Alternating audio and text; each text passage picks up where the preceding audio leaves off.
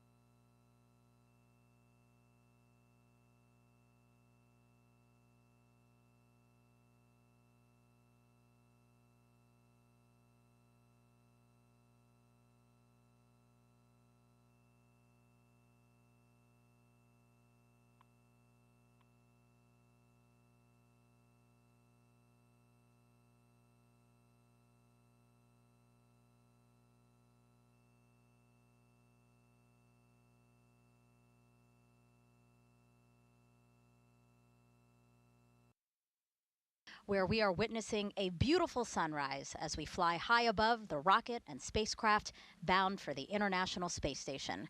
Liftoff of NASA's Boeing crew flight test set for 10:52 and 15 seconds a.m. Eastern Time. Ignition sequence start. 6, 5, 4. I feel the liftoff. The clock has started. Liftoff. We have a liftoff. Roger, 0G, and I feel fine. Godspeed, John Glenn. Houston, Tranquility Base here. The Eagle has landed. Roger, Tranquility. We copy you on the ground. New possibilities are opening up for scientific cooperation between countries. 2, 1, 0. Liftoff. Americans return to space as Discovery clears the tower. Discovery, go and throttle up. Discovery, Roger. Go for deploy. Thanks to you and to everybody in the shuttle program. The crew is go for launch. Roger. Nice to be in orbit. We have followed in their footsteps to get us where we are today.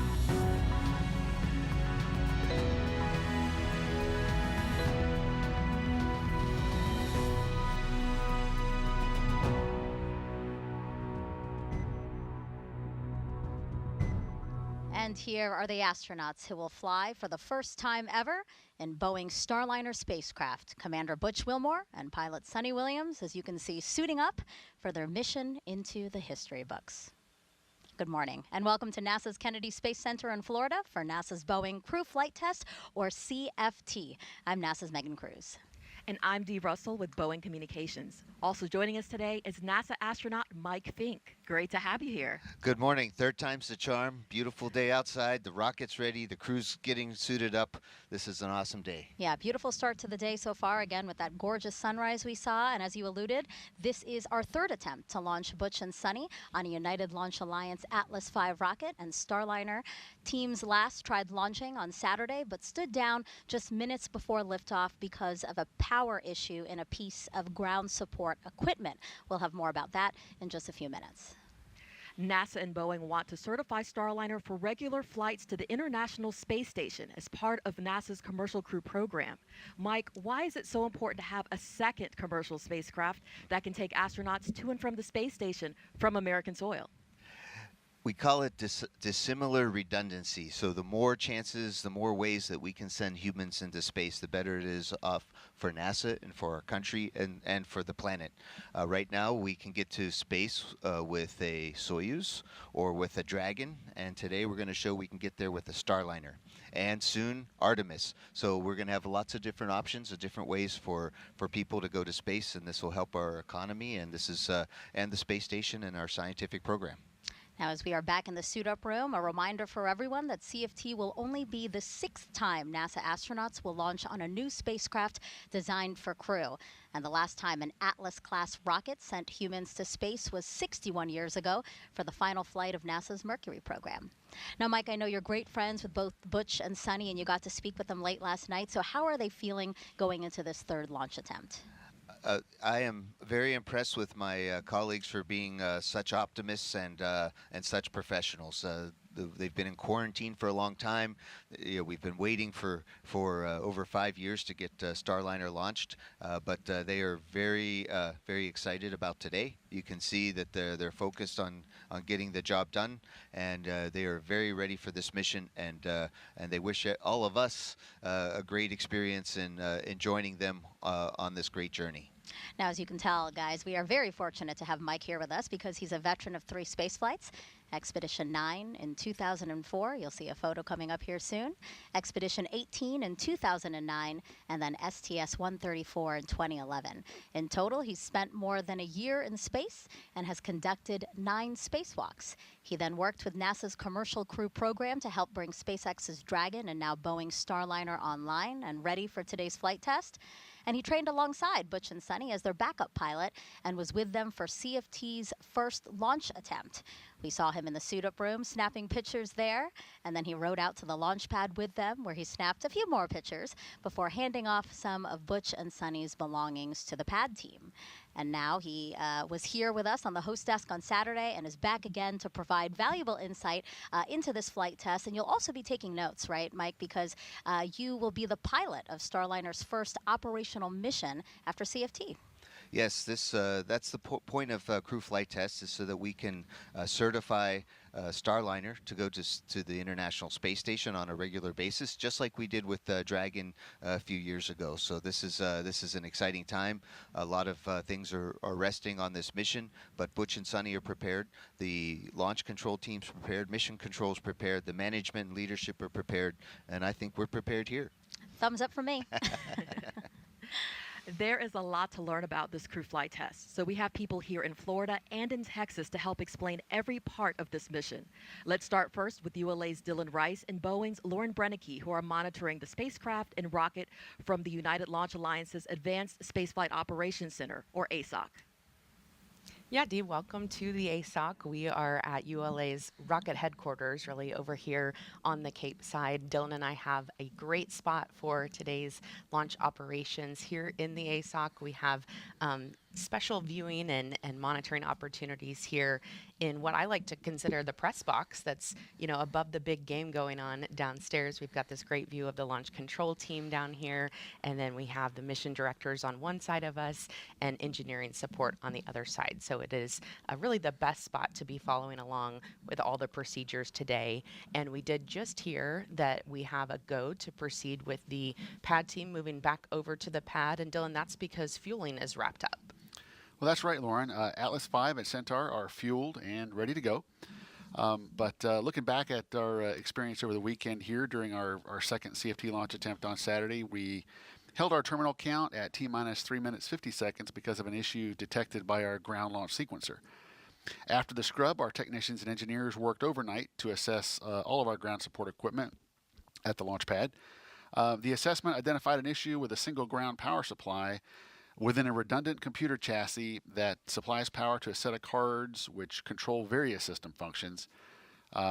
That power supply fault caused several cards to go offline, and shortly after we entered terminal count, the ground launch sequencer attempted to verify the appropriate level of redundancy during terminal count, and when it received the feedback that those cards were offline, the ground launch sequencer terminated the countdown.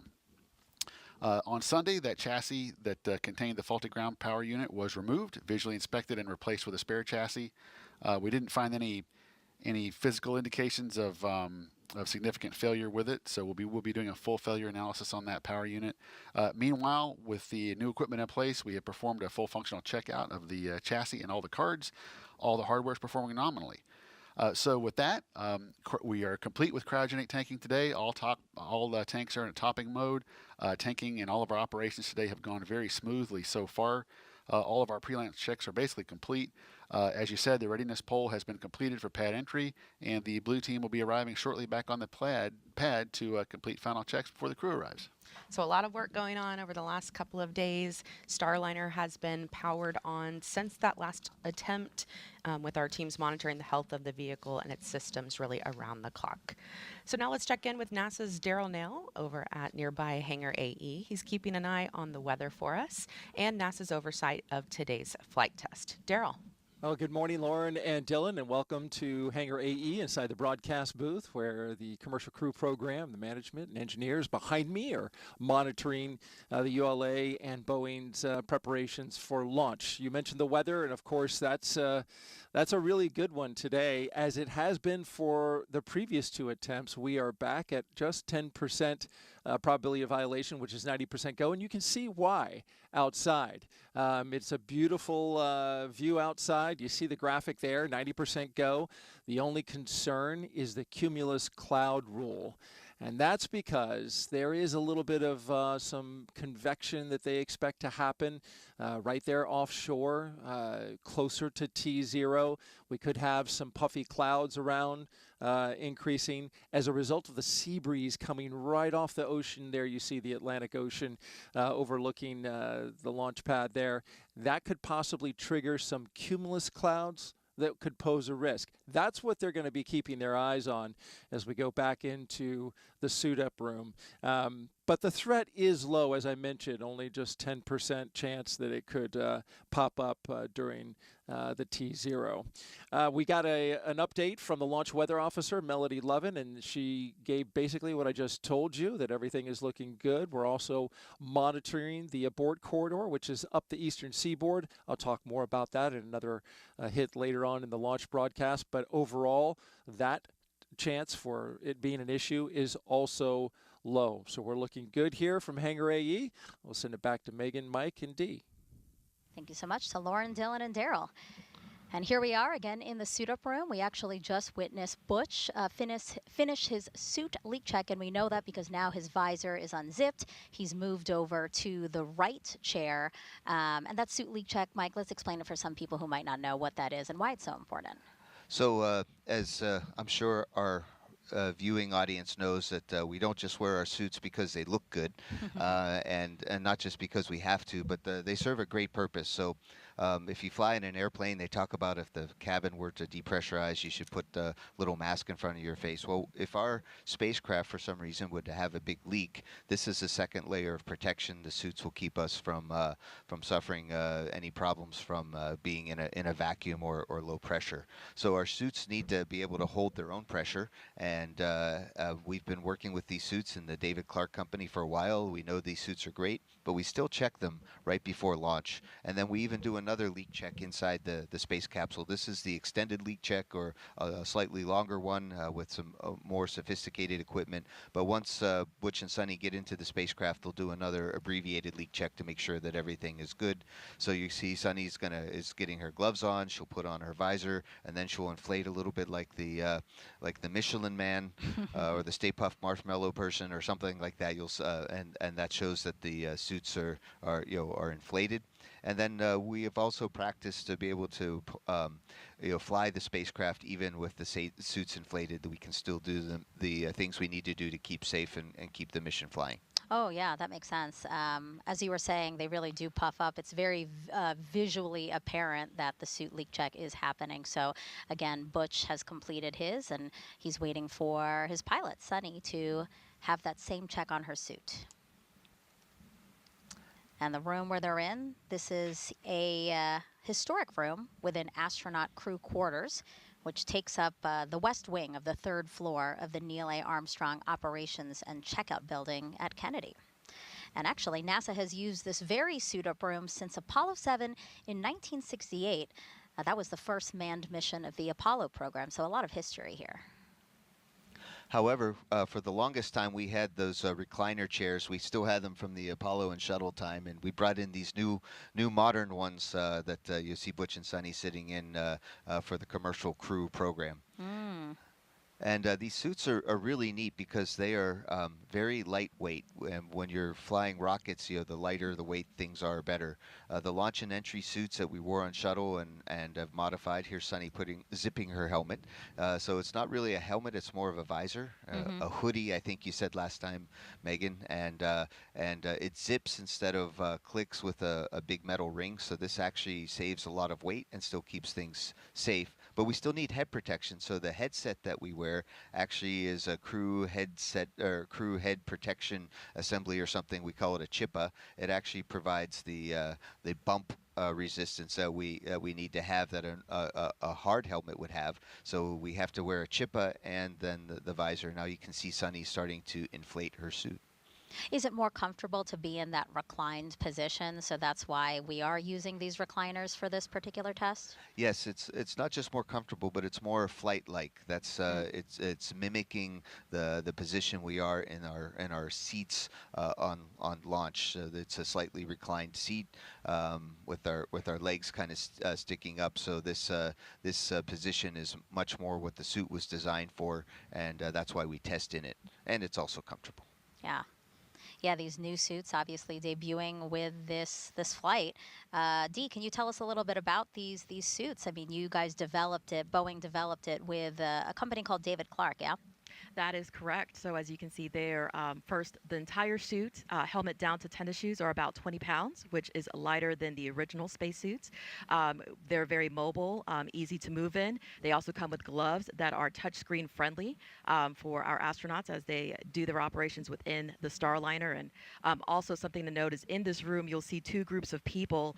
You'll see people in white polos, and that's the people from David Clark, again, the supplier of the suit. And then you'll see a couple of people with blue polos, and those are the Boeing people who are assisting with the process. And even though there are so many people assisting right now with the suit checks and the comms checks, these suits are meant to be donned or put on and taken off really easily. So as Mike said, if there's ever an emergency or a situation where they have to put them on quickly, they are able to do so. A great shot of Commander Butch Wilmore. With that, why don't we learn a little bit more about him? So NASA astronaut and retired U.S. Navy captain, raised in Mount Juliet, Tennessee. He is married to Deanna Wilmore, and they have two beautiful daughters. As a naval pilot, Butch racked up more than 8,000 flight hours and 663 carrier landings, all in tactical jet aircraft. He completed 4 operational deployments, supporting missions like Operation Desert Storm. And before his selection to NASA, Wilmore was on exchange to the Air Force as a flight test instructor at the Air Force Test Pilot School at Edwards Air Force Base in California.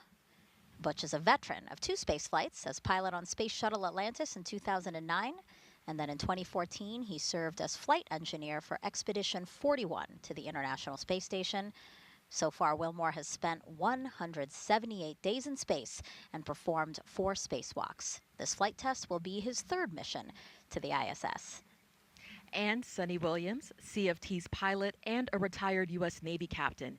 NASA selected her as an astronaut in 1998, just 2 years before Butch. This will also be Sunny's 3rd mission to space, making her the first woman to test flight on an orbital spacecraft. Her first trip to the ISS launched in 2006. She served as flight engineer for expeditions 14-15. She then returned to the orbiting lab in 2012 and was commander of Expedition 33. Sunny has more than 50 hours of spacewalk time, the second most cumulative time by a female astronaut. So far, she has spent 322 days in space. Before NASA, Sunny was a former naval test pilot and instructor, logging more than 3,000 flight hours in more than 30 different aircraft. Williams grew up in Needham, Massachusetts. She's married to Michael Williams. She enjoys hanging out with their dogs, working out, hiking, camping, as well as working on cars and houses. And right now, Sunny is maintaining a comfortable position while her suit is getting inflated and going through the checks. I've worked with Butch and Sunny pretty much since they both joined the astronaut office. Sunny came in 1998, Butch in year 2000, and we've been a really good team together working, and I really admire their professionalism. There's a lot riding on their shoulders for this mission, and they're up for it, and they're ready for to go flying today. And they seem like they're in really good spirits. Again, we saw Butch laughing along with some of the people in the room. You know, after his suit leak check was done, I saw him give a pound to Sunny before she started her check. It seems like they're really ready for today. Absolutely. Now let's walk you through what you'll see over the next almost 5 hours on this broadcast. After suiting up, Butch and Sunny will walk out of Kennedy's operations and checkout building to say their goodbyes to family and friends before their ride out to the launch pad in an Astrovan. And then once at the pad, the crew will ascend ULA's Crew Access Tower to board Starliner in a process we call ingress. And then once ingress is complete, the pad team will close Starliner's hatch. They will then make sure the spacecraft is sealed properly by conducting a cabin leak check. About 11 minutes before launch, the crew access arm, which is that long suspended walkway you'll see the astronauts use to get to Starliner, you're going to see that retract to the tower, and then different teams will then take part in a poll to confirm they are ready and configured for terminal count before liftoff. Around 15 minutes after launch, Starliner will separate from the Centaur upper stage. And at 31 minutes into launch, the orbital insertion burn begins to get Starliner into a stable orbit. Now, if you have any questions about this mission over the next couple of hours, just send those our way. Just jump on X, Facebook, Twitter, and YouTube. And we look forward to hearing from you. All you have to do is use the hashtag AskNASA to send those questions in. Okay, so a live look back into the suit-up room. We want to keep going back to this room because, again, that's where the astronauts are and all the action is happening. Looks like Sunny has completed her check. She has unzipped her visor. Mike, that chippa, what you were saying, is what she just removed from her head, and that's where all the comms are, right? Exactly. So that's our headset and head protection set. And so they're a little bit heavier than the headsets that we're wearing, but they serve a lot of the same purpose and any bump protection that's needed. And so now they kind of have some downtime, right? I mean, you were in the room with them for launch attempt number 1. What kind of happens after the suit leak checks are complete? Yes, so we are on a very detailed timeline, and one of the things that Butch and Sunny are testing out for CrewFlightTest is what it would be like when we fly 4 people. So the Starliner is sized for the NASA missions to go take 4 people to the International Space Station. To minimize risk to everyone, we're going to only fly 2 today, and 2 people. So, but our timeline's built for 4. So there's throughout the day, Butch and Sunny are going to have to wait just a little bit. Also, they're really experienced. The whole team is really experienced by now. This is our 3rd launch attempt, so we're I'm sure we're going to stay ahead of the timeline today, which is important in our business for sure. And it really has been impressive to watch them go through these different launch attempts. Everybody just acting so professionally and doing things as if they're second nature, because at this point it is, right? Even prior to the first launch attempt, all of these integrated teams have been rehearsing together for a very long time. Indeed, and today is a great day to put on a spacesuit and climb into a spacecraft and go launch. And so, speaking of today, Butch and Sunny, they woke up just after 3:30 this morning, and then they went in for some medical checks, followed by a weather briefing, and then they started to suit up. And they've been in quarantine now, Mike, since April 22nd. We know what they did between launch attempts 1 and 2. You know, they were able to return to Houston to help troubleshoot some of the issues that we had between those 2 launch attempts, spend some more time with family, still in quarantine, of course. And then the time between our attempt on Saturday and now, do they have some time to enjoy some of the beautiful sights here we have in Florida? Oh, absolutely. I talked with Butch and Sunny yesterday, and with their 2 flight doctors and the flight surgeons. And Butch was able to go fishing yesterday. He saw the sunrise. He saw manatees. The alligator was chasing after his bait, apparently. And Sunny was able to take a nice run along the beach. And she didn't run into. She saw some sea turtles, and you know, those are very beautiful things here in Florida. And we have a lot of great things in Houston, a lot of great nature things, but Florida is indeed special. And Butch and Sunny got this last taste of Earth, if you would, of terrestrial life before they get to go to space and be away from all of these things such as weather and sand and sea turtles.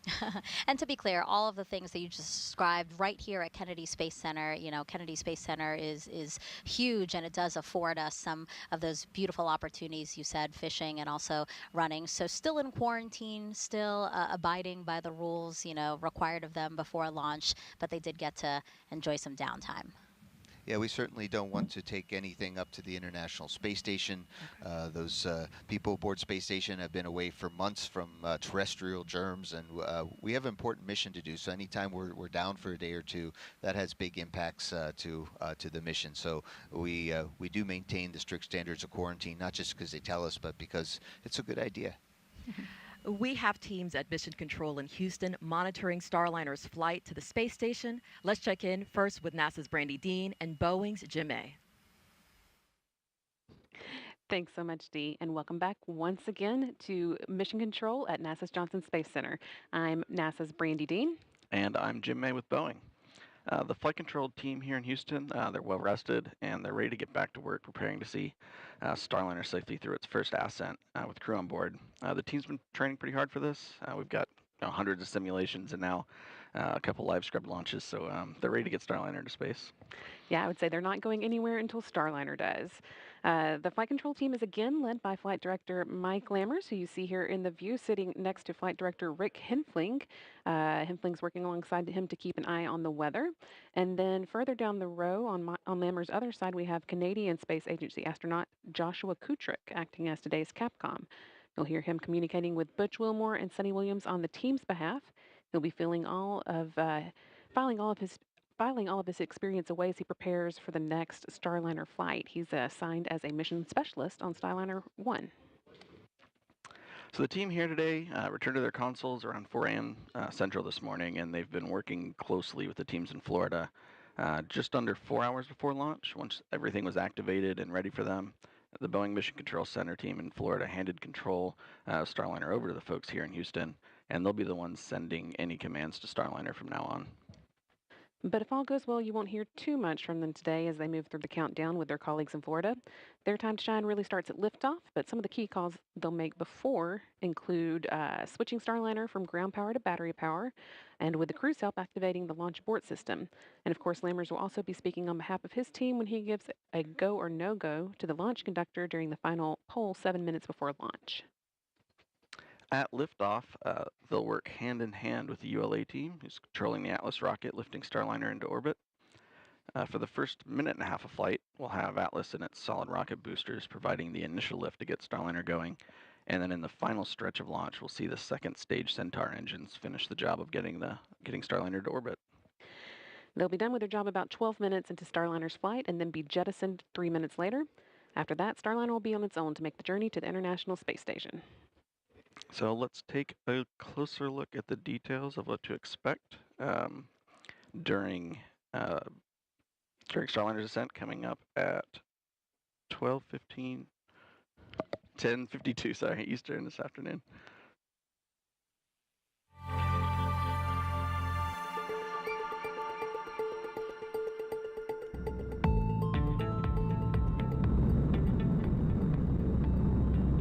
Ascent begins at T-0, liftoff, the end of the countdown and the beginning of the mission. Shortly afterwards, at T plus 12 seconds, the rocket rolls, lining up Starliner with its target orbit and putting the astronauts in a heads-up position.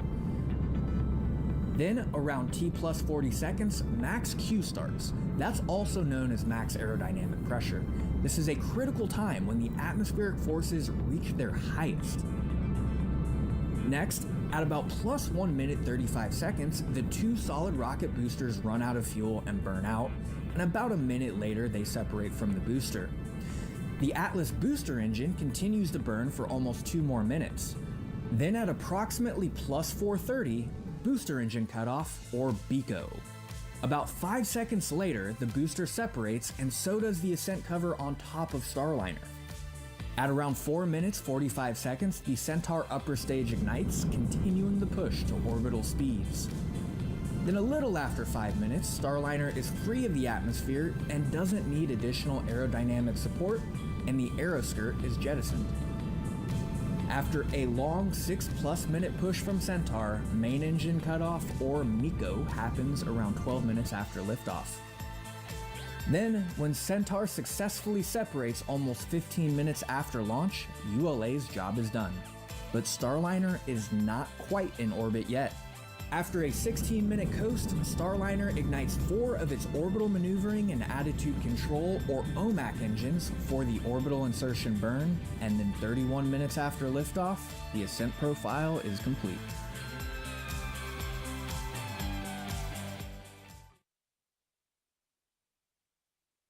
That is what you can expect for the first 30 minutes of Starliner's mission. After that, they'll make an orbital beeline to the International Space Station. And if we launch on time today, Starliner is set to dock with the station at 12:15 p.m. Eastern on Thursday. So next we're going to check in with NASA's Rob Navius, who is waiting on launch just down the hall with the Space Station Flight Control Team. Rob? Well, thank you, Brandy, and good morning from the International Space Station Flight Control Room here at the Johnson Space Center in Houston, where the Orbit 1 team of flight controllers is on console at this hour, monitoring the countdown and keeping tabs on the Expedition 71 crew aboard the orbital outpost. While everyone's attention is on the countdown for the launch of Starliner to the station, NASA astronauts Matt Dominic, Tracy Dyson, Jeanette Epps, and Mike Barrett are conducting checks on the U.S. spacesuits in the Quest airlock, preparing for the first of 3 spacewalks outside Quest, scheduled to begin on June 13th. The first spacewalk by Dyson and Dominic is designed to retrieve a faulty radio frequency antenna assembly on the truss and collect samples of residue from the exterior surfaces of the U.S. segment elements of the station.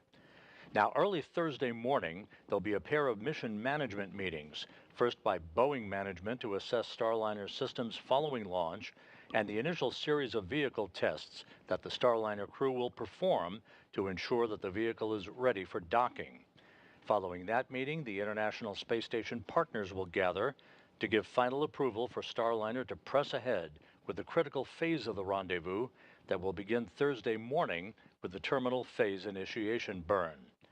By the way, at the time of launch today at 10:52 and 15 seconds a.m. Eastern Time, the International Space Station will be flying 260 miles over south-central Turkey. So a busy 24 hours lies ahead. We'll be here every minute to keep you posted. With that, and with the countdown for the launch of the Atlas V well underway, we'll send you back to our folks at the Cape. Thank you to our commentators over at Johnson. As we were telling you, we have teams in Florida and in Houston monitoring every aspect of the launch. So why don't we head back over to the ASOC now with ULA's Dylan Rice and Boeing's Lauren Brennicke. Thanks, Megan. We want to let all the viewers at home know that we are going to be bringing up those public operational communications now. You might hear us refer to them as loops or nets.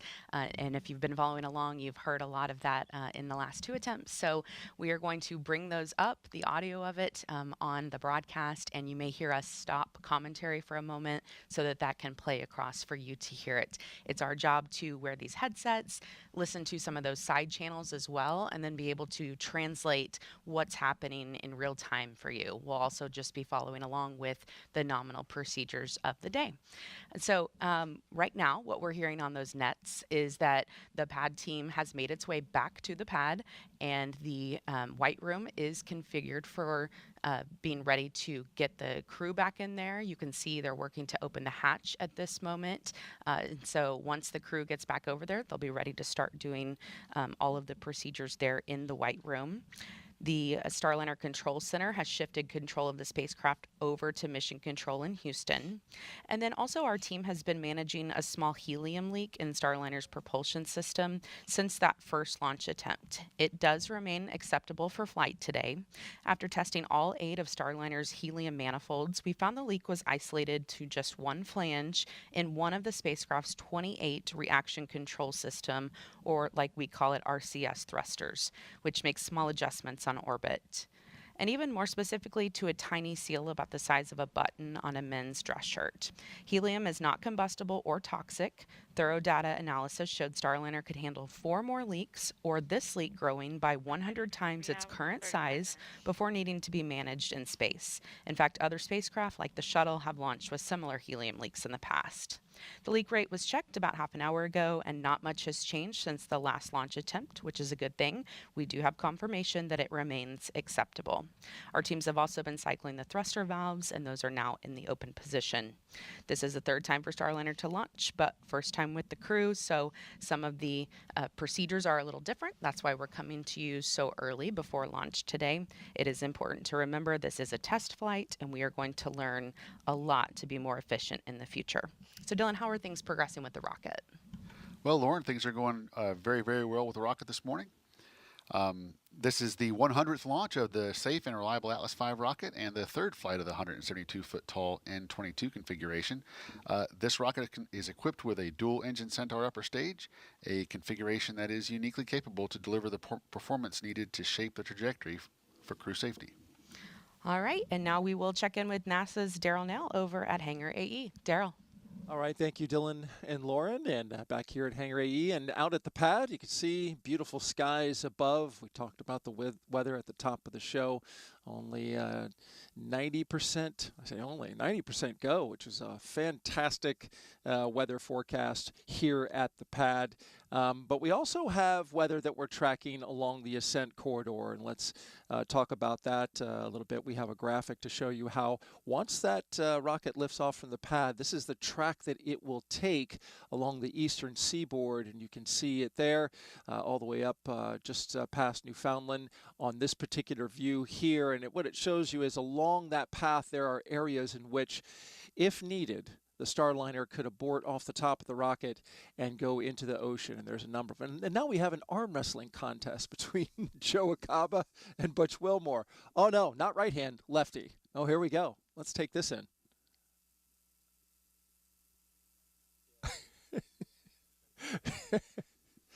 I think Butch said, "Are you trying?" Oh, I think it ended in a tie. Come on, guys.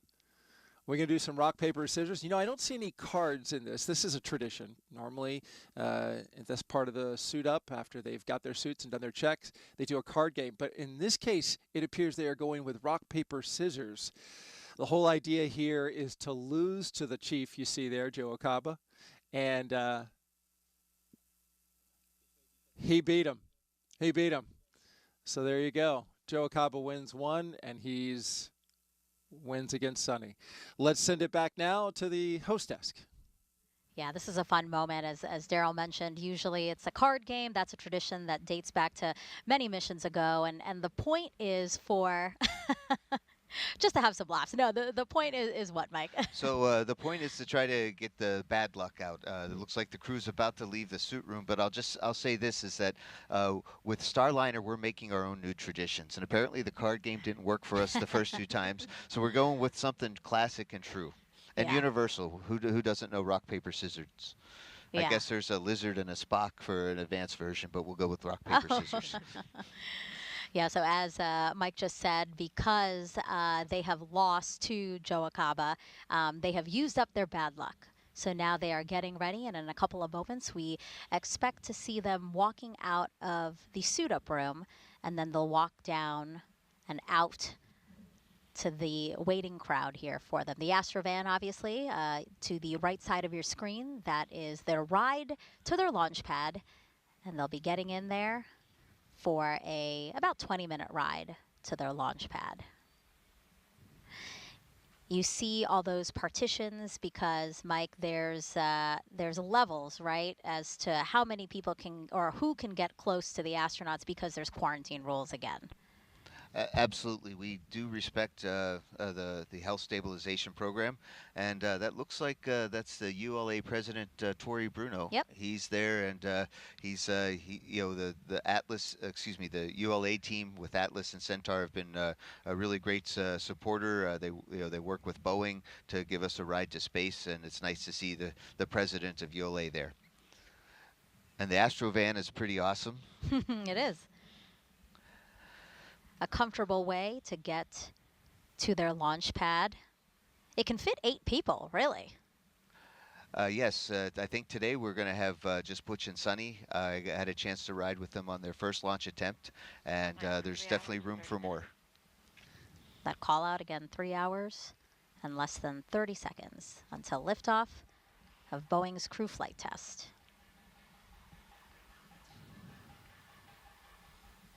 And I think the crew's supposed to come out in just a minute, and they'll be waving and have a chance to talk to their families.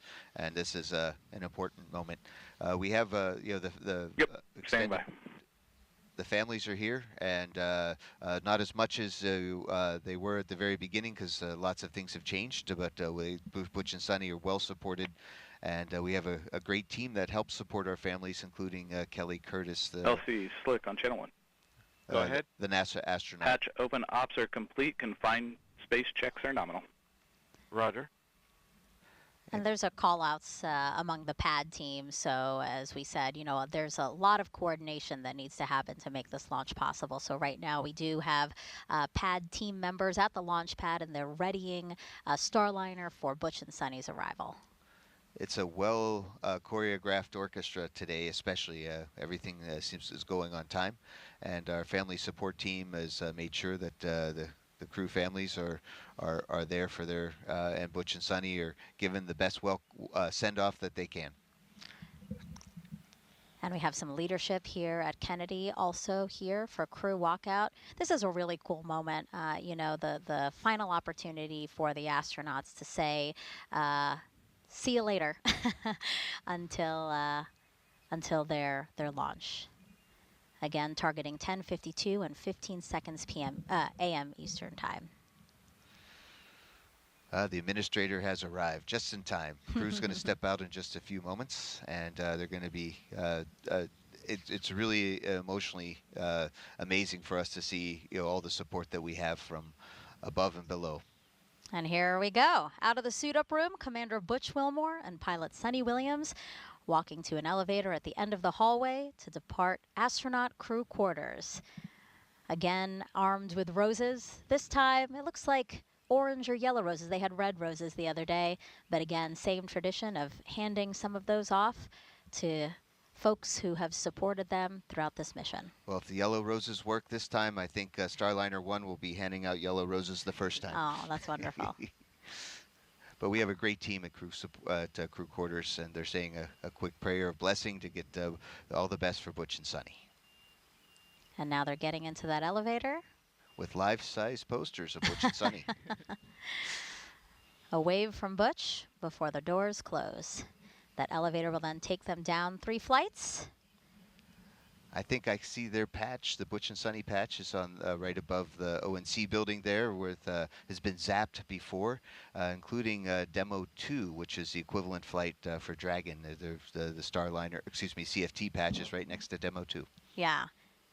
This, of course, are the doors that they're going to walk out of to greet family and friends. And NASA astronauts launching from Florida have walked out of these same doors again since Apollo 7 in 1968. These mission stickers were added around the frame starting in the shuttle era. And as you said, Butch and Sunny's mission sticker is already there. And I'll tell you, it is a real thrill and an honor. I can't express it of how cool it is for those doors to open and you walk out to your ride to the launch pad, and your family, your friends, everybody's there to support you, and it's like, all right, we're going to go do this. And Butch and Sunny are amazed today. You know, and Butch and Sunny designed their mission patch, and every detail has meaning. The 7 stars in the background represent the astronauts who travel to space as part of the Mercury program. The astronaut symbol at the bottom between Butch and Sunny's names represent all who will follow in their footsteps after this flight. The orange border is a nod to this being a flight test. Earth's blue marbling represents Sunny's love of the ocean. Wait. And of course, you have Starliner and the Atlas V rocket there in the middle, with the ISS above it, signifying Starliner's first destination in space. Now, earlier in the show, we asked you to submit your Ask NASA questions on social media, so let's take a look and answer some of those now. This is from Bailey Schwartz. How do the astronauts mentally prepare for leaving? And that's a really good question, and we've talked about it some already. Is that we're in order to be mentally prepared, we have to know our stuff and be professional. So Butch and Sunny have passed all their exams and all of the simulations. We've helped they be with Starliner since the beginning, so they are ready to go with their knowledge. But they're also emotionally ready to go too. Their families giving them support, their friends have giving them support, and the rest of the team is there for them. So they are ready to go. It could be a little scary, but for us, we really just feel that the only thing that we really want on a launch pad is to do our part and not let down the rest of our team. There's absolutely no way I think that you guys can let down your team. Absolutely not. We know that you, the astronauts, work as hard as everyone else, and this is going to be a great moment for both Butch and Sunny. And so we are now about 15 seconds from when we expect to see Butch and Sunny walk out of those historic doors, again out of the Neil A. Armstrong Operations and Checkout Building here at Kennedy. And here it comes. Here they come, our CFT crew taking their first steps outside for their historic flight test to the International Space Station. Commander Butch Wilmore and pilot Sunny Williams. Pausing for a second, a wave from both of them as they walk on over to family and friends. I think they're throwing out mission patches. Was that it? Yeah, Butch definitely likes to share the joy. And again, they had a couple more roses, which they've handed out to folks here in the crowd. We can see astronaut Doug Wheelock, who came down to support the family. He's also getting some good video to document for family archives this special moment. And Doug Wheelock and Sunny Williams were in the same astronaut class, right? 1998. 1998. The Penguins, we called them. You know, I like that. My high school mascot was a penguin.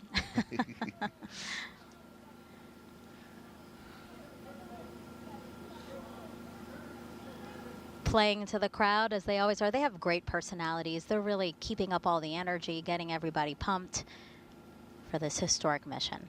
And this goes back to our question from Bailey, is that this is how we prepare for a mission mentally, right? We take the joy and the energy from our teammates and our friends and family here. They're going to take it to the launch pad, and they're going to be ready for flight. A couple more words here. Planned time to leave is about 3 hours and 20 minutes from launch, so they still have a little over 2 minutes left. Making their way down to other folks. A crowd following them to take some photos, some videos. The Astrovan door open and ready for when they want to hop in. And this is all carefully choreographed. The spacecraft hatch is open, and the convoy to go to the launch pad, which will drive by here, will have to arrive just in time. So everything is down to the minute. And on the first round, I had to nudge Butch and Sunny to get in the van to be. To I remember that. I remember that. I was wondering, they're running behind a little bit. Well, that's all on. That was all on me. But now that I'm not there to slow them down. NASA Administrator Bill Nelson there on the right, and Deputy Administrator Pam Melroy, accompanied by ULA's CEO and President Tori Bruno. Again, taking the opportunity to say their well wishes to Butch and Sunny. Sunny saying, come on over here, Butch. Let's take a photo.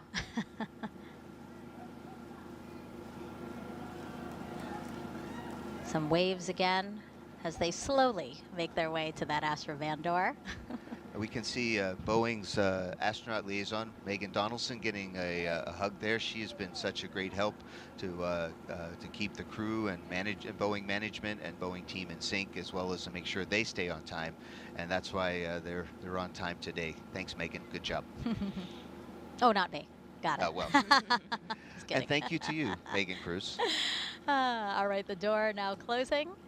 Also riding along with them will be the driver and a backup driver. The driver for all 3 attempts has been Rodney Perry. Again, thinks his job is so cool. You know, what an amazing, unique opportunity. And then we also have the backup driver. That's right. The backup driver is Blake Poston. You know, he's riding in the passenger. He monitors the radio and gets minute-by-minute updates on the spacecraft and rocket. He typically handles transportation logistics for Boeing's space programs, and of course, he is excited to be here for this mission. Yeah, both really cool opportunities to be a part of this flight test. Now they will have a full security escort. Again, the drive will take about 20 minutes. And here they go. NASA astronauts Butch Wilmore and Sunny Williams now en route to Cape Canaveral Space Force Station's Launch Pad 41. Go Butch, go Sunny. Woohoo! Even more people there in the parking lot, waving, taking pictures, sending their well wishes to the pair. Yeah, the team here at Kennedy Space Center is definitely, they've been focused on a lot of things, a lot of other launches, but today they're there to support Starliner and Atlas and getting ready for the crew flight test today. And as they make their way to the launch pad, we want to remind you that both Butch and Sunny are experienced naval aviators. So actually we have some old school pictures here. Sunny back in the day, you know, she initially wanted to be a diver in the Navy, but said she watched the original Top Gun movie and decided to go to flight school. So actually she was a helicopter pilot for the Navy. And then here's a picture of Butch. Fun fact, he was a real Top Gun pilot. He's there on the far left. Now, I mention all this because given their backgrounds, it's only fitting, right, that they wanted... LC Slick on Channel 1. Go ahead, Slick. Crew transport convoy is en route to LC-41. Estimated arrival at the roadblock is at L-307. Roger. That they wanted clips from the Top Gun Maverick movie playing in the Astrovan to get them all hyped up for their test flight to space. But my question for you, Mike, as you rode with them the first time, is are they actually watching that? Because my impression is they're making a lot of phone calls while they drive in the Astrovan to people they want to thank, right? Oh, yes. Butch OSM, LC. OSM. Crew transport convoy is en route to pad. Permit entry into FHA. Roger. So that was launch conductor Doug Lebo giving permission for the crew to go into the the hazard area, flight hazard area, so that when the van gets there, they don't have to wait and go through security, because we know that's always fun. So they're gonna get the speed pass to go through. So Butch and Sunny really have appreciated the team that we're all part of, and astronauts get a lot of credit because we're at the tip of the rocket, tip of the spear, if you would.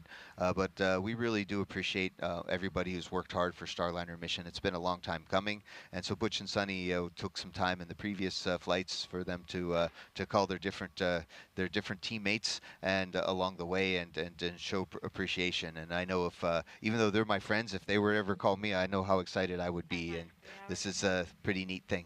Yeah. Now let's check back in with NASA's Brandy Dean and Boeing's Jim May, who are monitoring things in mission control at Johnson Space Center. Thanks, Megan. There are no issues being worked so far today at Mission Control in Houston. Things are going smoothly as the team works through their timeline. One of the first things they did after coming on console was a weather briefing with the crew in crew quarters. Starliner's luck with weather continues as they again had few concerns to discuss. Weather's looking good for today's launch. And then a little less than an hour ago, the team here in Houston took control of Starliner. And at the moment, they're working in a little bit more of a monitor mode, keeping the spacecraft stable while Butch and Sunny head to the pad, and while the teams at Kennedy Space Center prepare Starliner for their arrival. Once the crew gets strapped into their seats and the hatch is closed, Things here will start to pick back up as we perform cabin leak checks and monitor Starliner's life support systems, which are hosting crew for the first time into space. And then in the last 20 minutes before launch, there are a few important actions they'll work through, switching Starliner to internal power and working with the crew to activate the launch abort system. They'll also stay ready to respond to any issues that arise between now and launch, such as the suit fan problem they had to troubleshoot on Saturday about 13 minutes before launch. We saw an increase in voltage on those fans, so they turned off, and the team here in Mission Control was able to quickly work to get them turned back on and ready for launch. And this carefully choreographed pre-launch process has been practiced many times as a fully integrated team, with all of us sitting here in these same seats. It's our final set of training to prepare for Butch and Sunny's mission today. And of course, all of this is aiming to get the crewed Starliner to the International Space Station for its crewed flight test. So let's check in again with the destination, the International Space Station. Rob Navius is with the Space Station Flight Control Team, standing by to give us an update.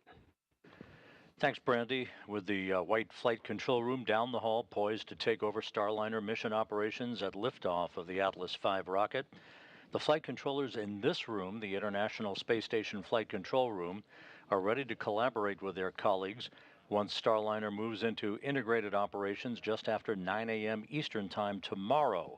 That'll be about 3 hours prior to Starliner's scheduled docking. Now, once the new spacecraft is docked to the station's Harmony module, there'll be a period of about 2 hours to conduct leak checks on both sides of the Starliner Harmony docking interface before the hatches will swing open, allowing Butch Wilmore and Sunny Williams to enter the station, the place they have both called home on previous missions. Wilmore and Williams will configure Starliner systems for docked operations, then will join the 7 Expedition's 71 crew members for a typical safety briefing. That will be conducted by Station Commander Oleg Kononenko of Roscosmos, who yesterday marked 1,000 days in space on this, his 5th mission. The Starliner crew will then begin to transfer equipment to the station from their spacecraft and settle in for their visit. Countdown clocks are ticking backward as we close in on the launch of this test flight, and we are ready here in Houston. So let's turn it back to you guys at the Cape and our continuing coverage. Thank you, Rob. We are now 3 hours, 13 minutes and counting away from only the 6th time NASA astronauts will launch on a new spacecraft designed for crew. And if you're wondering about the first 5 crewed test flights, here they are. Mercury Redstone 3, Alan Shepard, May 5th, 1961. Apollo 7, Gemini 3 with Gus Grissom and John Young, launched March 23rd, 1965. And then Apollo 7, Wally Schirra, Don Isley, Walt Cunningham, and that was October 11th, 1968. We have STS-1 with astronauts John Young and Robert Crippen, which launched April 12th, 1981. And NASA SpaceX Demo 2, Doug Hurley, Bob Behnken, May 30th, 2020. And then, of course, today's NASA's Boeing CrewFlightTest with Butch Wilmore and Sunny Williams. And if you can see there, you can see the C-3PF where Starliner is built and refurbished after every flight. And as Butch and Sunny's convoy passes the historic vehicle assembly building there at Kennedy Space Center, we should mention what will be the 7th time NASA will fly crew on a new spacecraft off our planet. And that will be the Artemis II mission next year. NASA astronauts Reed Weissman, Victor Glover, Christina Cook, and Canadian Space Agency astronaut Jeremy Hansen will orbit the moon. And their Space Launch System rocket and Orion spacecraft will be assembled in that very vehicle assembly building. Check out what's already in work for NASA's return to the moon.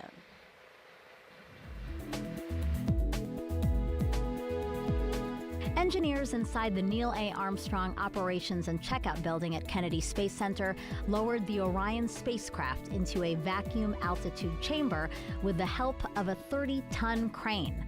The chamber simulates deep space to test for any electromagnetic energy that could damage Orion as it travels away from Earth. Meanwhile, the Artemis II crew completed an underway recovery test at sea. This exercise mimics Orion landing and recovery procedures when the crew splashes down in the Pacific Ocean off the coast of California. Navy divers and boats approached a mock-up Orion capsule and helped the astronauts into helicopters, which then flew them to a nearby naval ship, just like they'll do during the mission. Back at Kennedy and high above Launch Pad 39B, this 360-degree video takes you for a ride inside one of the Artemis emergency egress baskets. In the event of an emergency at the launch pad, astronauts and workers use this quick exit to get to safety.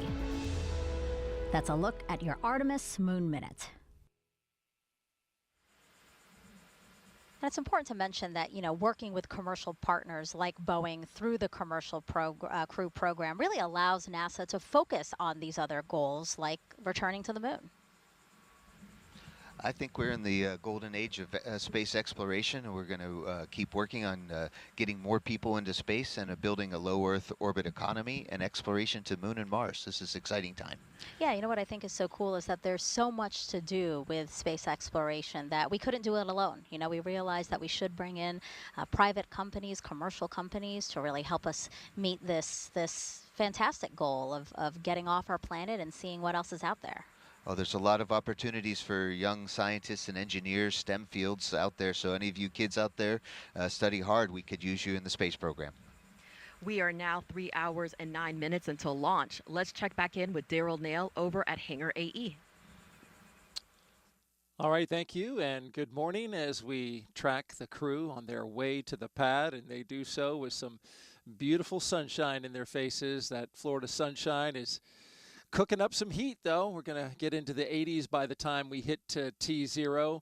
But the good news is not expecting any significant issue from the weather. That doesn't mean they're not tracking a few things as we look off to the east. Outdoors, the temperatures, again, comfortable. Winds are light. That's not an issue. But we are tracking the possibility for cumulus clouds around the pad closer to T0, and that would be triggered by the sea breeze that we get here in Florida this time of year. Sea breeze, the cool air off the ocean meeting the warm air over the land. But we expect that to stay offshore. Could get some puffy cumulus clouds in the area, and if we do, that will be something that Launch Weather Officer Melody Lovin will alert the launch team to. Of course, can't fly through cumulus clouds because that can trigger a lightning strike, which would put the astronauts in danger. So they make sure that not have any cumulus clouds over top of the launch pad at the time of T0. Also wanted to recap the weather in the ascent abort corridor. We were talking about that earlier before an arm wrestling match interrupted that. But here you go.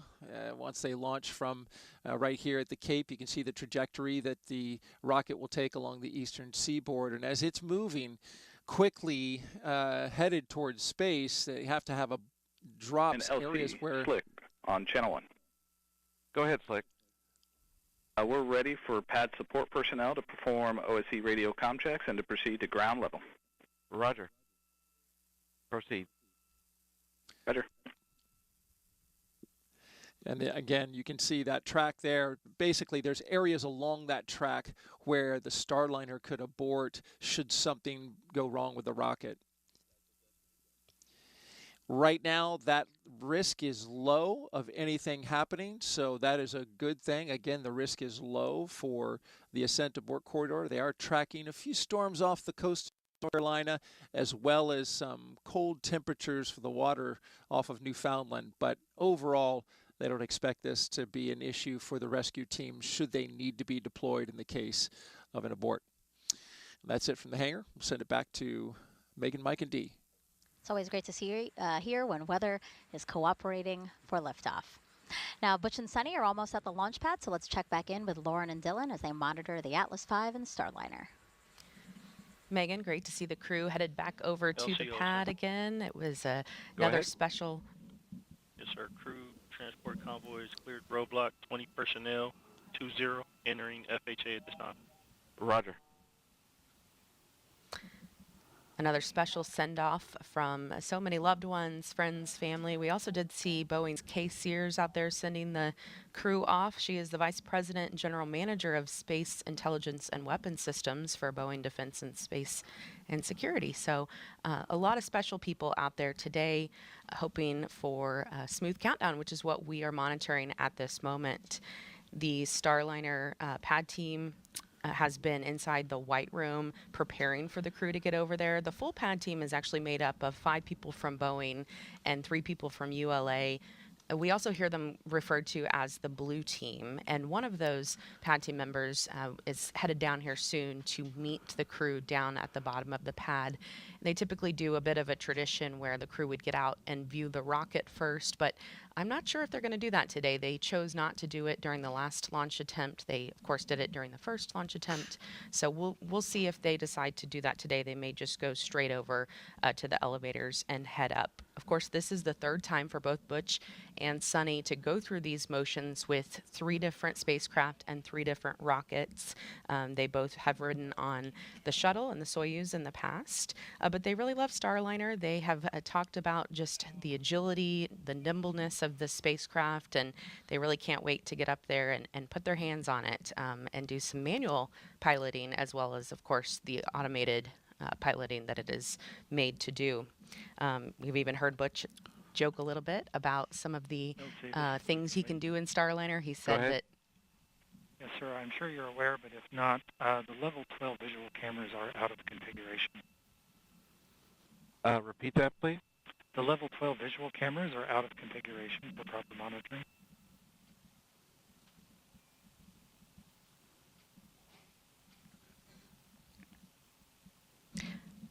All right. What are you looking for? So it looks like the I was curious if Astrovan is pulling into the pad at this moment. Dylan, this crew feels very confident with their ride to space on the Atlas, which has a 100% mission success rate. LCO, Sam.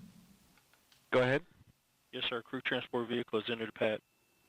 Roger. Yeah, that's right, Crew is Lauren. clear to proceed to level 12. Roger. The Atlas V Starliner configuration was designed with a commitment to safety, and it's one of the most reliable rockets in the world. But in this configuration, we carry an extra layer of safety for the specialized duty of launching astronauts to the International Space Station. We have an emergency detection system, we call it EDS for short, that was developed by our engineers to enhance the protection of astronauts riding atop Atlas V by autonomously monitoring the health of the launch vehicle. If the EDS detects an impending anomaly, it can trigger an abort faster than any human could possibly do so. Roger. But the astronauts also have a capability to trigger a manual abort if that's required. Along with that EDS system, we also have a dedicated ascent flight control team on console in Denver during this and any human spaceflight mission. This team monitors the health and performance of the rocket during ascent to space. Our engineers provide real-time status and collaborate directly with NASA's Flight Director and Mission Control Houston. When you hear the call sign Atlas, that's our ascent lead, and he'll be providing real-time telemetry data from the rocket and provide continued situational awareness. As the crew arrives out at the pad, the rocket remains ready, waiting on the opening of today's launch window. Roger. At this point on the launch pad, all the activity is really up on that crew access tower. You mentioned the Blue Team. There are 3 ULA personnel on that Blue Team. These individuals are performing the initial safety checks of the tower and the White Room prior to starting Starliner closeouts. And once the crew is loaded and Starliner is closed out, they'll prepare the crew access arms hydraulic system for arm retract, which we will control remotely from the LCC once the pad is clear. They'll also be retracting the Starliner access plank and raising the White Room environmental seal. Once all that work is done, the entire Blue Team will clear the pad and head back for the fallback area for launch. But right now, things are going very, very well with the rocket. As you can see, things seem to be going well. The crew access tower is ready, and the team here is hoping for cool runnings as we march toward liftoff. All right, and as we see the astronauts coming out there on level 12, we will send it back over to Dee, Megan, and Mike. Yeah, so Butch and Sunny arriving on level 12 of the crew access tower, as we've been saying. We do just want to reference a little bit of the chatter that we heard on the loops just a couple of minutes ago. Somebody was saying that the cameras are out of configuration in level 12. That's, again, just this level, like outside. Nothing with the rocket or the spacecraft. It's just, right, Mike, cameras that are on the... That's exactly it. There's cameras, I don't say everywhere, but as you can see, we all can see where Sunny's taking a quick look at last look at planet Earth for a while, looking out over the ocean, saying hi to us. Hi, Sunny. I think he's saying hi to you. That's right. Just you, Mike. No, she's definitely saying hi to everyone. She's waiting. Butch is taking care of a little bit of business in a restroom, and you got to, what do you say? You got to go before you go, just like we teach our kids. And so Butch is a good student of that. And it's a beautiful morning, and I'm sure Sunny is remembering the sea turtles she got to see yesterday. Yeah, the helicopter circling the pad. That's how we're getting this awesome shot here of Sunny just taking it all in. As you said, waving to the camera, waving to friends and family watching this broadcast. What an amazing view. And also just off to the left of the screen there is the rocket and spacecraft. So an amazing, unique view from this level as well before they get into Starliner. And we didn't mention it last time, Megan and Dee, but this white room is also configurable for other customers for the United Launch Alliance, including the Dream Chaser, which is LC Slick on channel 1. Coming again soon. Go ahead. Crew is on CAT level 12. We can release the CTV back to the fallback area. Roger. And as we zoom out a little bit again, wow, what a great view. Really gives you perspective of where they are. Minus 3 hours. Almost at the top of that crew access hour, but just a short walkway until they get into their spacecraft. Butch is back, and they're going to say another quick prayer for a safe and successful flight, and that everybody gets a chance to do their very best today. Butch is an ordained minister, and really it is nice. It's been nice to see them take these moments together and say some words. And OSM, LT? OSM, go ahead, sir. Roger. Okay, I see the CTV backing up now. Chat.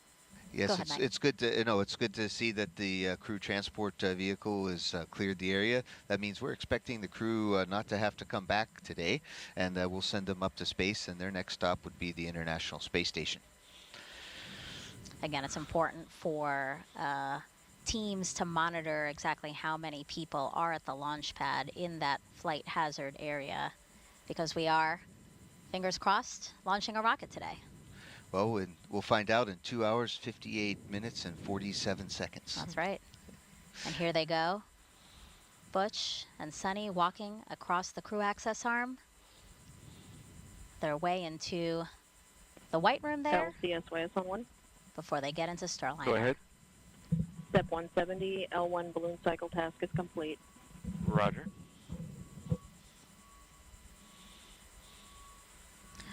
Now, here in the white room, we have some other pad team members here. Obviously, they're all good friends, having a good time, and now a prayer before they get down to business. Yeah, we've had a chance to get to know our pad team very well. CTV has departed the pad. And the CTV Roger. is out of the area. And what's really neat is that the Boeing pad team, this is not their day job. They have other jobs in the company, and then today they all get together and help the launch, get the crew inside the Starliner, and get ready for launch. Now, in the first launch attempt, after this moment, we saw Butch and Sunny sign a mission patch that is off camera right now, but it is to the left of that hatch. You know, again, traditions are so important to us here at NASA. OSM, go ahead, sir. Roger. Please advise the CTV they are clear to proceed to the south fallback. Roger. At NASA and with our partners, so taking that opportunity to leave their mark, literally, in the white room there. Yeah. And it looks like Sunny's on the phone, Mike. Yes. I wonder who she's calling, but I'm sure she's wishing somebody, thanking them for their hard work on Starliner program for sure. Yeah, so as the pad team readies Butch to start ingressing into Starliner, Sunny is making a phone call. This is also something that astronauts get the chance to do, and Sunny has made phone calls for the two of them in these last two launch attempts. And now for this time around, we know she is calling Steve Govain, NASA Commercial Crew Operations Lead. He was with Boeing previously, and before that, he trained astronauts on the shuttle program, so like Chris Ferguson, who commanded the last shuttle flight. And Steve worked closely with the crew on hardware, software, and everything in between for a very long time, and he's poured so much into this flight, both with NASA and Boeing, so obviously very deserving of this call from Sunny today. Oh, I know Steve super well, and he is one of the superstars of the human spaceflight program. I hope he answered the call. I hope he answers. I think so. She's definitely on the phone with someone. Imagine it's not him. It's like his wife. He's busy right now, Sunny. Can you call him back?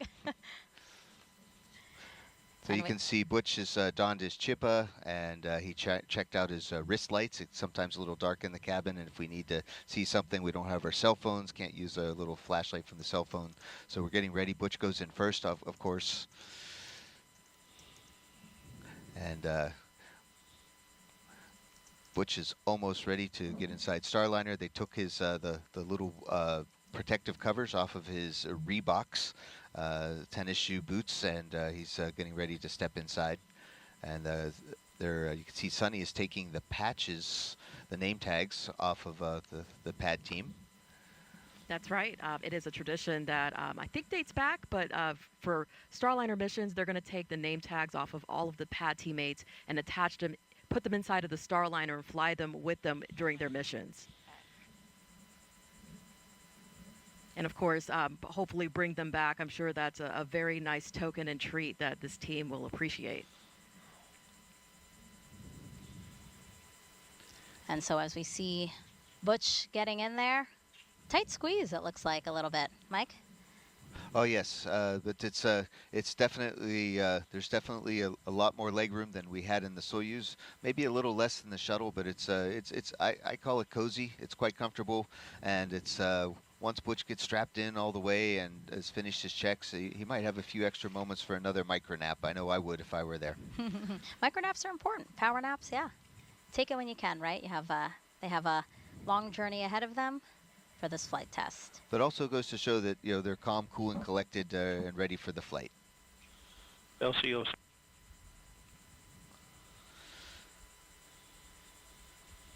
Go ahead. Yes, sir. Per step 160, 18 personnel have exited FHA roadblock. Roger.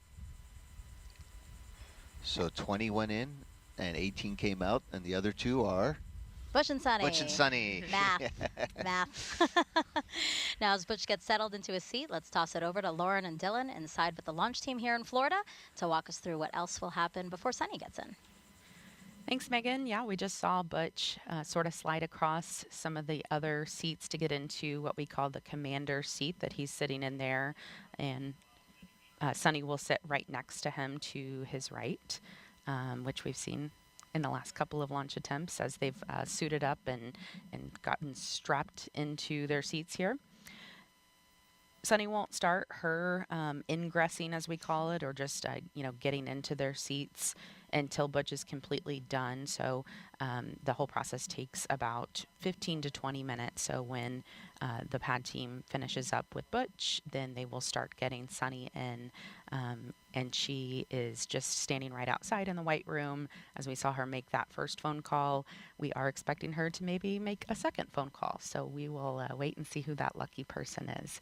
But you see there the two pad team members, Armando and Garrett, who are helping get Butch in there. He's got a couple of leg straps that they're working on right now. One of those straps goes over his feet, one goes over his leg area, and then he also has like a 5-point harness strap that goes across his body. These seats are built custom to fit height ranges from 4'11" all the way up to 6'4". So they are made for all sizes, and they are also made of aluminum.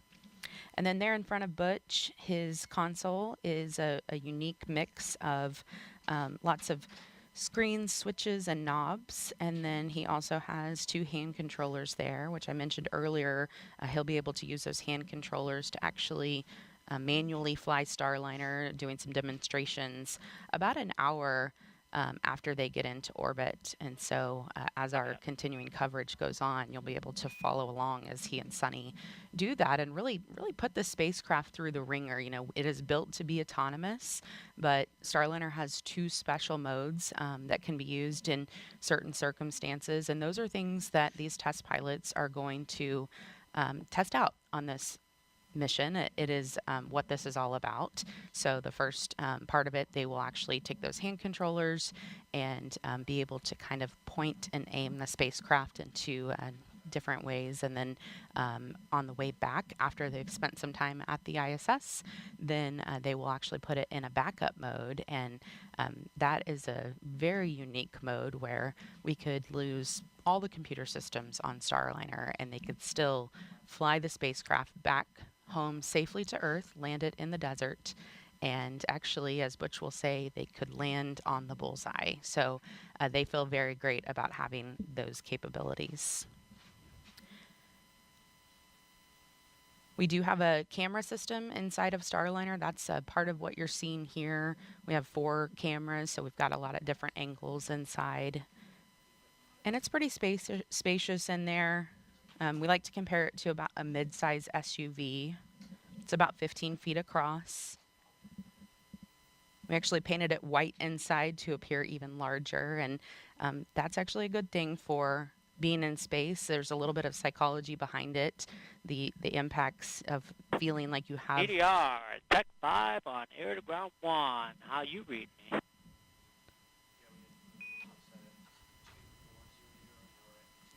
We're hearing some CDR, contact. got you loud and clear. How many?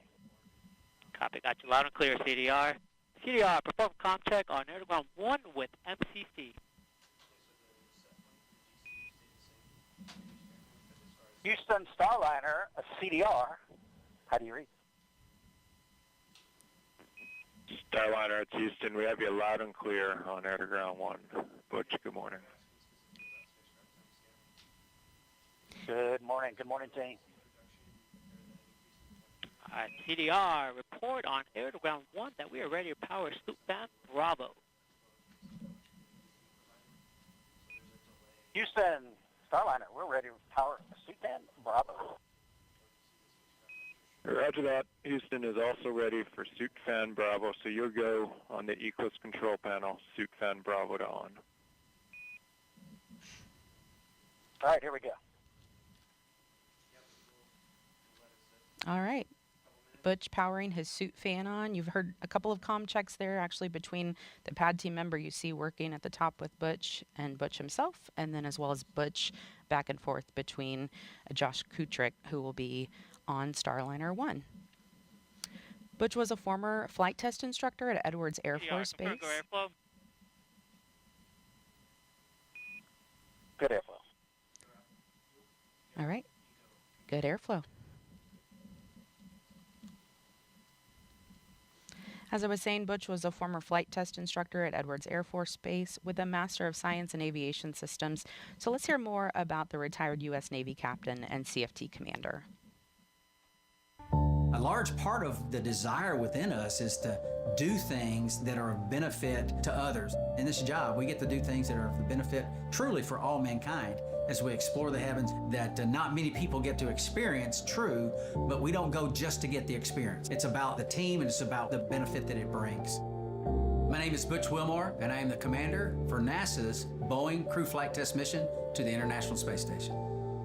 Life in Tennessee, God's country, that's where I grew up. Very fortunate, had loving parents, took us to church. When I was young, 7 years old, I believe, they bought a little land out in the country, 6 acres or so. We had horses and cows, and I raised chickens and ducks, and just enjoyed life in the country.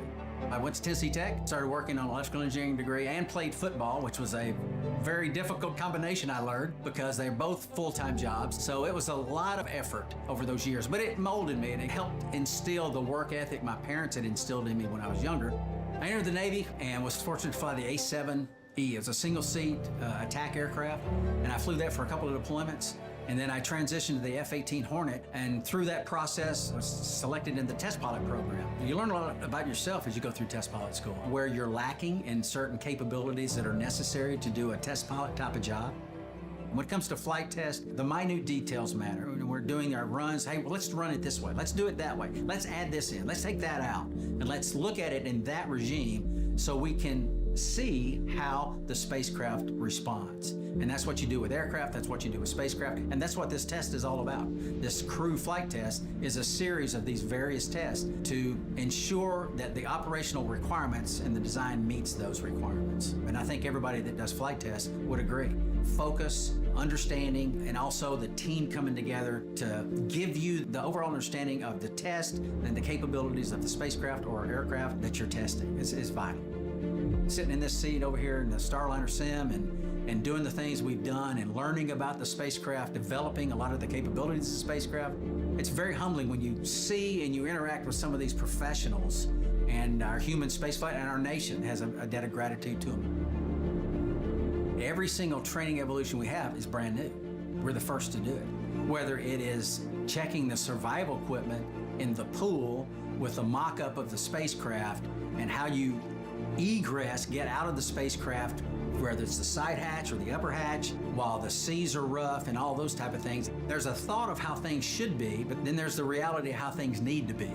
And that's what this test is all. Everything we do is test. It's been a process over years that is such a benefit in all aspects of the capabilities of this spacecraft. And we're excited to be a part of it.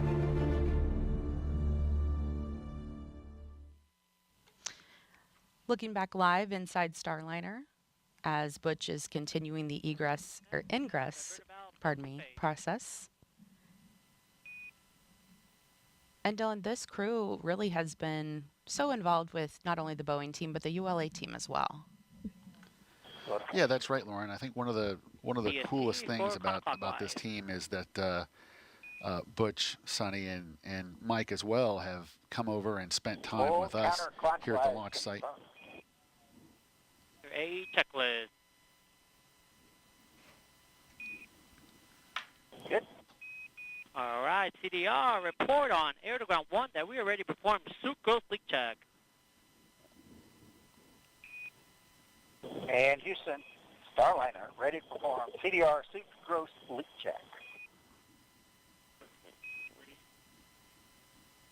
Houston copies, and we're ready for CDR gross suit leak check. All right, here we go. So, Lauren, as I was saying, I think it's so cool that they've taken the time out to get to know our team as well. They, like I said, Butch, Sonny, and Mike have come over specifically to meet with our team. Report good airflow. I have good airflow. All right, CDR, perform ghost leak check. Push and hold DSC. Push and hold, here we go. And they've been very gracious in giving our team the opportunity to ask questions, get to know them better. They wanted to come get to know our team, which I think is so cool. And they've done that with our team members in Denver as well. And it made an impact. It's cool to know that when you come to work on any given day, you could be passing an astronaut in the hallway or come sit down in a conference room for a meeting and then have them sitting across from us at the table. Just as 100% teammates, and so right, I really appreciate that. On air-to-ground 1, that sucrose leak check for CDR has been completed successfully. Houston, Starliner, we had a successful CDR sucrose leak check. Houston copies, good gross suit leak check on the CDR, thanks. All right, CDR, you can open your visor now. Oh, it sounds like that leak check went very, very well. Yeah, and I want to explain, sometimes you hear the word gross, and it's kind of a funny word to hear, but basically, in this sense, it's just used to mean any significant or easily detectable leaks. Go Tech 6. Hey, getting ready to hand out switch covers. Copy. Stand by. And they'd be able to tell pretty quickly if there was any kind of leak. So again, everything's going real smoothly. You see Sunny there getting ready. She'll be headed in next as soon as Butch finishes up with his ingress process. And we also know that Sunny did make a second phone call there in the White Room. She called Brian Gartner with the Boeing team. Anything else you need help with before I move to seat 2? All good, thank you. And Brian is a voice that you will likely hear on the nets as we go through this countdown. He's the spacecraft launch conductor, and he's also the landing and recovery manager. So right after his role here today, he jumps on a plane and heads over to the landing zone. So he's got a big job, and obviously the crew takes that very seriously, and they know what he means to them. He's been on the Starliner program since before 2014 when the NASA Commercial Crew contract was awarded. And he got his leadership chops as a test engineer in the U.S. Air Force. So military background, just like Butch and Sunny. And, you know, Megan has mentioned it many times, but really just such a thoughtful crew. And as you were just saying, Dylan, they've spent so much time with all of these folks working for Boeing, ULA, and NASA. They feel like family to all of us. And it is so important when it comes to their own safety, because these men and women who work on the spacecraft, work on the rocket, and really have their hands in every aspect of this launch today, they keep Butch and Sunny at the front of their mind. Safety is their top priority, and they are sending their friends to space. Absolutely. It's Tech 5. Go Tech 5. LCL-1, fully check confirmed. Copy. LCL-1 fully checked.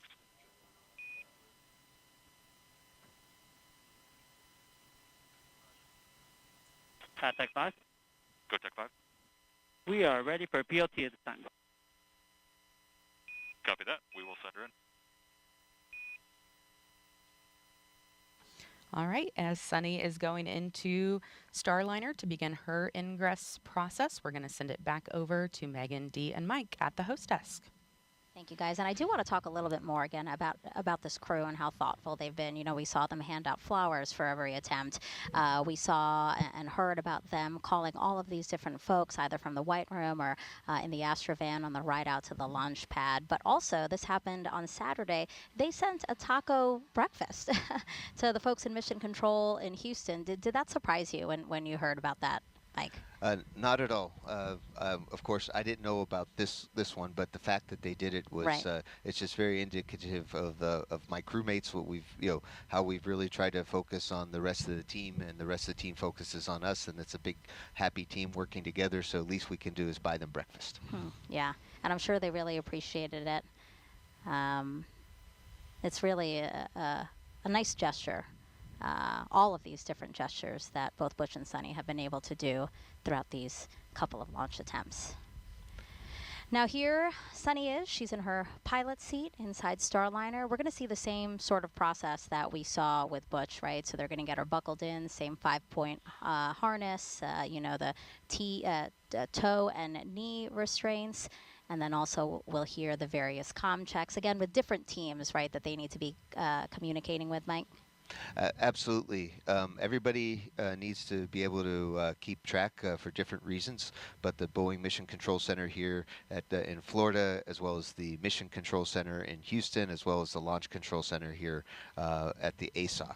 And so everybody needs to be able to talk to each other, to the crew, in case there's something that needs us to fix or to solve before launch. And then after that, they'll do the suit leak checks again. That's when, again, you'll hear some comments about fans being initiated so that they can test the suits again. We did see it in the suit-up room, but it's very important now to do it in the spacecraft. Absolutely. We need to make sure the suits are working, and we had a great explanation of what a gross suit leak check was. These suits are not gross, they're awesome, but the leak check was also awesome, and we just, we do all the detailed checks in the suit room, and then we just do a quick double check here.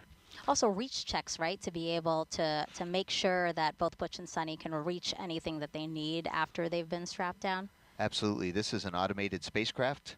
We shouldn't have to push too many buttons, but just in case, we need to make sure we get every button we can reach to it. And also, we need to know where a few controls are on our spacesuits. Of course, we have it memorized, but it's a nice review right before launch.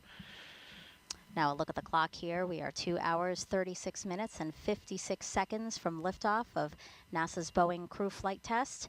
And we are well ahead of schedule. The pad team has until 1 hour and 37 minutes to get both Butch and Sunny ingressed or into Starliner. Not just the entering of Starliner, of course, all of these checks that we're talking about as well.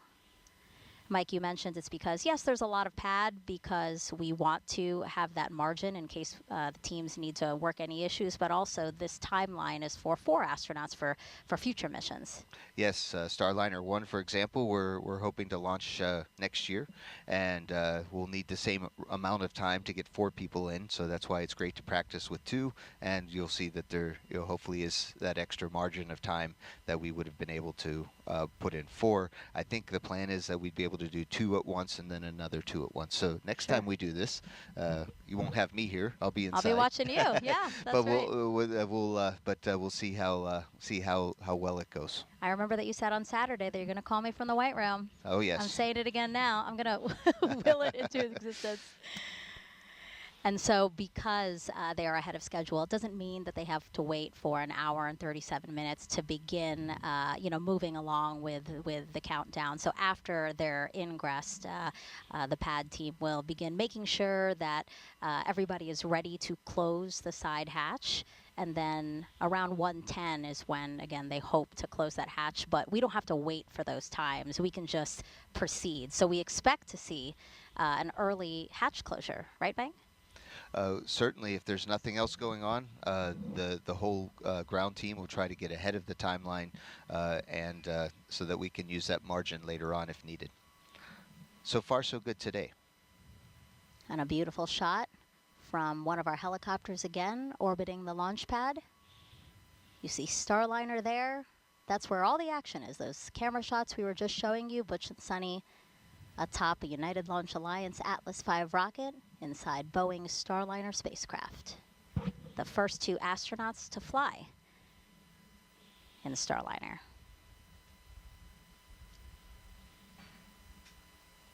I'm excited. This is the first Starliner launch that I'll be able to see. The other 2 launches without people. PLT, Tech 5 on air to ground 1. How you read me?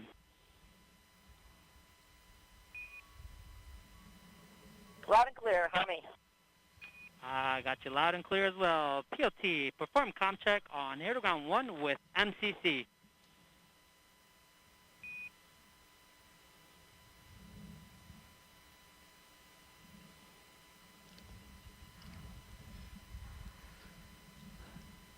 That was the voice of Pad Tech Armando Loli, one of our good friends. He's Houston, PLT, air to ground 1. Comm check.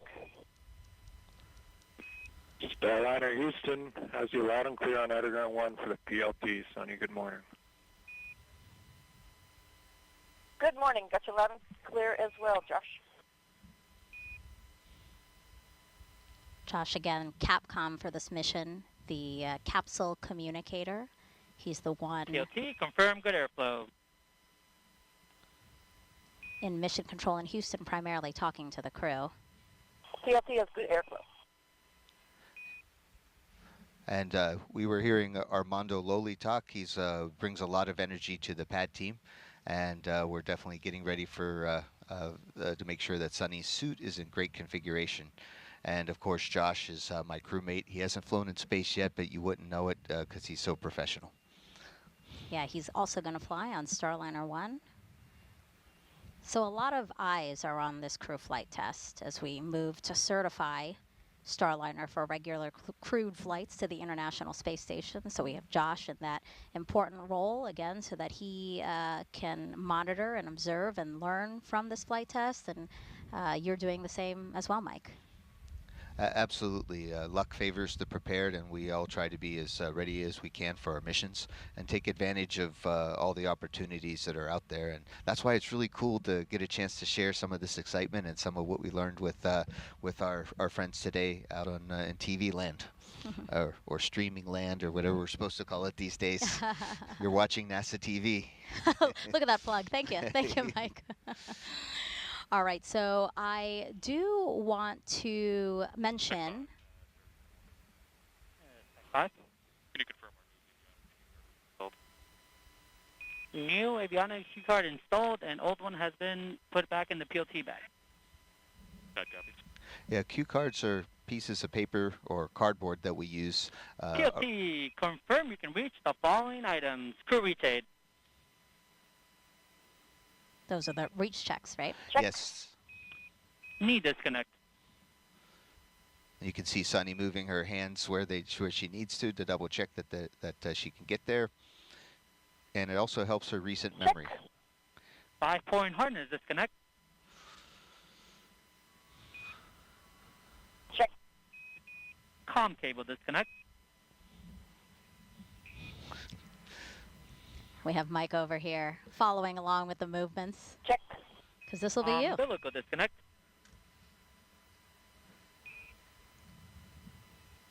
Check. Divert valve, flow to phase. We have the ability to divert the flow into the full suit. counterclockwise. And that's a dual suit controller. It pressurizes and depressurizes the suit in case of emergency. Check. Your A checklist. Ascent and entry checklist. It's a piece of paper that we use to make sure all the procedures are accomplished on the way up All right, and down. PLT, report on Aeroground 1 that we are ready to perform sucrose leak check. Yeah, back to the gross leak check. Houston, PLT is ready to form the suit gross leak check. Houston copies. We're ready. Suit gross leak check on the PLT. And so what I want to mention, after all of this, look out like in the bottom left corner of your screen, because that's generally where... Good airflow? Good airflow. All right, let's perform sucrose leak check. Push and hold DSC. The dual suit controller, you can push it in and the suit will inflate, and we're just determining if the suit inflates fast enough so that there's no leaks. And it's holding the correct pressure needed. Absolutely. So as I was saying, that pad team member that we're seeing on the left-hand side of your screen, after these checks are done, you're going to see him remove this, from one of Sunny's bags. This is a very bright and rainbow sequenced narwhal, and it is the crew's zero gravity indicator. So again, a soft PLT, toy. report on Aeroground 1 that sucrose leak check for PLT has been completed successfully. Great call out there. A soft toy that the crew picks to bring with them on their flight. For the PLT has been completed successfully. And you're going to see that pad team member tether this. A good suit gross leak check on the PLT. Thanks. PLT, perform comm check on ICOM with CDR.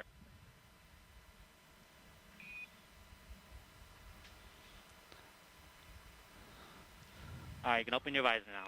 Yep, so we would not have heard that call. That's the inner capsule communications, or intercom, or ICOM, and that is not broadcast down to the ground, but that allows Butch and Sunny to Talk with one another. Talk with one another without interrupting anyone else. Right. So again, good checks for Sunny. Butch perhaps waking up from his micro nap, as you said.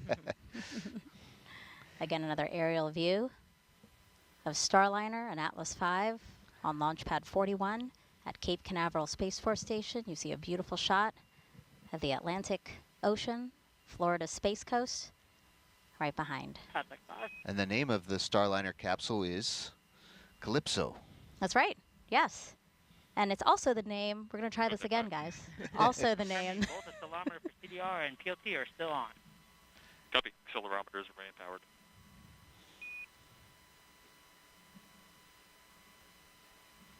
Is third time a charm for this narwhal? Let's see. Okay, guys. Contact 5. Nope. Pat for Jessica has been removed. Copy. I'll call it a decom.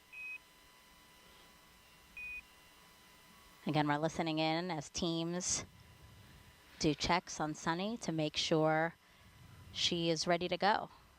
All of these checks, a very detailed checklist, has to be done before we say that crew ingress is complete, and then we would see pad team members begin to egress, right? Pad team members will leave Starliner after they make sure that everything in there that's not supposed to fly is out of there, so that they can then start preps. Yes, they'll exit. Yeah, they'll prepare the hatch. They'll get it all closed, and then they'll exit the launch pad, and then it'll be just Butch and Sunny and their Starliner, and an Atlas and a Centaur. Yep.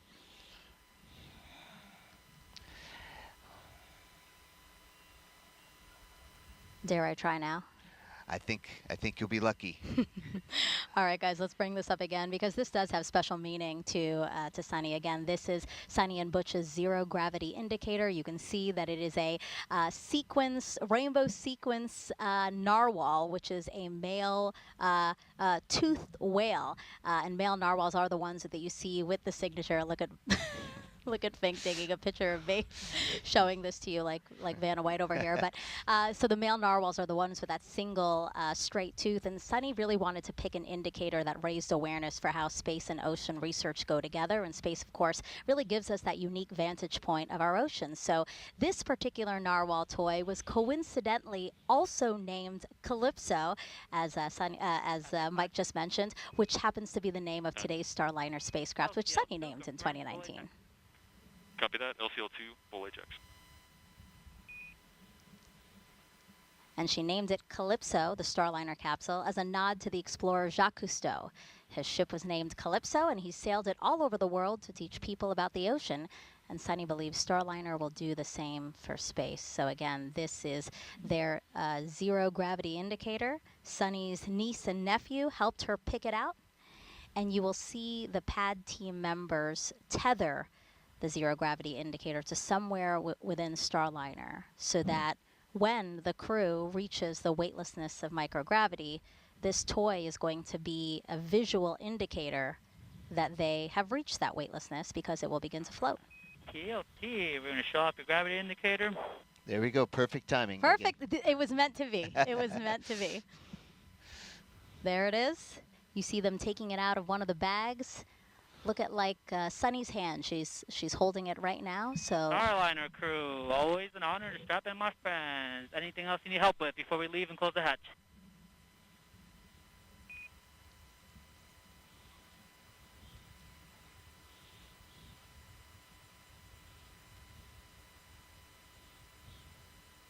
few last words here. Butch and pad team members, Sunny as well.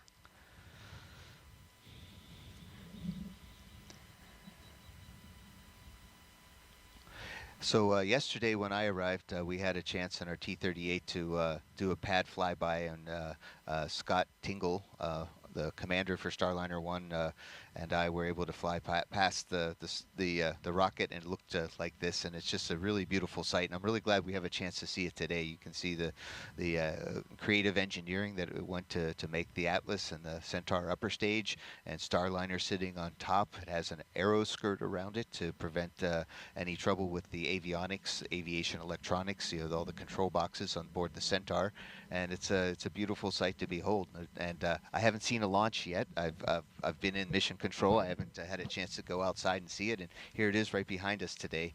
Looking forward to the launch of Starliner. Yeah, for context, when you guys see us here at the host desk, the launch pad is just across the water, right behind us. So Mike, you will have a beautiful view of launch today. I guarantee it. You can see that the steam, it looks like, coming out of the side of the rocket there. That's nothing to be afraid of or scared. That's expected. That's actually, as we have the The first stage is powered with liquid oxygen and kerosene, or RP1, rocket propulsion 1. So liquid oxygen actually boils off because it's not, at that temperature and pressure, it just wants to become a gas. As we go from liquid to gas, you can kind of see it boiling off. And then we have some top-up valves that replenish the liquid oxygen both on the first stage and the second stage. And those top-off valves, we talked about a little bit at the beginning of the show. Starliner, Houston, for the entire crew, comm check on air-to-ground 1. CDR, loud and clear. CLT, loud and clear. Loud and clear also. Houston has both of you, Lima Charlie, stand by for comm check of air-to-ground 2. I'll be coming to you over the T0 line. You'll hear me in reply on air-to-ground 2. Stand by. Lima Charlie is short for LC, or loud and clear. Sometimes we say lick and chicken, but they encourage us. They say that's not so professional. Oh, no, I like it. We were talking about those topping off valves. The team had to troubleshoot those a bit for Saturday's launch attempt, but working great right now. No issues. All right, retired U.S. Navy captain and Boeing CFT pilot Sunny Williams once lived underwater for 9 days while working within the robotics branch of the International Space Station. Here's more on Sunny's journey. Exploration is curiosity. It's asking the question why. It's taking that next step. Every time we do something for the first time, we're expanding our knowledge. My name is Sunny Williams, and I'm the pilot for NASA's Boeing CrewFlightTest mission to the International Space Station. I feel really lucky to have grown up in a small town outside of Boston, Needham, Massachusetts. It was a great town because we were able to ride our bikes everywhere we went. My brother, sister, and I, we were all swimmers, and it was just a great childhood. My dad was a doctor and also did neuroscience research. We were the strange family who had pictures and diagrams of brains on our dining room table.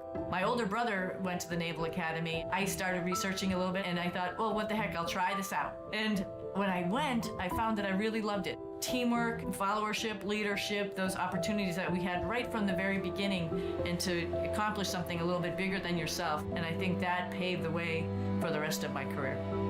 Got a basic engineering degree from the Naval Academy.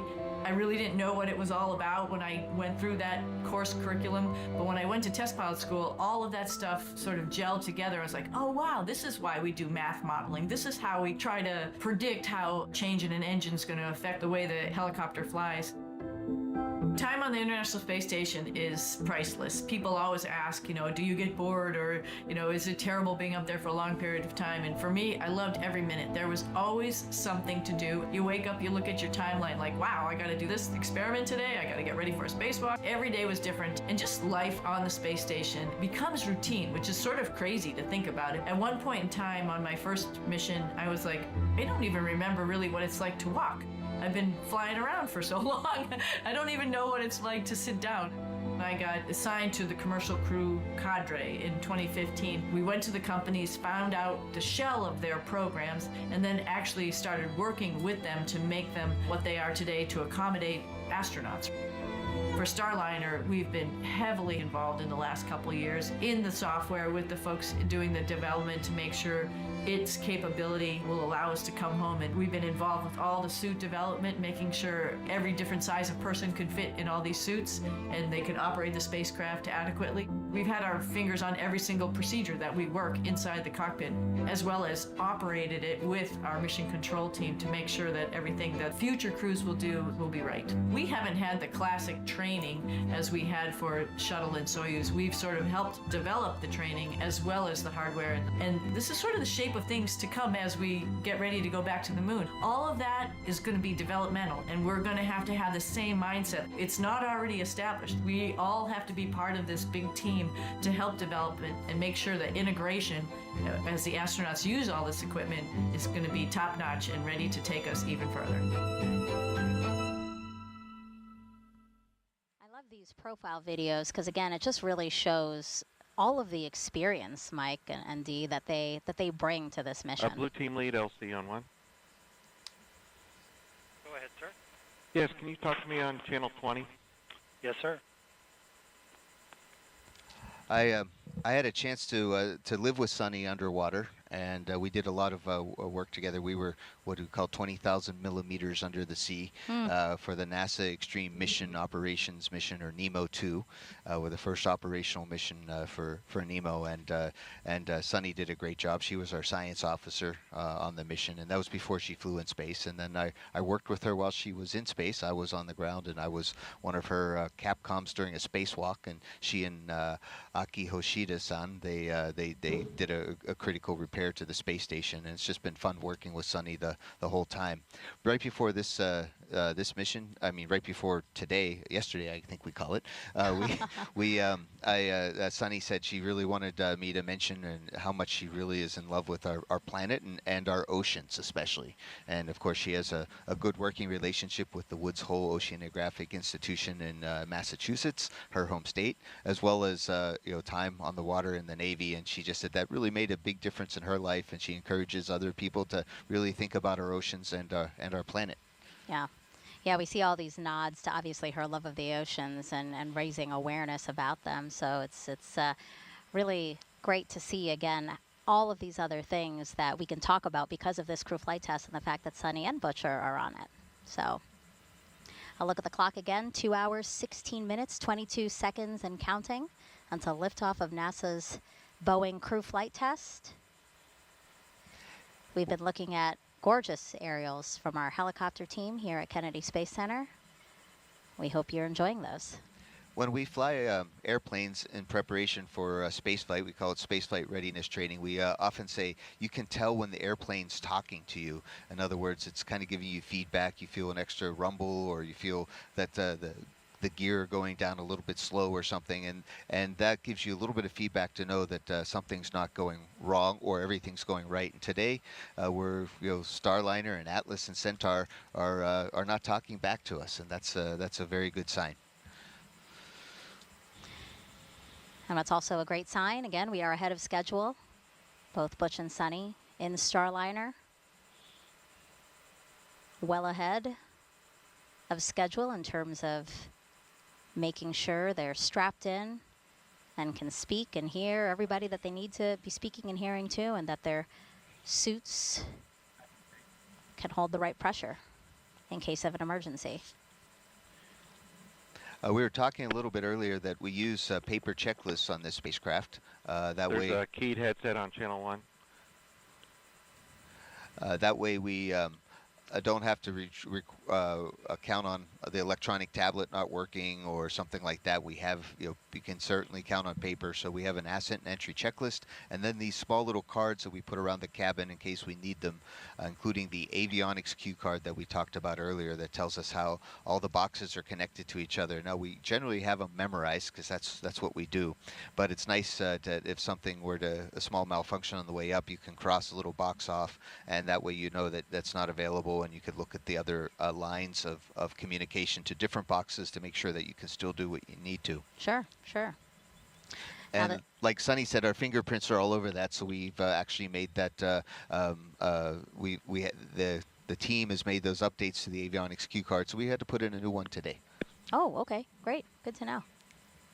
Now, this flight test is going to validate all aspects of Boeing's Starliner spacecraft, proving it is safe and ready to fly as part of NASA's Commercial Crew Program. So I want to introduce you now to Jessica Parsons, who is the program's mission manager for this launch.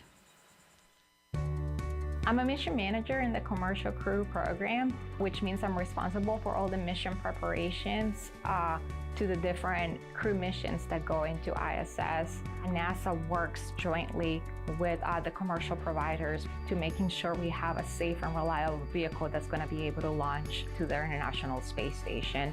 We work hand in hand with them through the certification process of the vehicle to make sure that we address any issues. Launching humans to space is challenging. I don't think it will ever be a routine. I feel like every mission, we're going to learn something from them that is going to apply for the next mission.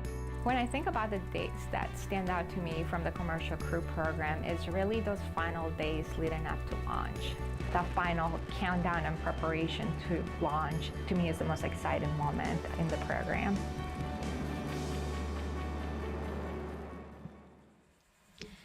And And CFT will be both Butch and Sunny's third trip to the International Space Station. Butch first went to the ISS in 2009 as a space shuttle pilot during STS-129 before the lab's assembly was complete.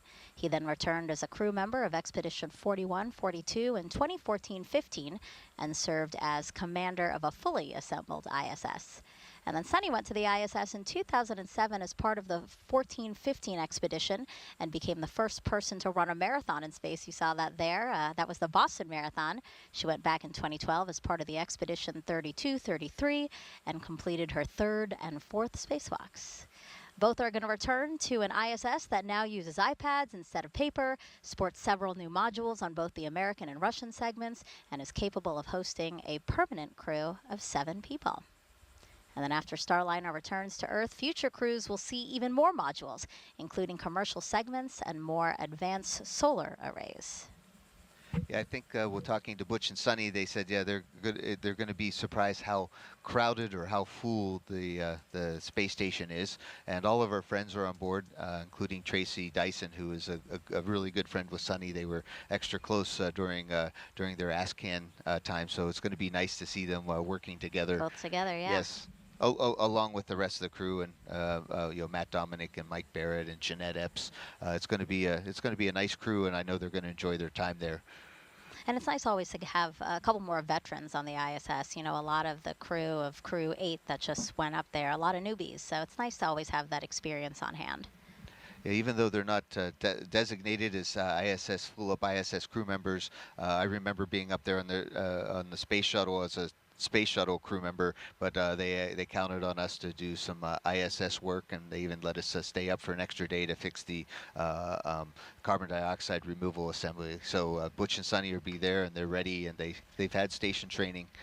They even have some parts of their spacewalking suits available.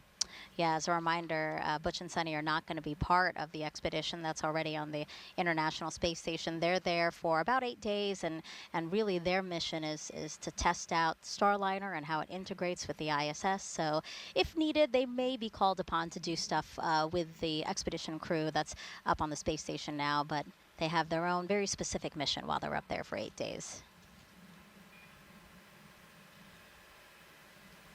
2 hours and 10 minutes, 15 seconds until liftoff. Both Butch and Sunny now inside Starliner, ready to go.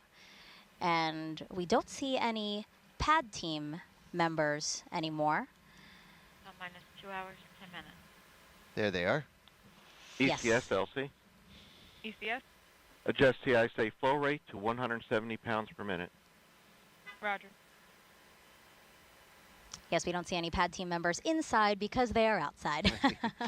And that is because they have gone through Starliner to make sure, again, that everything that is not supposed to be there is out, because they will soon close that side hatch you see right behind them. Yeah, there's a running joke with the Boeing team and Sunny that they think that I might have stowed away on board, but I assure you, I am not on board the Starliner today. But when they do fly, my heart goes with them, of course, along with the hearts of I think just about everyone else on planet Earth. Well said, Mike. Well said. And now I know why you were assigned to the broadcast, to make sure you didn't stow away. Yes. Keep an eye on you. See, look, we're keeping an eye on you. The camera is trained on you to make sure you're here at the host desk. If I do step out in the next 10 minutes, pay no attention to the cameras. Now, going up with Butch and Sunny tonight is artwork from children all over the world. In collaboration with the Space Foundation, Boeing asked for drawings and paintings in response to the question, which historical space pioneer inspires you? They received about 3,500 entries from 66 different countries and 35 U.S. states. Every single entry will be flown as a digital file. The artists, ages 3 to 18, received a certificate showing their masterpiece would be flown to the International Space Station. Those are really cool pieces of art, and it's so neat to see that children from all over the world took part in it, are excited about, you know, what we here at NASA and our partners are doing to explore the unknown. That's a great one. Look at that. Very detailed, beautifully drawn. This one again from Singapore. We just saw one from Mexico, Slovakia. So not only are the hearts going up, but our The beautiful, art. the beautiful artwork from our children are flying to space. This one from New Mexico. Really great. And I know that outreach in particular to Sunny, both Sunny and Butch, but I know that Sunny really enjoys, we've talked about this before, really outreach, specifically with children. She has an elementary school in Massachusetts named after her, and I know she does a lot with them. Yes, I think on her NASA bio at one time she was called a favorite aunt because she is so so appreciated, not just to her niece and nephew, but also to all the kids. In fact, I know my kids call her Sunny, auntie, right? So she's for sure an important part of a lot of kids' lives and a great inspiration. 2 hours, 6 minutes, and 51 seconds.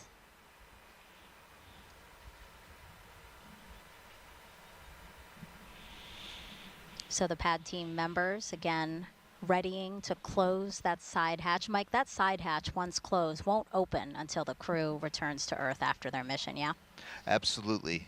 So that's why we got to make sure that it has a great seal on it, so there's no leaks. And when it closes, it closes. And next time it should open, the ground team, including Brian Gartner, who was we talked about earlier, are going to be there, and they'll open it up, and they'll see Sunny's smiling face somewhere in the United States Southwest. And what are they doing here, Mike? They seem to be cleaning off their shoes. I'm assuming making sure there's no FOD, things like that. Yes, the white room has to stay nice and clean. They're waiting for a go right now for a hatch closure, since it is an important step, and they're a few minutes ahead of timeline. Around the mission control rooms around the country, they're double checking that everybody's okay to close the hatch, and then proceed on with the rest of the launch. And FOD is foreign object debris, so a fancy way of saying things, again, that are not supposed to be there need to stay off of anyone that's in the white room. Obviously, Butch and Sunny, actually before Butch and Sunny both ingressed or got into Starliner, they were each checked by pad team members to make sure they didn't have any foreign object debris on them. Yeah, Boeing's manufacturing here at the KSC has been really extra careful to keep Starliner extra clean in its development, and and putting it all together. We count all the tools that go in, we count all the tools that come out, and there's vacuum cleaners everywhere to get any little metal shavings or any little pieces of extra tape. And I've been very impressed how clean Starliner has been for. I mean, this is the second flight of Calypso, for example, and our capsule that's being right here manufactured and getting ready to go fly next year. They're a really clean spacecraft. A testament to the teams, for sure. All right, 2 hours, 4 minutes, 35 seconds and counting until liftoff of NASA's Boeing crew flight test. 2 NASA astronauts flying in the Starliner spacecraft for the first time, headed to the International Space Station. On the way up, there's one particular person we've heard throughout the day, mostly communicating with the crew. So let's head over to Brandy Dean and Jim May to learn more about the Capcom role inside Mission Control in Houston. Thanks, Megan. The Capcom role has been around as long as NASA has been sending people to space. It's shorthand for capsule communicator, but it's used even when there's not a capsule to communicate with. For instance, there's a Capcom today in the International Space Station Flight Control Room working with the space station crew. For the Starliner's case, though, the name is entirely accurate, as Starliner is a capsule. Letting you know crew insertion is complete, and we are starting hatch closure prep and standing by for weather brief. Roger.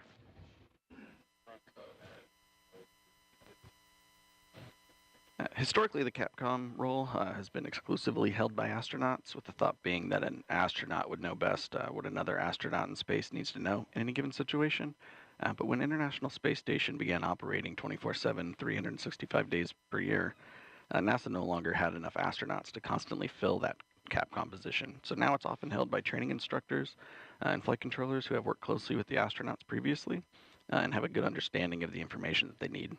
But for extremely dynamic situations like launch and landings, you'll often see an astronaut back in that seat. And that's the case today. You've heard Canadian Space Agency astronaut Joshua Kutrick a few times already this morning, including with some voice checks that he did with the crew on behalf of Houston. He will be the voice you hear talking to the crew all the way through Starliner's ascent. He'll be speaking with Butch and Sunny as they make their way into orbit, and he is particularly suited for the job since he'll be on Starliner for its next flight, Starliner 1. He is assigned to the crew along with NASA astronaut Scott Tingle and, of course, our very own Mike Fink with us today. And a fourth crew member will be assigned later. So we heard some comm checks with the crew after they got into the capsule. They're a little bit ahead of schedule, so those comm checks have already happened, but we are expecting a hatch closure to come soon, and then another set of audio checks over the air-to-ground loop a little later as they get closer to launch. So now let's head back to Florida with Megan, Dee, and Mike.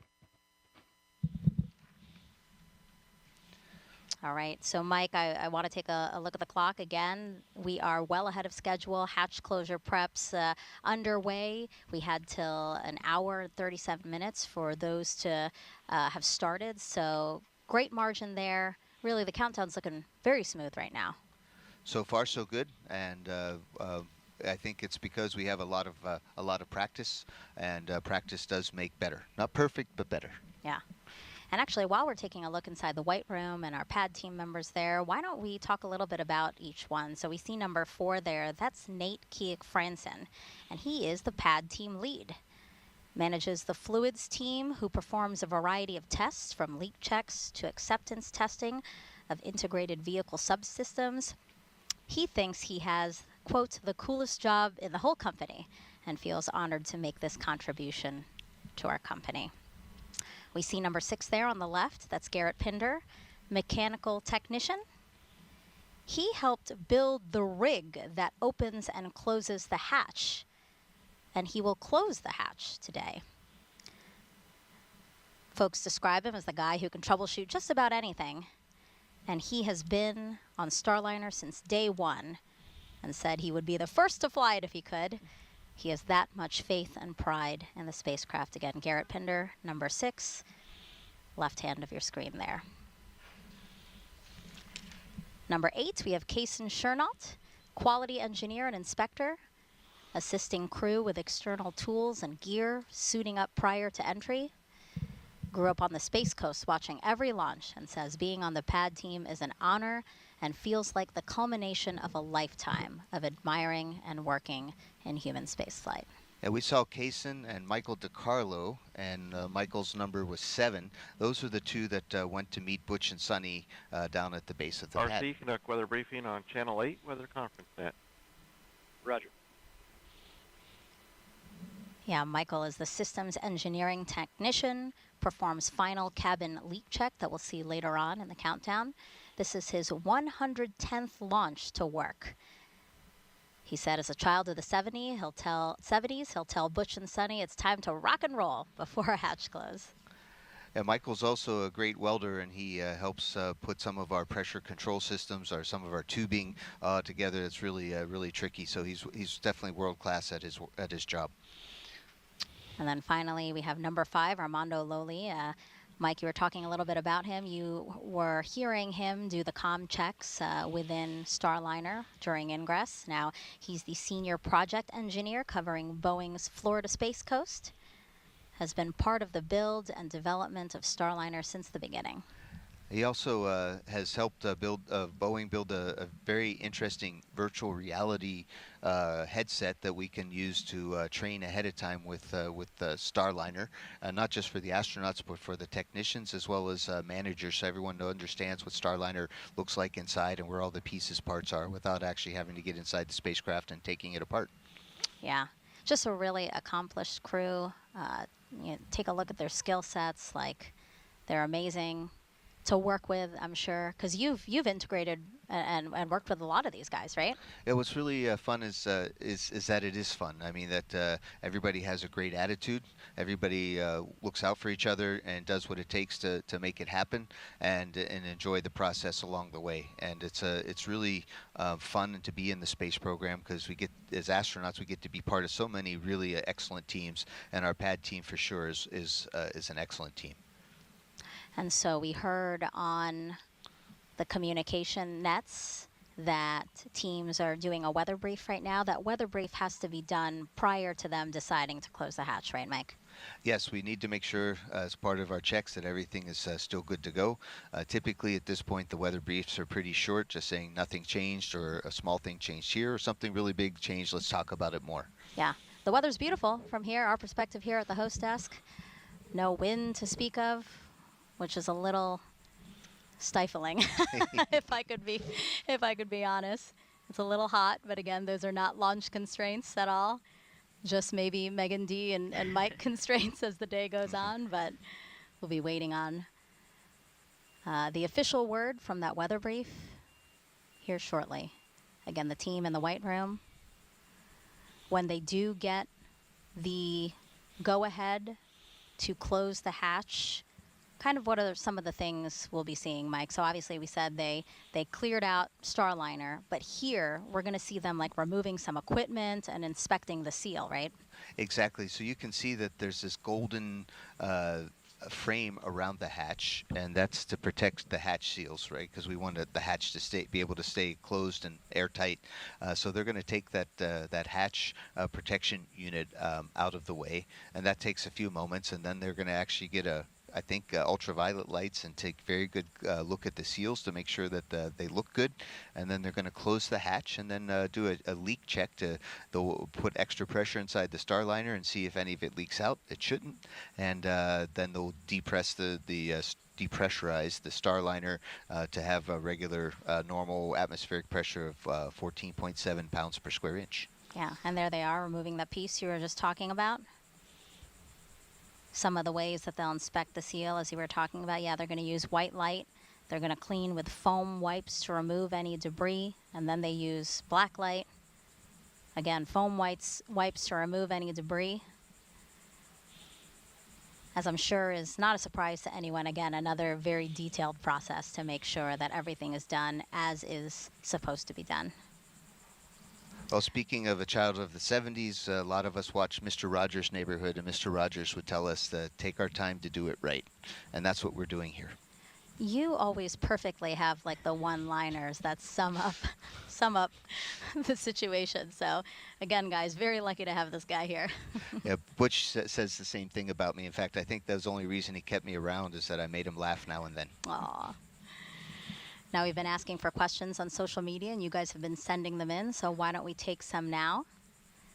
This one is Nikki Colby on X asking, can you describe the suits in depth to me as a blind person? Also, what does it look like inside the Starliner? Well, minus 1 hour, 55 minutes. Well, Nick. ECS, LC. ECS? Adjust the ISA temperature to 145 degrees Fahrenheit. Roger. Well, Nikki, that's a great question. How do you describe a spacesuit? Well, it's made out of cloth and some puncture-resistant material. I think a lot of it's Nomex. And on the inside of this suit, and it's really it's all like almost one piece. There's a reason for that. Because it has to hold pressure, right? So it's kind of like a hoodie on top that the visor can float go over your head like a hood, and then you can zip it. And it's a one-piece overall that has long sleeves and long legs. And of course, it doesn't matter what color it is. Boeing chose the Boeing blue color for it. It has a few pockets on it. And at the bottom, it actually where the legs come out is actually a rubber bladder that goes throughout the entire part of the spacesuit, and so our feet go inside there, and then our feet also, they put boots on top of our feet, but we don't need the boots to remain pressurized. So all we need to do once we are inside of our suit is put on our gloves. There's a left glove and a right glove, obviously, and there's a small wrist ring that you have to kind of click the glove on and turn to the left or turn to the right to make sure it's locked, and then we put our hood on, right, our visor or helmet, and then we have to put our head back and zip it across, and then all of a sudden we're hermetically sealed inside of a spacesuit, and we can do our pressurized leak checks, and it can protect our lives. It's comfortable. It's very lightweight. I think Megan and Dee have the specs. LTS someone. Go ahead. Step 200 L2 balloon cycle task is complete. Roger. I think we have the specs on the suits, but it's a very lightweight suit, especially compared to the suits that we've worn before. And when I moved from the shuttle program to go fly on the Soyuz, I was very impressed with the Soyuz suit. And these these suits built by David Clark are even lighter than the Soyuz suit because the Soyuz uses a helmet. And then Nikki also asked about describing what it looks like in the Starliner. Can you talk a little bit about that? Oh yes, Starliner. It's interesting. It is. I don't say full of cargo, but it's there's a lot of there's two seats near. If you look inside the hatch on the left-hand side, there's two seats. Butch sits the one on the farthest away, and then Sunny sits on the next one. There's two other seats that we're going to use for future flights. This time we have cargo on them. The cargo come in these soft bags. We learned from Space Shuttle program that you can put more stuff into flexible bags than to metal containers. So we have these flexible bags called cargo transfer bags, or CTBs. And Boeing cargo bags are all blue, and the NASA cargo bags are all white, so we can easily tell the difference. And on the outside of the bags are labels. So we have bags strapped around the cabin. Butch and Sunny right now are sitting on their backs with their legs a little bit above their heads in a 90-degree position, and this provides crew safety for launches and landings. Those were both very detailed. That was a great answer to that question. And again, Nikki, thank you for asking that. We also have Lizzie Bursett on Instagram asking, what is the coolest part of the launch in your eyes, Mike? Oh, so everybody asks about launch, right? Because that's how does it feel? And sometimes I think people are asking how does it feel for launch, like all the G forces. Sure. We only get up to 3 Gs in these things, and only. Yeah, well, only guys. if you've flown high performance jets like Butch and Sunny and the rest of us, 6 or 7 or 9 Gs are Sure. a lot. So 3 is quite manageable, especially with these comfortable seats that are built for that.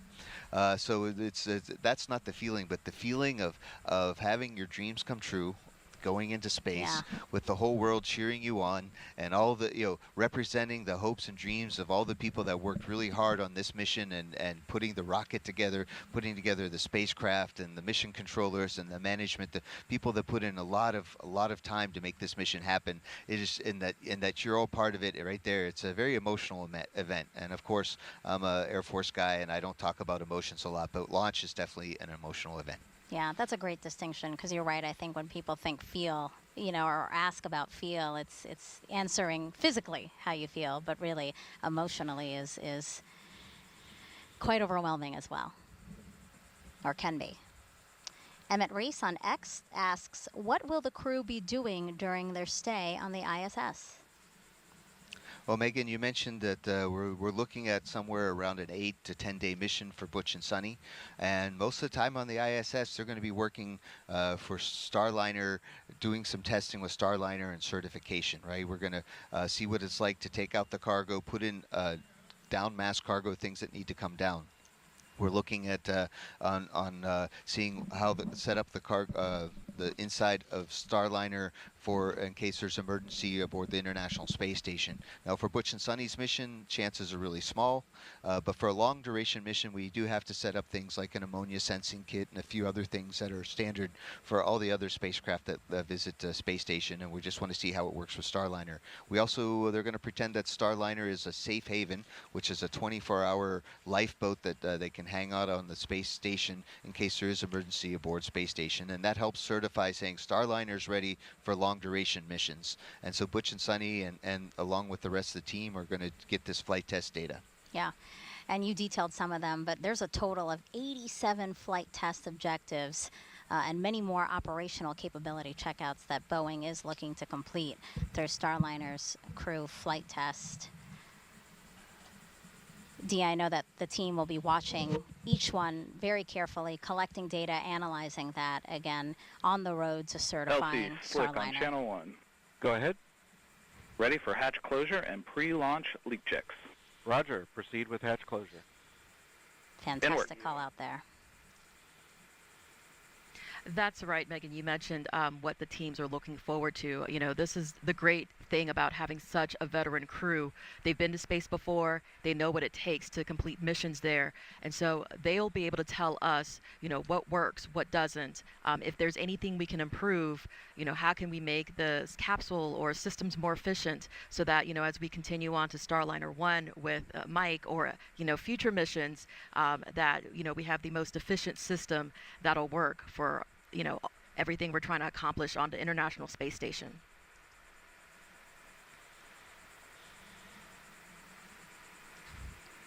It's really exciting to be here for this crew flight test. NASA retired its space shuttles in 2011. So for 9 years, astronauts could only get to the space station aboard Soyuz rockets until May 2020, when Bob Behnken, Doug Hurley, two NASA astronauts, they flew to the ISS in a SpaceX spacecraft, Crew Dragon.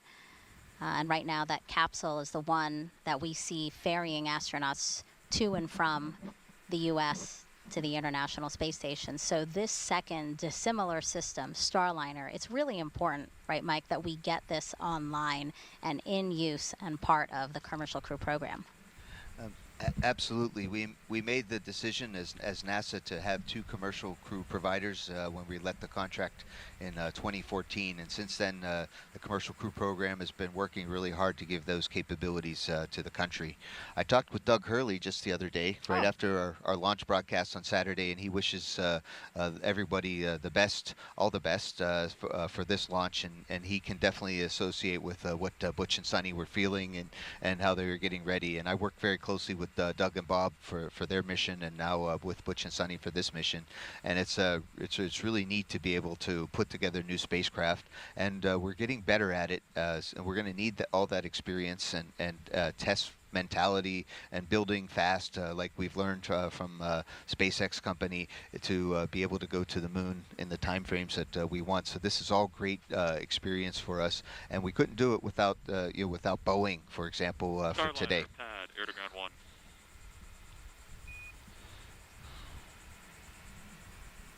Starliner, go ahead. Starliner, be advised, we've been given a go to proceed with final hatch closure. We are ready. Oh, they are ready for sure. They are ready, I know. We're ready too. Several weeks. Copy that. We're smiling out here too. See you in a couple weeks. That's great. See you in a couple of weeks. Which will be then when we open that hatch again. And so now for the latest out of that last weather briefing we heard about and NASA's oversight of launch operations, let's bring back NASA's Daryl Nail here at Kennedy. Daryl. Yeah, you heard about the weather brief. You're talking about it. The weather brief was a great one, just reiterating that we are in a great position. Outdoors, temperatures are nice, around the 80s. We have some light winds, about 10 knots flowing in.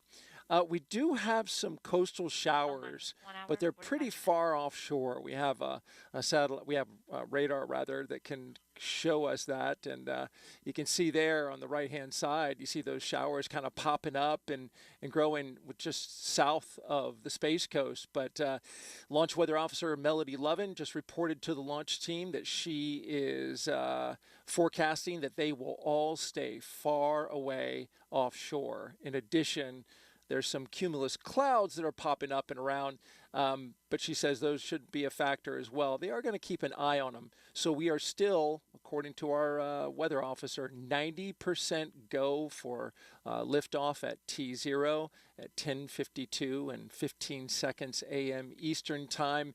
There you see the light winds and the expected temperature, and that only concern the cumulus cloud rule, because you can't fly a rocket through a cumulus cloud. Otherwise, it could potentially create its own lightning strike. So that's why they have that rule in place. There's a beautiful shot of right there. You can see some of the puffy clouds in this shot, but that looks a little more compressed because that's a distant view, which makes those clouds look like they're more clustered. This is kind of gives you a better shot here. Looks like we're launching into a clear blue sky, and we sure hope that that holds for the rest of the way, and certainly the forecast indicates as such. Want to take a moment now to bring in and introduce one of the members of NASA's Commercial Crew Program who is working the launch today. We're joined by Brittany White, who is with CCP. She is a launch site integrator, and you sit right over there. Yes, right I do. back there. Been doing your job. I've been watching you as you've been listening to some of the milestones even pass by here, and you're giving big thumbs up. So I know your team has been working really hard over these past few months, especially during the launch attempts. Your insight is into the ground side. Correct. Ground side was an issue, of course, during the second launch attempt. Yes. But equipment was replaced. Dylan Rice, our ULA commentator, talked about that. How are we doing right now? Beautifully. We are looking great for an attempt today, and a hopefully successful attempt at that one. It is a beautiful day out there, and the teams are working some minor issues, which are normal that we see, but nothing standing in our way right now. So many systems, so many things going on with the rocket that Of there's course. little things that always pop up that the team has to work. But as you mentioned, nothing big. This is the third launch attempt, and so I'm wondering, as somebody who's working this with each and every attempt in the long hours that are involved, how do you stay hungry? How do you stay after it with each successive attempt?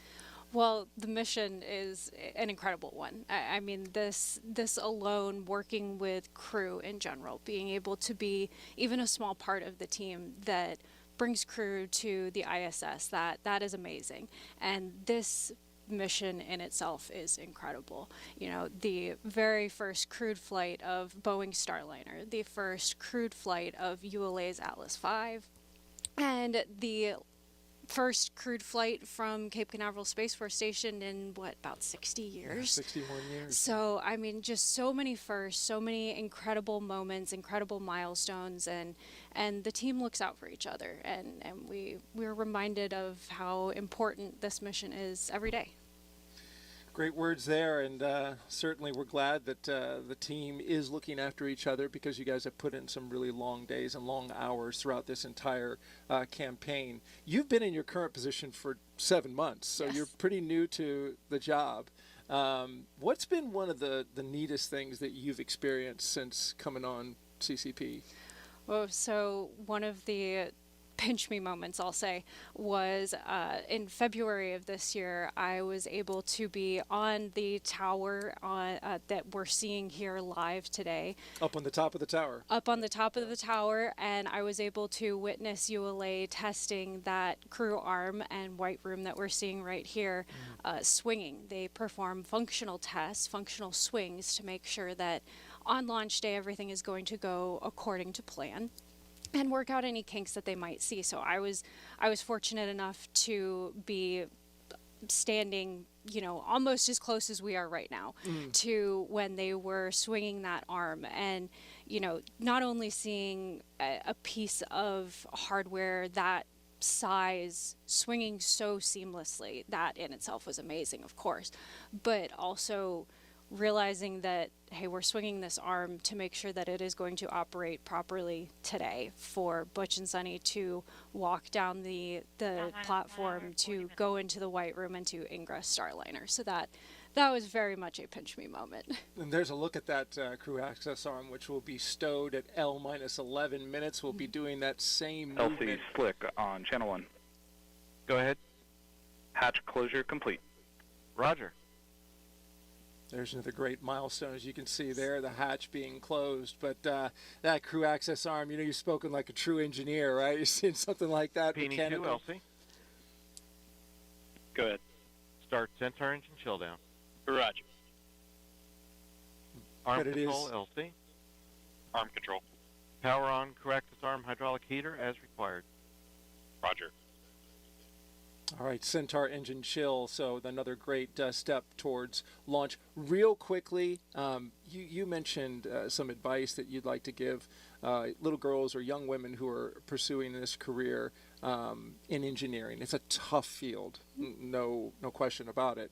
But you had some advice that you want to give folks. I was given advice from a very young age: never say no to an opportunity. And sometimes you're presented with an opportunity that, at first glance, it might not seem like it's going to be a lot. but in the long run, it really does make a difference, and you might be surprised. So my advice that I always give when I'm doing outreach or anything like that, when I'm just talking to somebody, is never say no when an opportunity is presented to you. You got an opportunity in college to put together a project that ended up going out to Houston and was tested in the neutral buoyancy lab where they do practice for the EVAs and spacewalks. I mean, that's pretty cool. Yep. I was asked to, hey, help write this proposal, and we're trying to put together an idea for astronauts to be able to collect samples. Starliner, Houston, Erdogan 1. We're ready for pre-launch cabin leak check. Asteroid. You can prepare for cabin pressurization per your checklist and configure to the continue HIU and get that proposal submitted. So that was incredible, first of all. But when you're asked to participate in something like that in college, a lot of times it doesn't result in anything. Never would have thought we were. Amazing. Yeah. Cool stuff. Brittany White, launch site integrator with Commercial Crew Program. Really appreciate your time here, and we're really moving well through the milestones. In fact, way ahead of time, which is, I guess, a function of when you've done something for the third time. You get really quick at it. Yeah. Right? Yes. All right. Thank you so much for joining us, Brittany. And we'll send it back to Megan, Mike, and Dee. Thank you, Brittany. Thank you, Daryl. And yeah, way ahead of schedule, actually, just under 30 minutes ahead of schedule. Hatch closure again, in our very detailed countdown, was slated for an hour and 10 minutes before launch. But again, we can do things as quickly as is available. And that's why we're ahead of time. Roger. A call out there regarding Atlas. Atlas's second stage Centaur. Cap is removed. Starliner, we got the vent valve cap removed, and so Starliner ground team is going to perform cabin pressurization. The caution will enunciate for cabin P high and cabin PPO2 high. As a function of that high cabin pressure, you can acknowledge the alarms. Starliner copy. All right, so Capcom telling Butch and Sunny that teams will soon begin pressurizing the entire capsule for a leak check. So we did just see hatch closed a few minutes ago, and you might have seen them locking the hatch with something that kind of looks like a tire iron. And actually, a similar mechanism was used on Apollo and shuttle spacecraft. So, so now that the hatch is closed, again, pressurizing the entire capsule for a leak check, Mike. Yes, so we practiced this a few years ago for the first time, and when we did it, it actually made some loud noises inside the cabin as the pressure was increasing and then decreasing. So that now we made a call to the crew saying, "Hey, you're going to hear some things, and we're ready to do it." We have a voice-activated intercom system. We call it a Vox, right? So we turn up our Vox dials so that loud noises don't get transmitted and amplified in our microphones. And in order to do this, Butch also had to take a cap off of a valve that was that's inside the spacecraft. We do have ways to depressurize the spacecraft from inside, so we usually keep them capped, so it keeps things extra safe. And Butch had to take the cap off for when we depressurize. And pressurizing is going to take about 3 to 4 minutes. Again, you heard Capcom telling them to just be aware of maybe some audible noises. And then basically the team wants the capsule to stay at the correct pressure for about 10 minutes. So that's what we'll be looking out for in these next few minutes. And we talked about how things were ahead of time, and that's good. In case the hatch check doesn't work, we have time to redo it again. There's still a little margin in the schedule. Not only is Starliner flying Butch and Sunny today, it is also bringing up nearly 800 pounds of cargo to the space station. Let's check in again with Boeing's Lauren Brennicky and ULA's Dylan Rice. Yeah, Dee, along with our most precious cargo, of course, Butch and Sunny, we are taking around 800 pounds of cargo up today, and we are taking something that was added just a few days ago, actually, but more than half of what's going up is Boeing cargo, like CFT patches, mission coins, silver Snoopy pens, American flags, and a hard drive, which we mentioned earlier. It has about 3,500 pieces of artwork from children across the world. We're also taking tools, emergency life support equipment, and then that late ad at NASA's request just a few days ago, our teams packed a new pump for the space station's urine processing assembly. That is a part of the water recovery system there on the ISS. It is about 150 pounds. It's a pump, and it is replacing 2 non-essential cargo bags inside Starliner. It is all methodically packed weeks in advance, besides that one late cargo. And about 25 bags are for Boeing, 10 bags now for NASA. And those NASA bags are carrying things like food, clothes, exercise gear, medical supplies, and anything the crew wanted to bring with them. On the way back, Starliner will bring about 750 pounds of cargo, so just a little bit less, and that includes 1 empty NORS tank. That's a nitrogen oxygen recharge system, and that will be refilled for future missions. So, Dylan, we are focused on the crew, on the pad team, on what's been going on with the hatch closure and the pressurization testing, but there's been a lot going on in the background as well on the rocket side.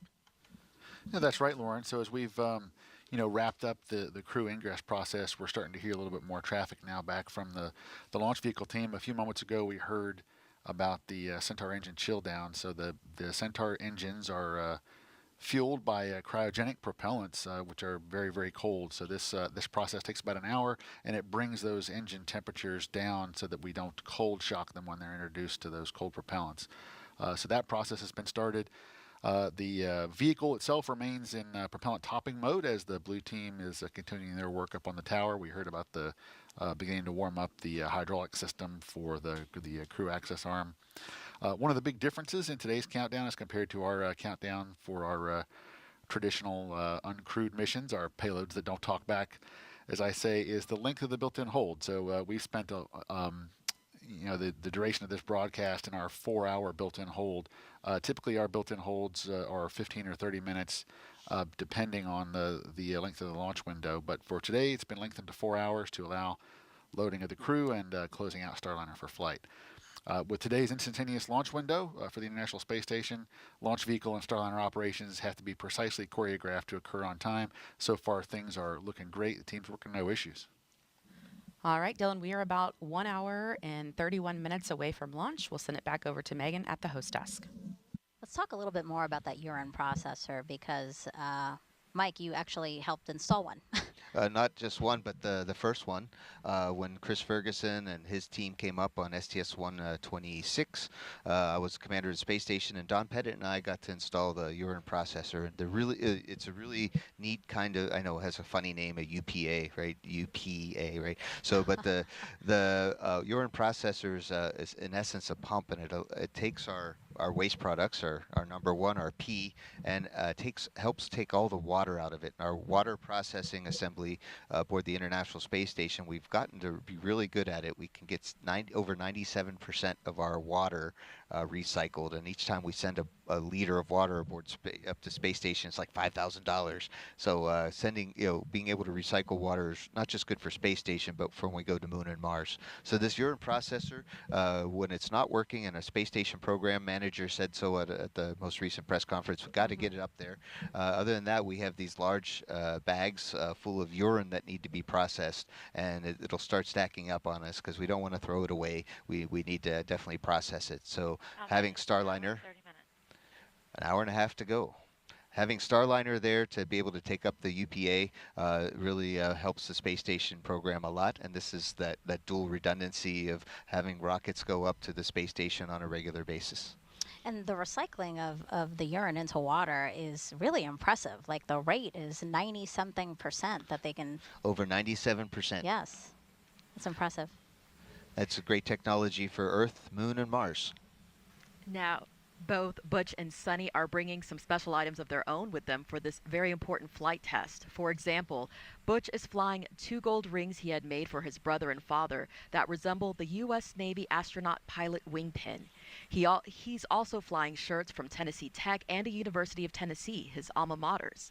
Sunny is flying T-shirts from the U.S. Naval Academy and the Sunita L. Williams Elementary School in Massachusetts, plus a diver pin and dog tags that her mom had made for her 2 Labrador retrievers, a gunner and rotor. Sunny also loves to wear fun socks and packed many multicolor socks she plans to wear in space. Other items will remain a surprise until the astronauts have a chance to reveal them publicly during the flight test. I imagine, Mike, that having these personal effects is so important. And yes, for long duration missions, but it's nice to also have, even though if they're only there for 8 days. As you can see, Butch and Sunny brought up things to help inspire others. Starliner Houston, the pad is proceeding with cabin pressurization now. Copy. And a thumbs up from the crew. Let the pressure increase. But it's really it's really cool. I know that from the universities that I went to, every time I wore their shirt, just to kind of represent like any other alum should, it really inspired the undergrads and the grad students to say, hey, if that schmuck could be an astronaut, so could I. There's hope. There's hope for us all. And it's so those are kind of things that make a difference to us.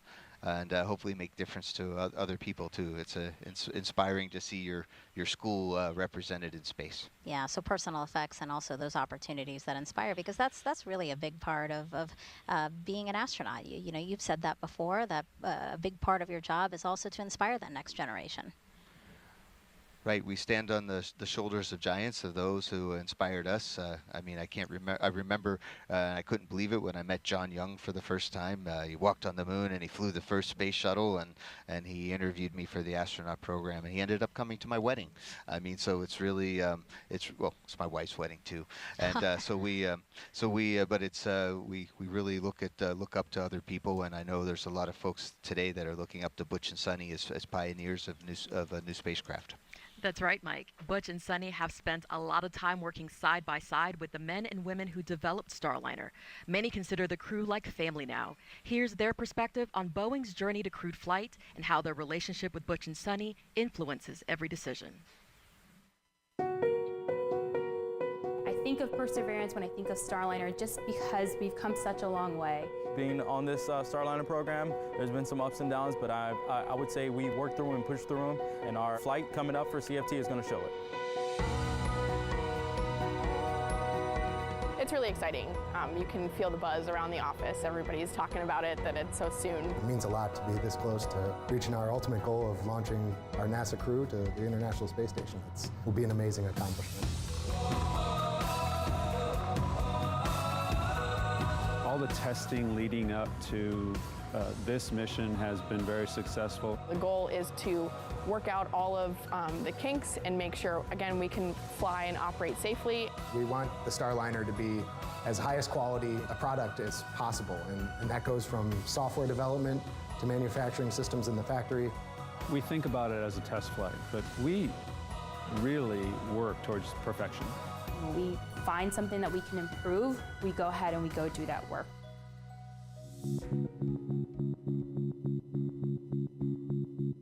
The safety of our crew members is at the absolute forefront of my mind. We're not strapping an astronaut, we're strapping our friends in. You know, the crew is our precious cargo, and everybody understands that. It's great that they have a relationship. I think it really makes the work that we do become more personal. To have such legends from the human spaceflight world kind of be our North Star as we're navigating our way to the crewed flight test, it's kind of hard to describe how really special it is. They know us and recognize us, and they become part of our team. Working with Butch, he is very honest with his experience and his feedback, which I think is really important. I find him, beyond being a very accomplished pilot, he's a man of faith and a brilliant engineer. He's very sharp-minded and has a pretty good sense of humor as well. Working with Sunny Williams has been an honor, not just because she's an astronaut with human spaceflight experience, right? But because she is another fellow woman in STEM. Sunny is everybody's astronaut. She is the most approachable person in the crew office by far. I've never seen her pass up an opportunity to speak with a young person, which helps our agency. It inspires the next generation of space explorers. Having them so well integrated into various aspects of reviews and, milestones has just helped us build that trust. There are challenges in what we do. It's not easy, but when everybody rolls up their sleeves, puts their head down, that's the rewarding part to be part of it.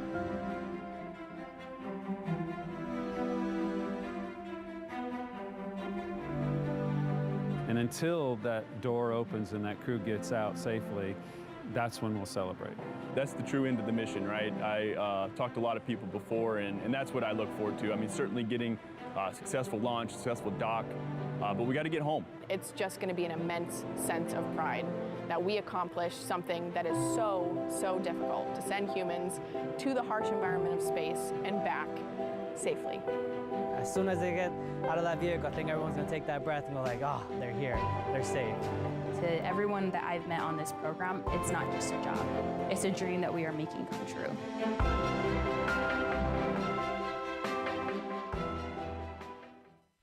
But you were saying when you were watching that, you really began to tear up.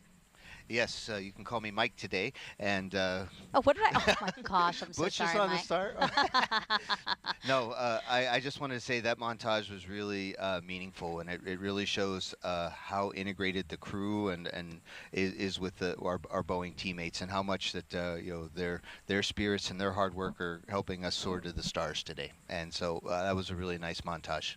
And Dee, your team, obviously. Yeah. Absolutely. I mean, this is great. We've been waiting for this moment, and here we are. So, let's check back in with NASA's Brandy Dean and Boeing's Jim May, who are monitoring things at Mission Control in Houston. Jim? Thanks, Dee. Flight Director Mike Lammers and his team here in Houston are still working steadily through their pre-launch actions, and everything's been going pretty smoothly. Been clear across the board most of the day as we count down toward today's 10:52 a.m. Eastern, 14:52 UTC liftoff. Once they have lifted off, they'll have a 25-hour ride to get to the International Space Station.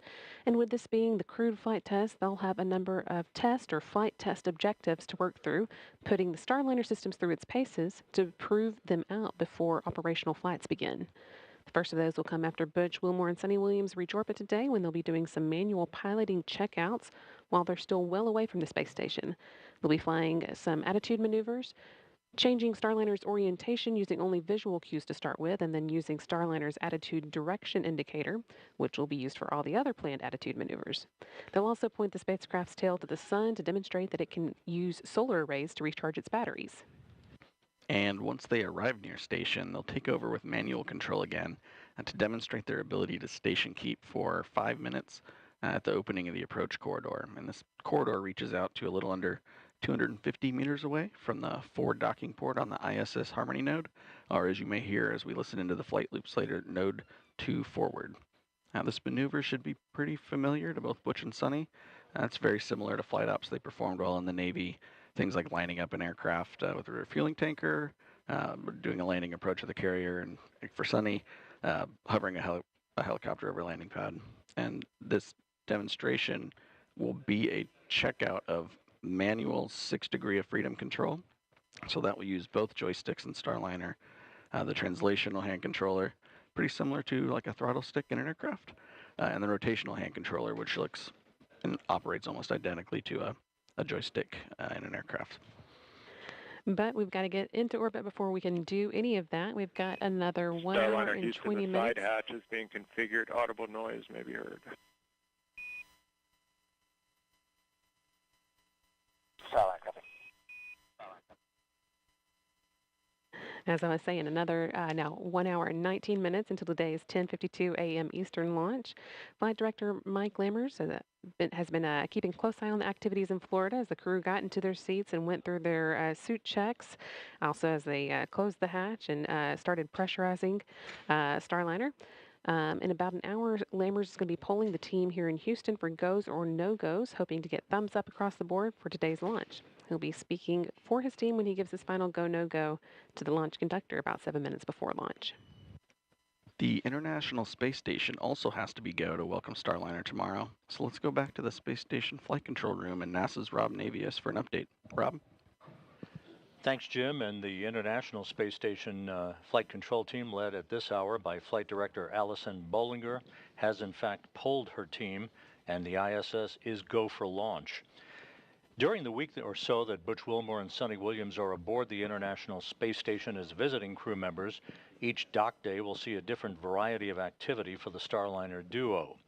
On Friday, the Starliner astronauts will continue unloading cargo they brought to the station and will transfer some of the used emergency equipment from station to Starliner for the trip back to Earth. They will stow their launch and entry suits aboard the vehicle and conduct a debrief with NASA and Boeing officials about the rendezvous and docking phase of the mission. Once Starliner's batteries are recharged through station power resources, Starliner will then be configured for quiescent or steady-state operations. So it's a busy timeline that lies ahead for both Wilmore and Williams and their Expedition 71 crewmates once Starliner docks to the complex tomorrow. And if you're just joining us at the time of launch, at 10:52 and 15 seconds a.m. Eastern Time this morning, the International Space Station will be flying 260 miles over south-central Turkey. For now, that's it from the Space Station Flight Control Room. Now back to you guys at the Cape. Certifying a second spacecraft for regular flights to the International Space Station will greatly benefit Orbiting Laboratory. For more on that, here's NASA's Antonia Jaramillo. Thanks, Dee. We are here on the roof of the Atlas Spaceflight Operations Center, and joining me is NASA Deputy Administrator Pam Melroy.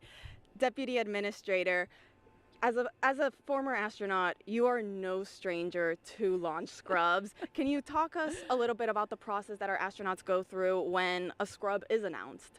Yeah, good morning, Tony. It's great to be here. I was actually teasing Butch and Sunny a little bit this morning about it.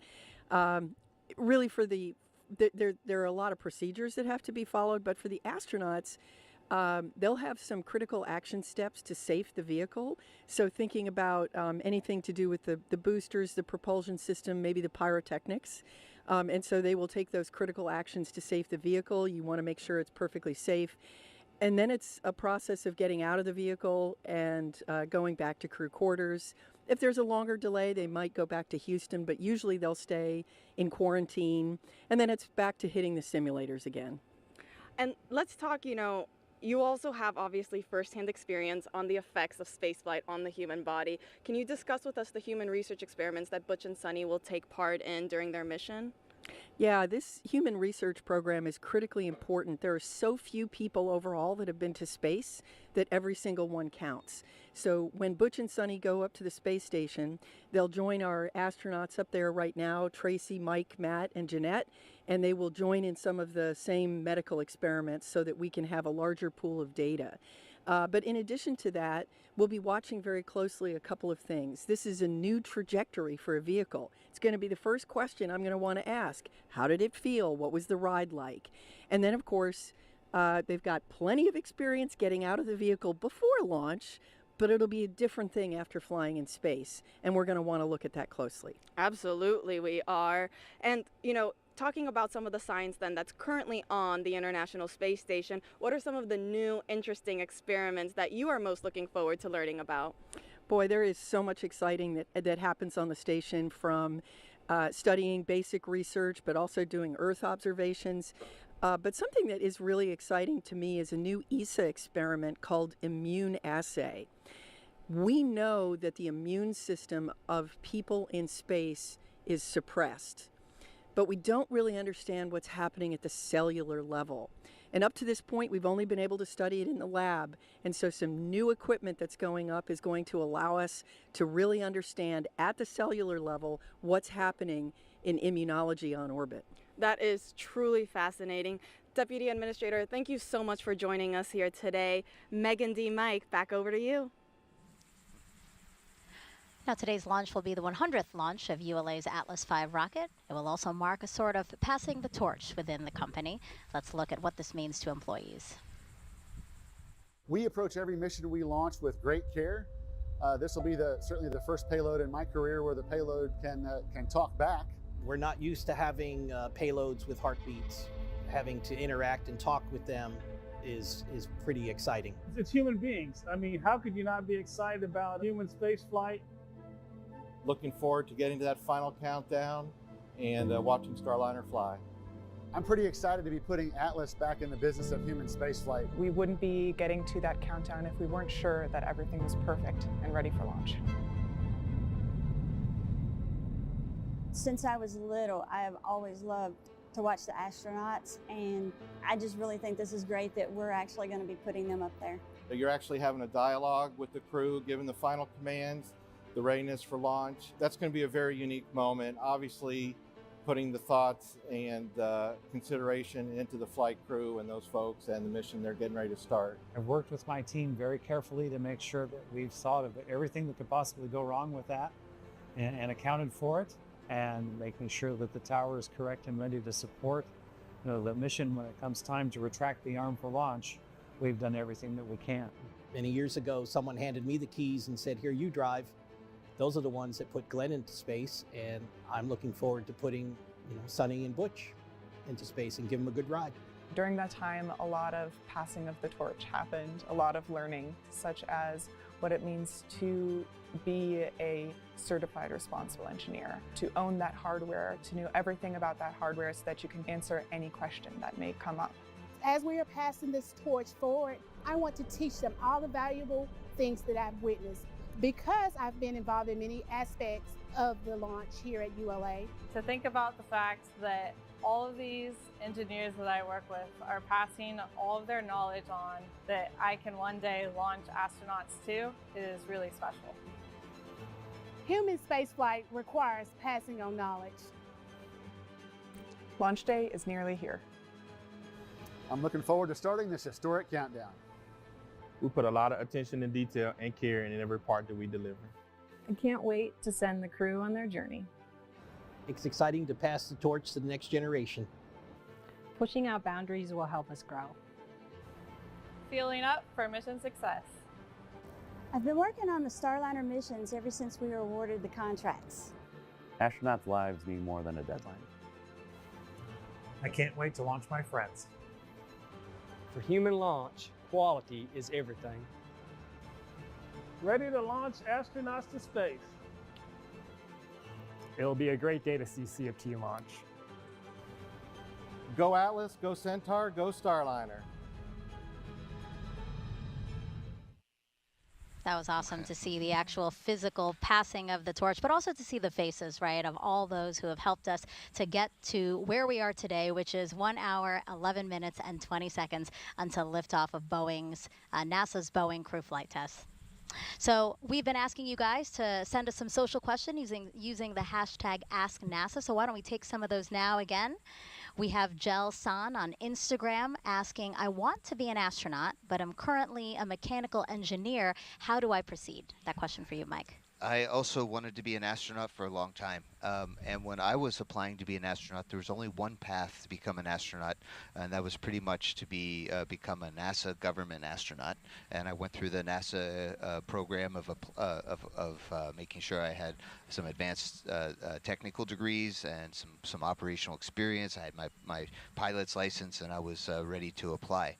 But now, we've opened up the world of spaceflight to even more people, and there's a lot of private astronaut missions happening with other companies. So what it means to be an astronaut is very different. The best I can tell you right now in a short period of time is to do your very best, to become very good at what you do. You just saw the montage with the folks from the United Launch Alliance, and every one of those folks is just really the best. They do their best every day, and that's the best way to become an astronaut. And I think we can squeeze in another one. This is Susie McGowan on Facebook asking if for whatever reason either Butch or Sunny couldn't fly on Starliner today, would the mission be scrubbed, or is there a backup team member just in case? Hi, Susie. I resemble that remark. Verify range ready for FTS open loop test. Verified. So FTS LC. This is FTS. Start final open loop FTS test. Roger. They're doing a kind of a safe version of the flight termination system test to make sure they're ready for launch. So Susie, yes, I as a backup to Butch and Sunny was able. We could have turned the around us if they got sick, but not on the day of launch. Certainly not today. We have an instantaneous launch window. We don't have very much margin for someone else to get into their spacesuit and go. But if unfortunately somebody were to not do well and we need to switch out crew members, we have preserved that capability so that the mission can go on. It's not about an individual, but it's about the mission that's important to NASA. All right. Remember, it's super easy to submit questions for this broadcast. Just go to NASA's YouTube, Facebook, X, or Twitch pages and add your question with hashtag AskNASA. We want to introduce you to the man with the final go or no-go here today. He's a familiar face to those who have been following human spaceflight over the years. That's Leroy Kane, live inside of the ASOC. He's Boeing's Commercial Crew Deputy Program Manager, and he serves as Starliner's Mission Director today. Previously, Leroy served as NASA's Space Shuttle Flight Director and then as Space Shuttle Deputy Program Manager. He's been involved with more than 100 shuttle missions. Our team asked him how today's flight compares and how his experience supporting so many astronauts from the ground influences every decision he makes. Starliner Houston, we got a good leak. The first crewed flight of Starliner ranks pretty high, I would say, in terms of not only importance, but I think significance relative to my career anyway. I worked with a lot of astronauts, a lot of flight crews, and of course also with Butch and Sunny. They bring a lot to the table in terms of helping us as a team get to a place where we're ready to go fly. They've been very integral to the process for years, and all of that culminates with this flight test. This business that we're in, human spaceflight, it is, I've said before, it's not for the faint of heart. It has the highest of highs and the lowest of lows. It's very unforgiving. Spaces are very unforgiving. The margins are small. We understand. And really to be in it, your heart has to be, you have to be, I say, in it to win it. So what I try to do is try to think about, what are we missing? What are we not thinking about? What have we not discussed? What have we maybe failed to have enough imagination or curiosity to pursue? And I try to look at things through a lens of what's missing. I expect it to be a very successful flight test. I think we'll learn some things because we always do. We'll learn every time we fly. And that's part of the beauty of this business. It's part of why we're so drawn to it. It's part of what exploration is about.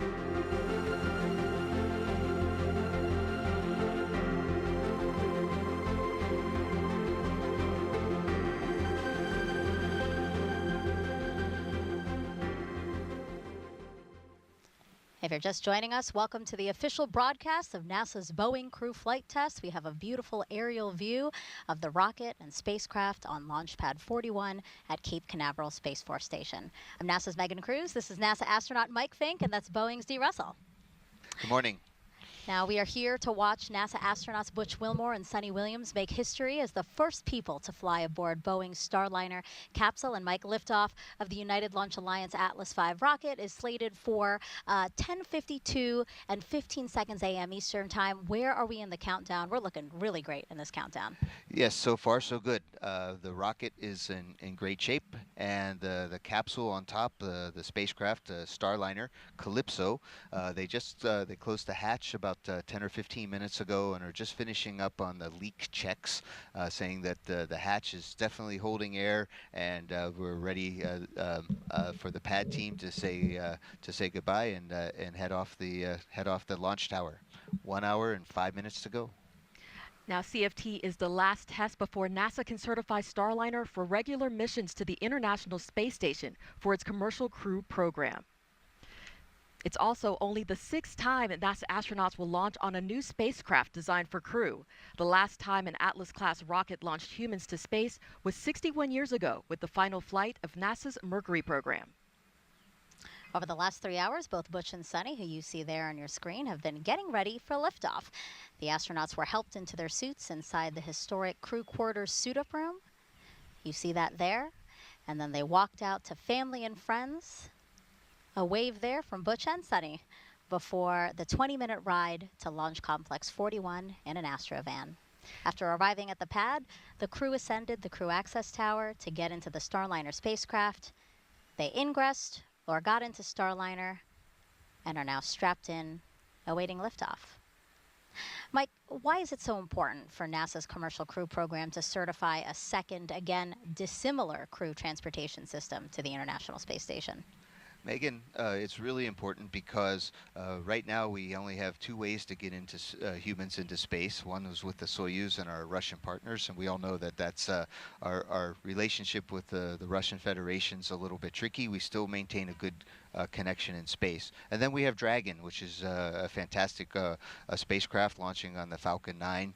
But those are only two ways. Having a third way to get to the International Space Station, or from the U.S. perspective, just a redundant way to go, is that if something goes wrong with anybody, we still can get people up and down to the International Space Station. And we found that out with the Columbia disaster, how important it was to have another way to get to space. We stopped flying astronauts up and down the space station solely on the space shuttle, and we started flying on Soyuz, and that really taught us some good lessons then. Mike, you spoke with Butch and Sunny recently. How are they feeling about the road to this moment with only an hour and 3 minutes to launch? I think Butch and Sunny right now are probably taking small cat naps, or I guess Sunny, she doesn't like cats as much as puppy naps. I don't know, but they are very excited. They've had it's been a long road in quarantine, away from friends, and they've been able to see their family from a distance. But they are ready. They're very much mentally prepared and physically prepared for a great launch today. As you can see, guys, Mike is a great resource for us today. He actually trained alongside Butch and Sunny to fly on this mission and is actually the backup pilot if needed. So we're encouraging you to send him any questions you might have about what you see today. Just go to social media and use the hashtag AskNASA, and we will continue to take as many questions as we can live. Again, a check of the clock, 1 hour, 2 minutes, 26 seconds and counting until NASA's Boeing crew flight test. What's significant, again, is that we are ahead of schedule. Again, we were going through the paces as things were done so that we can build that margin. Starliner, we copied. Cabin vent valve closed and cap. Good config. Talk to you again in a few minutes. And again, those call-outs there have to do with the cabin leak check that is in progress right now. Yeah, one of the last steps is Butch puts a cap on a valve that can open up the outside of, or open up Starliner to the outside. So we want to make sure that the valve is closed and capped, so it won't be a leak path if unintentionally. And there are more than 60 seals, right, in the crew module, 6 valves to check if they're in the closed position. And bottom line, this check is to make sure that everything is sealed so that the Starliner is properly pressurized on the ride up. Yes, we don't need the atmosphere to leak out. If it does, we have spacesuits, but it's very good to double check everything, and we expected the hatch leak check to proceed just fine, and it did. And there was a particular PSI, right? 1 hour and 1 minute. A particular PSI that the team wanted to see being held within the cabin. Yes, so we start out at atmospheric pressure, and we use Go ahead.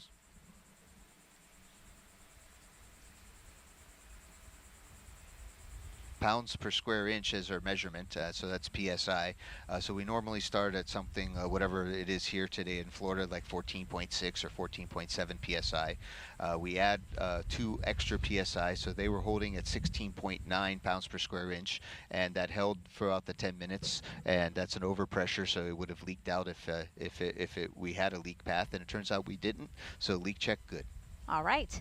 And we have teams in both Florida and Houston watching every aspect of this mission. Let's head over to ULA's Dylan Rice and Boeing's Lauren Brennicke, who are monitoring the spacecraft and rocket from United Launch Alliance's Advanced Spaceflight Operations Center, or ASOC. Go ahead. Yeah, for anyone just joining us, as Megan just said, we are here at the ASOC. It is ULA's rocket headquarters over here on the Cape side. Dylan and I are in a great location to be monitoring all of the operations that are going on around us. We have the whole launch control team down here behind us, and you might be able to see us there in the middle in the glass. Alarm at a bad time, we're going to recommend that line item 390 be disabled. Roger, copy line item 390. Correct. LC concurs. LD? LD concurs. Roger. RLM? LC? RLM on 1. Roger. Please disable line item 390. Active. All right, another part of our job is to wear headsets and listen to the loops that you're hearing there on the broadcast, as well as some of the other side channels, just to keep track of everything going on today. We did just get an update that the helium leak on Starliner remains good. We have confirmation it is still acceptable for flight, looking about like it did on Saturday. So that's great news. And Dylan, Atlas has been really all over the solar system, but preps for today's launch are just a little bit different. Go ahead. Line item 390 has been disabled. Roger.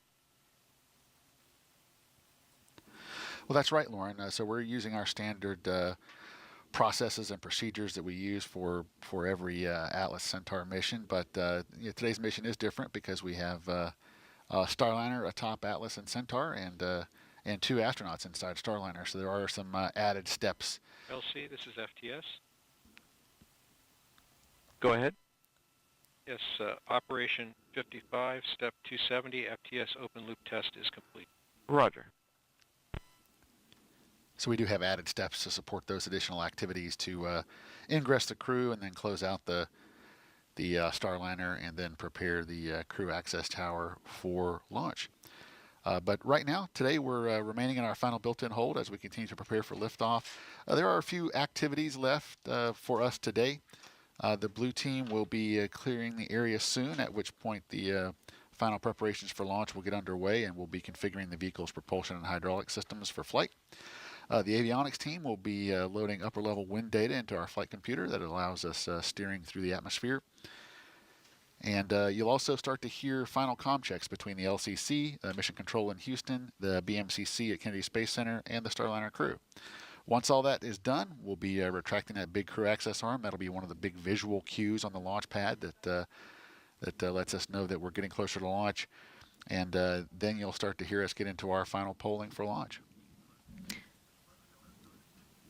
All right, Megan, we are now just under an hour to launch, so we will see you guys back here in just a little bit. Actually, we're going to go over to NASA's Daryl Nell at Hangar AE. Daryl. All right, thank you very much. And looking here into Hangar AE, and you can see here the CCP team, Commercial Crew Program, is back here monitoring everything that's been going on. And so far, it's been a beautiful countdown. Let's talk a little bit about weather. You can see around the pad, there's been some cumulus clouds that have popped up in and around the area, and that's because some sea breeze has come ashore, and there you see it. Sea breeze, of course, activating with some of the warm air over the land. Launch Weather Officer Melody Lovin says, though, no problem and no issue. Oh, there's a big cumulus cloud right next to the pad.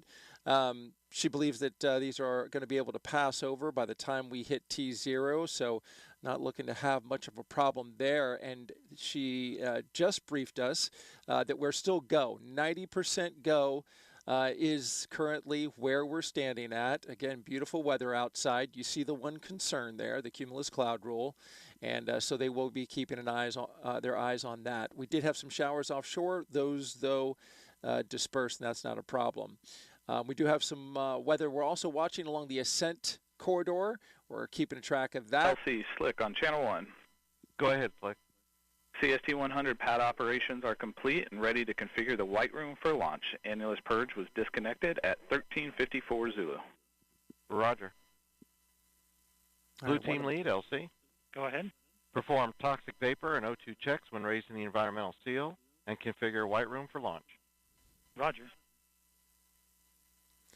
Getting that room right there ready to launch. You'll see that environmental seal around the Starliner and get ready to go up as they get that room ready for launch, and eventually at L-11 minutes retract the arm away.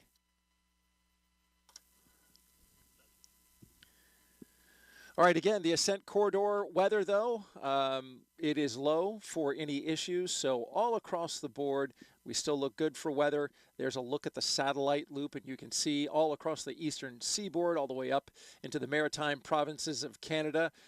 Fortunately, we got a high-pressure system off North Carolina that's keeping everything Pretty stable and clear out there. Just a couple of issues along the way, but nothing that would put the Starliner at risk of splashing down all along that track if they needed to, should something happen to the rocket. We're looking good so far from out here at Slick 41 and Hangar AE, and we'll send it back to the host desk. And let's take another look at the crew for this flight test. We see Commander Butch Wilmore. He was at the bottom left corner of your screen, NASA astronaut and retired U.S. Navy captain. Raised in Mount Juliet, Tennessee, married to Deanna Wilmore, and they have 2 daughters. As a naval pilot, Butch racked up more than 8,000 flight hours and 663 carrier landings, all in tactical jet aircraft. He completed 4 operational deployments, supporting missions like Operation Desert Storm. Before his selection to NASA, Wilmore was on exchange to the Air Force as a flight test instructor at the Air Force Test Pilot School at Edwards Air Force Base in California. Butch is a veteran of 2 space flights as pilot on Space Shuttle Atlantis in 2009, and then 5 years later he served as flight engineer for Expedition 41. So far, Wilmore has spent 178 days in space and performed 4 spacewalks, so this flight will be his 3rd mission to the ISS. And Sunny Williams, CFT's pilot and a retired U.S. Navy captain. NASA selected her as an astronaut in 1998, just 2 years before Butch. This will also be Sunny's 3rd mission to space, making her the first woman on a test flight of an orbital spacecraft. Her first trip to the ISS launched in 2006. She served as flight engineer for Expeditions 14-15. She then returned to the orbiting lab in 2012 and was commander of Expedition 33. Sunny has more than 50 hours of spacewalk time, the 2nd most cumulative time by a female astronaut. So far, she has spent 322 days in space. Before NASA, Sunny was a former naval test pilot and instructor, logging more than 3,000 flight hours in more than 30 different aircraft. Williams grew up in Needham, Massachusetts, and is married to Michael Williams. She enjoys hanging out with their dogs, working out, hiking, and camping, as well as working on cars and houses. As the crew aboard Starliner prepares to launch to the space station, let's take a look at what's in store for Sunny and Butch while on this mission. The mission of the Commercial Crew Program is to provide transportation for astronauts to the International Space Station. Multiple providers provide you redundancy. Redundancy is important, as we know. In our systems, we have redundant systems. But actually, more importantly, it's providing the aerospace workforce the opportunity to test out new ideas, new technologies, and work them into spacecraft. Butch and I are the first 2 to fly the Starliner, so this flight will be a CrewFlightTest, so there'll only be 2 on board. We're going to fly it up to the space station, dock it, and test it all out, and then come back home. Everything's new. The procedures are new. We have procedures now that we didn't have a year ago because we've learned as the process has gone forward. We've had 2 test flights uncrewed previously, but this will be the first time we're putting people on it. We're test pilots, and so we're going to be testing the spacecraft in all aspects of the flight, from launch, on orbit, all the way to entry and landing. We're testing out the environmental control system. We're testing out the manual flying of the spacecraft.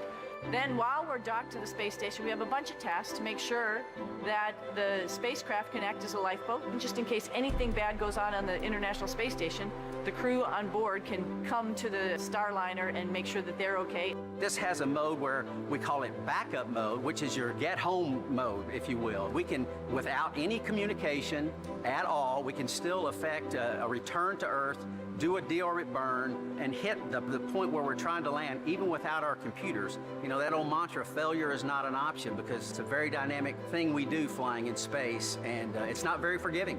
And we know that, and that's why we have these multiple systems and multiple redundant capabilities, because human life is special, and we want to preserve it at all costs.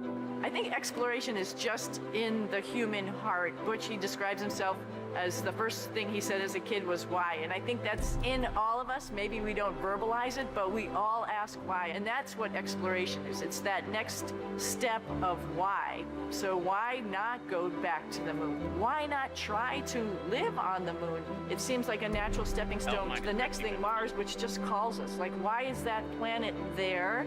What is the future of that planet? What is the future of our planet? And to be able to take these next steps in exploration, we're going to start answering those questions. We stand on the pinnacle. This is kind of where everything, integration, everything comes together, which is where Sunny and I sit. And this is just a part of the ongoing process of growing and expounding our knowledge and our understanding of all things for the benefit of mankind. I am Sunny Williams, and I am ready to fly NASA's Boeing Crew Flight Test. I'm Butch Wilmore, and I am ready to fly NASA's Boeing Crew Flight Test.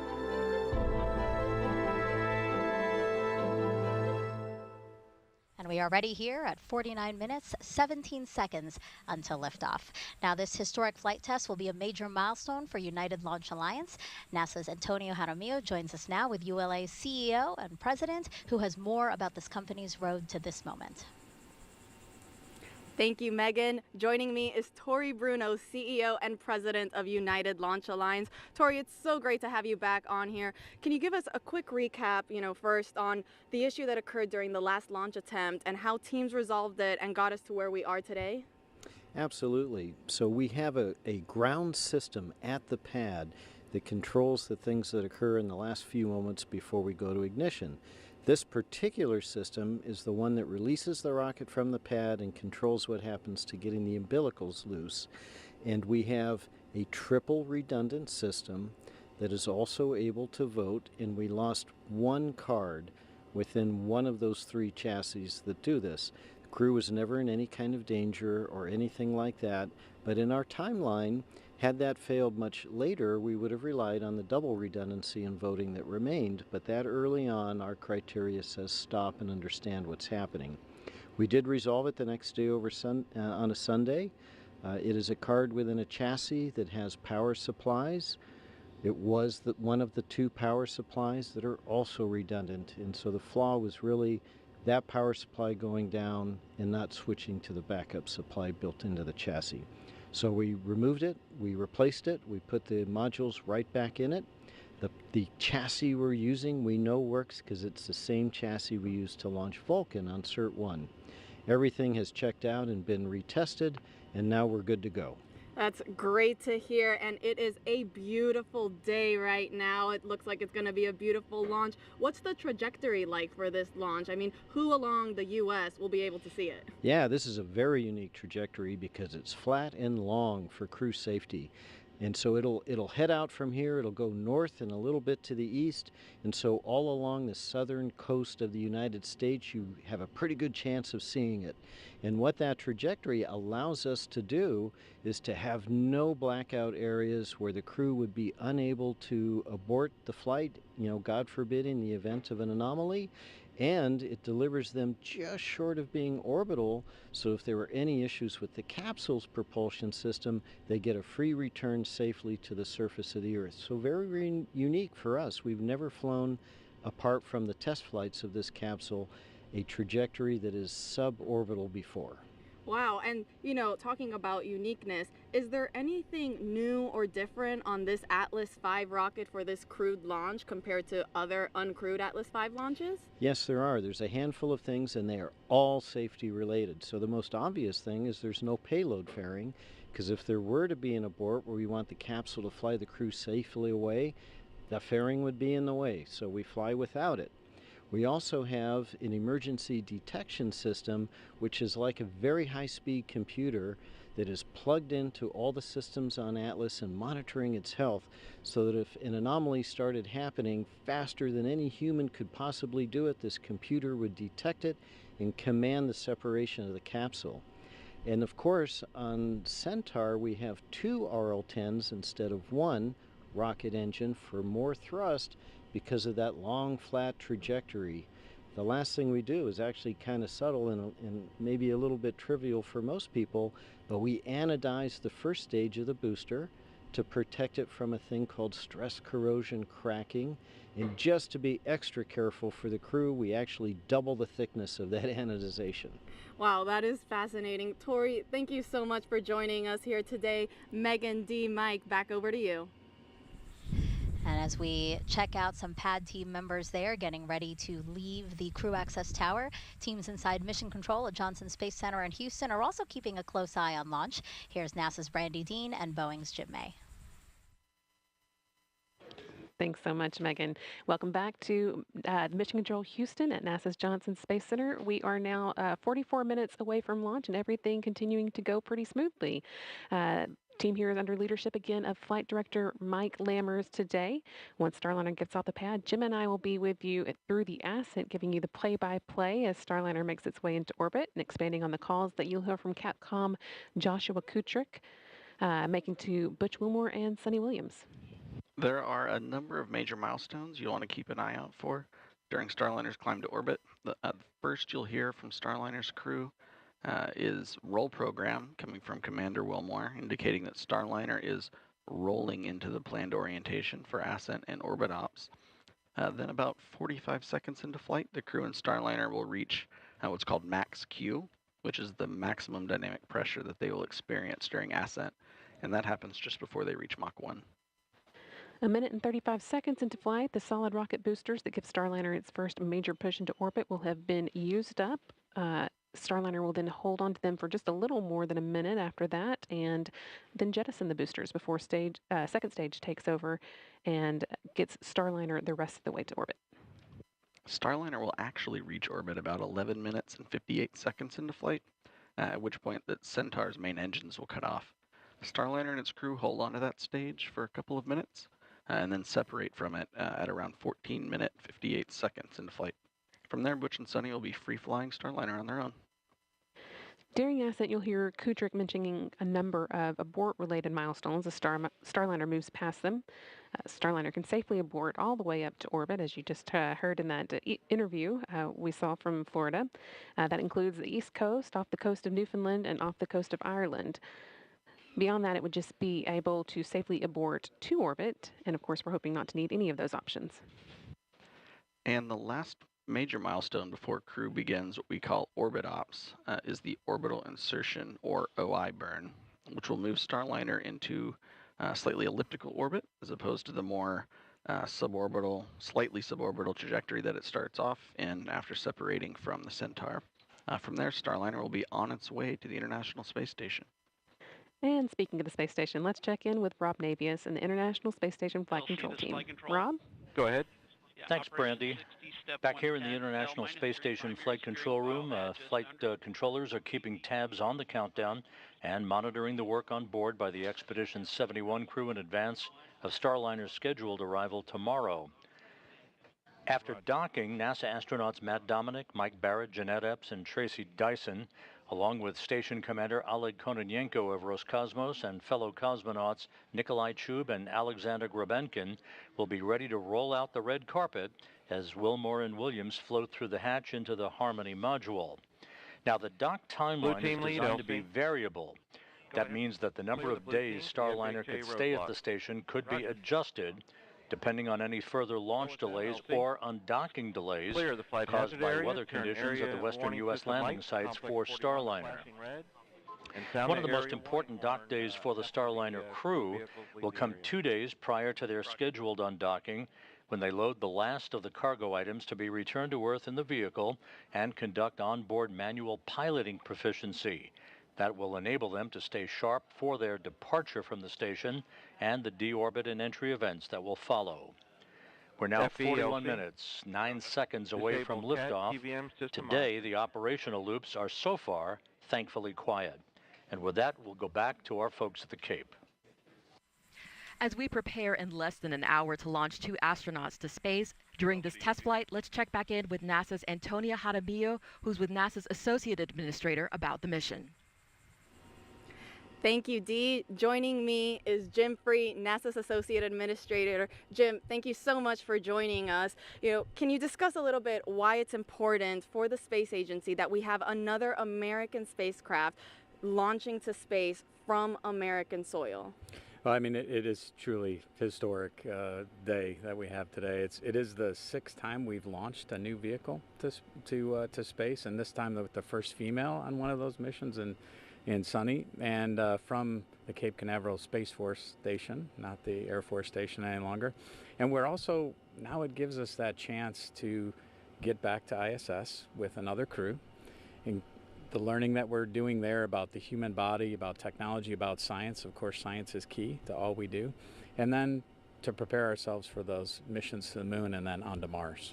Absolutely. You know, a lot of firsts, a lot of important things for sure happening on this mission. You know, you talked briefly on this. Can you discuss again why it's important just in general that we have multiple spacecraft available to send humans to space? We need that access. So right now we have one provider giving us that access to space station. This will give us a second provider, which means if we have a problem with either, we have ways to get our crews to and from station, which helps keep the tempo that we've had for 23 years of having humans in low Earth orbit, but also that opportunity to get the crews back if there's an issue at all, and keep that presence going.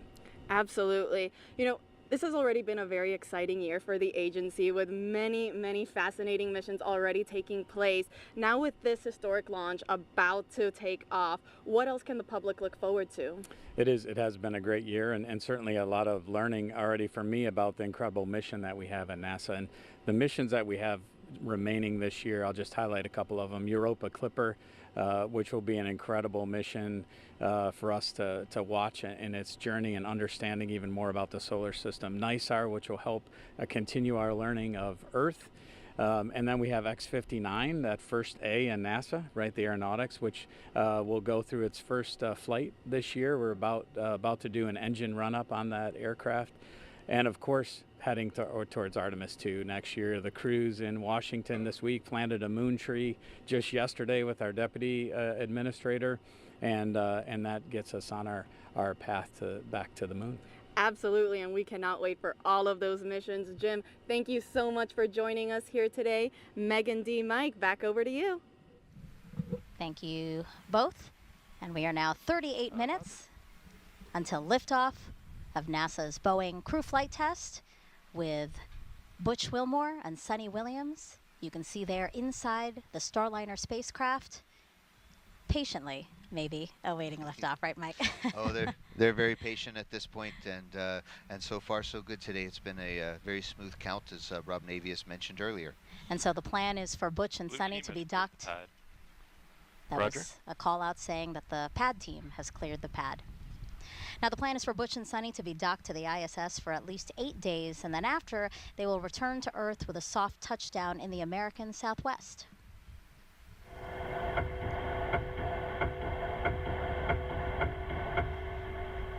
That's video and sound from inside Starliner during its return to Earth 2 years ago as part of the Orbital Flight Test 2 mission.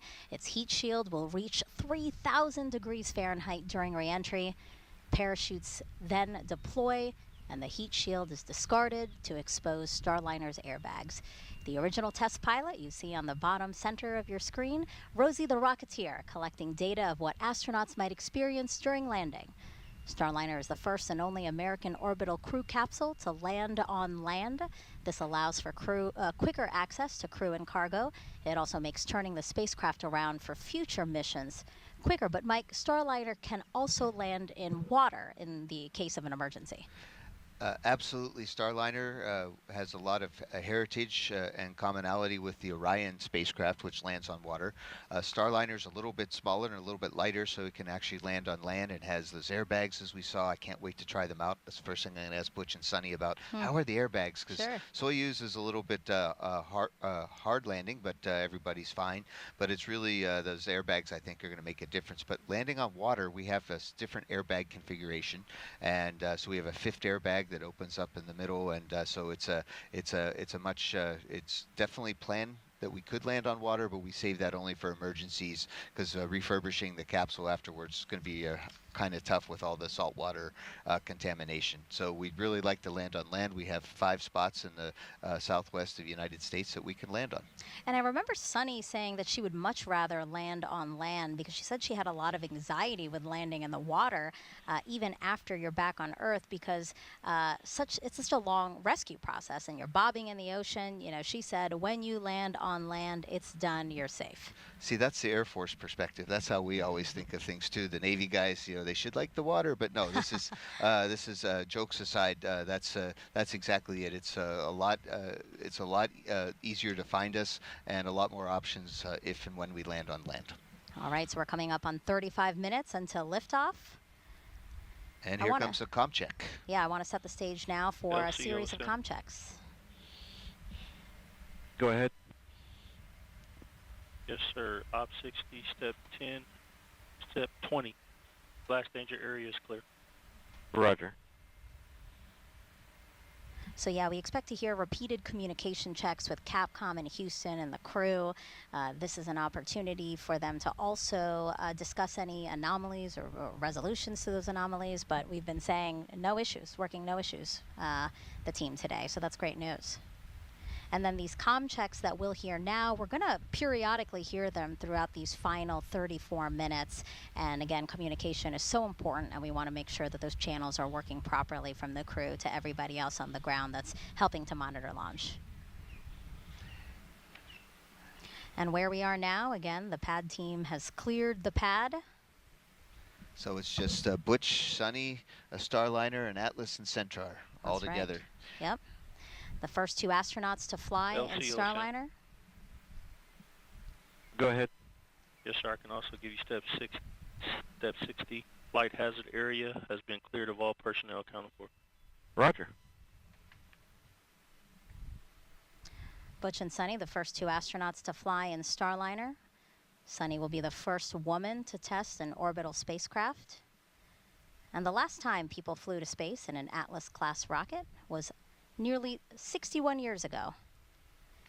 CFT is going to be that final test to certify a second commercial spacecraft to ferry astronauts to and from the space station. And this is a cool fact too, actually. Once in orbit, for the first time in NASA history, the agency will have 3 different crew spacecraft orbiting in space simultaneously. So that's, of course, the International Space Station, the SpaceX Crew Dragon, and then Boeing's Starliner spacecraft. What an incredible milestone. That is an incredible milestone, and NASA's going to break that again, hopefully soon, when we have another spacecraft. We're working here at the Kennedy Space Center to get Artemis and Orion spacecraft up into space, too. So these are exciting times, and we're building a future where there's even more spacecraft in the future with humans on board going to space. And that's more opportunity for future astronauts.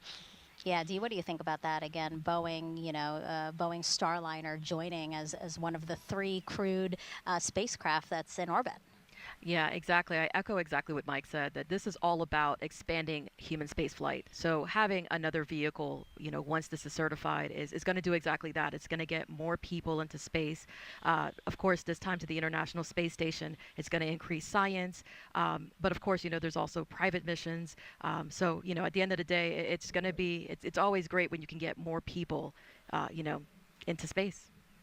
Yeah, and we've been asking you to submit your Ask NASA questions from social media, so let's answer some more of those now. We have this one from, love this name, Shaquille Oatmeal on Twitch asking, what's the life of an astronaut like between launches, Mike? Yes, we spend all of our life, training and wanting to become an astronaut, and then once you're an astronaut, what's it like? And so we do a lot more training. But I'll say that the last time I flew in space, we just had our landing anniversary on June 1st on STS-134, and that was in 2011. That would have been a great day to launch, but we chose not to. But that's 13 years ago. So in the last 13 years, what have I been up to? And that's been helping get Dragon and Starliner up into space, helping my friends aboard the International Space Station as Capcom. I helped Sunny when she was doing spacewalks, and we help each other. It's all part of a big team. And so today it's great to see Butch and Sunny. They've both been waiting a long time to go fly again. Trying to get a 3rd mission or a 4th mission is really, you have to wait and be patient. And Butch and Sunny are going to have they've been working hard on Starliner too. And that's what we do between missions. We help get ready for the next missions and help our friends be ready and support them while they're in space. Yeah, and the Commercial Crew Program is so important because in working with our commercial partners, it really allows NASA to pursue other things, like, again, returning to the moon. Our eyes are set on Mars with the Artemis program. Indeed, and I'll just say I've enjoyed working both with SpaceX and really with Boeing. I mean, when we saw our teammates on the montage earlier, it just it made me tear up a little bit, and I'm not afraid to say that because there's a lot of respect with the team. And let's take another question now. This one is from World Citizen on YouTube asking, does the crew on the space station watch the launch? So right now it's the middle of minus 30 minutes. 30 minutes to go. RC, conduct weather briefing on Channel 8 Weather Conference Net. Roger. Arm controls, start arm hydraulic final preps. Roger. LOX 1, perform pogo suppressor charge. Roger. Prop 1, perform RD180 transducer converter calibration. Roger. P&E 2, perform Centaur LH2 SVV cycle test. Roger. That's all the communications between the launch team, basically all the steps that's needed to get us to T0.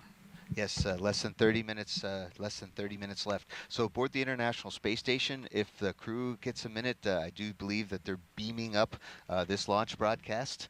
So hi to my friends aboard the International Space Station that they're going to watch the launch. They're very invested in this. They've been waiting for weeks, months for the Starliner to arrive, and we're good friends with the crew on board, so it's going to be very cordial. But yes, I remember watching 29 minutes. the shuttle's launch.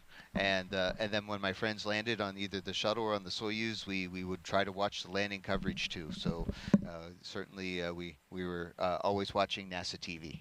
And we did get a chance to talk to NASA astronauts Tracy Dyson and Jeanette Epps prior to launch. Prop 1, LC. Prop 1, go. Are we complete? Yes, RD180 transducer converter calibration is complete and the engine FIV is open. Roger. Flight control, start flight control final prep. Roger. LC, P&E 2. Go ahead. Centaur LH2 SVV cycle tests are complete. Roger. Again, Tracy Dyson, Jeanette Epps, two of the astronauts that are on the International Space Station already. We did get a chance to talk to them prior to launch. Update complete. And they Roger. said they are ready for Butch and Sunny to arrive. They've gotten their areas all set up for them, so they're really excited to welcome them just about 26 hours after liftoff today.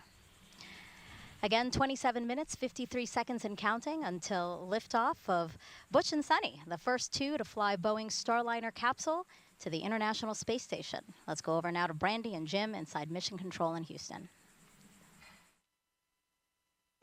Thanks, Megan. Lead CrewFlightTest Flight Director Mike Lammers is getting ready to poll the flight control team here in Houston for a go or no-go, verifying that all of Starliner systems are ready for launch.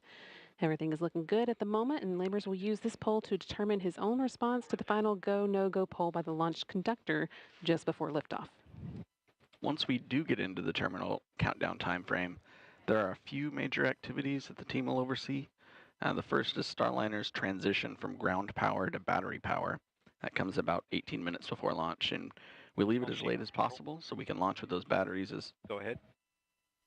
Arm hydraulic final preps are complete. Roger. L minus 27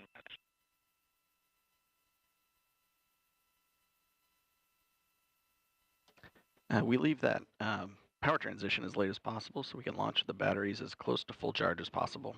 A few minutes later, with less than 10 minutes to go before liftoff, Starliner's ordnance will be armed. That activates the critical systems that are needed to detach all the things that Starliner would ultimately deploy or jettison as it climbs to orbit, or back for a landing if it became necessary. And then finally, just 1 minute and 15 seconds before launch, they'll work with the crew to activate the launch abort system, which would rocket the crew to safety in the case of an abort or on the pad early in the ascent. This will likely be the last you hear from us until liftoff. So we are going to send you back to the team in Florida to let Megan, Dee, and Mike see us through the rest of the countdown. Go Starliner. Now let's take a closer look at Starliner, the next generation crew capsule that you see atop the Atlas V rocket there on launch pad 41 on Cape Canaveral Space Force Station.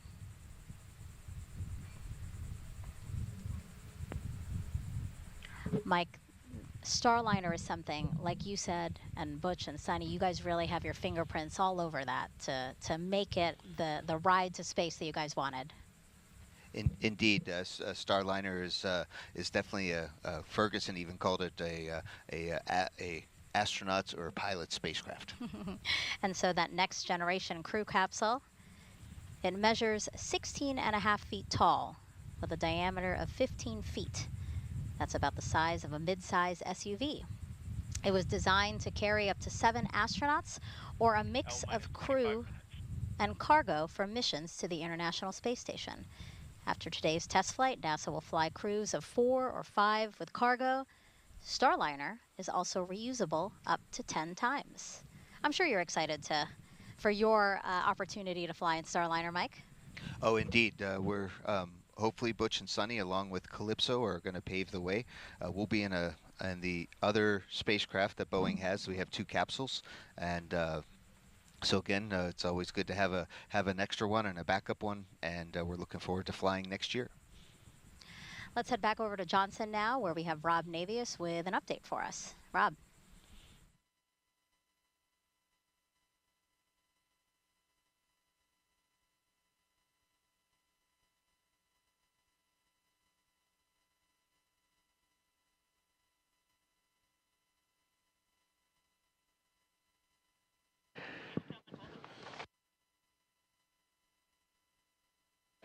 As we mentioned earlier, in the midst of Starliner arrival preparations on the station, NASA astronauts Matt Dominic, Tracy Dyson, Jeanette Epps, and Mike Barrett are preparing spacesuits to be used for a trio of spacewalks scheduled to begin on June 13th. Other maintenance work is also planned for today by the expedition crew as they gear up for the docking of Starliner tomorrow to the forward port of the Harmony module. Once Starliner docks, it will be the 6th visiting vehicle at the International Space Station, a crowded house 260 miles above the Earth. We're standing by here in Mission Control for the Atlas V to take flight and for a new chapter in human spaceflight history to begin just 23 minutes from now. With that, we'll head back now to the Kennedy Space Center.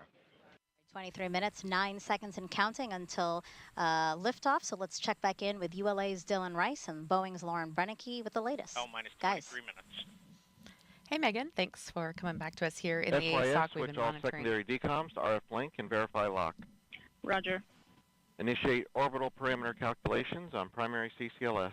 Roger.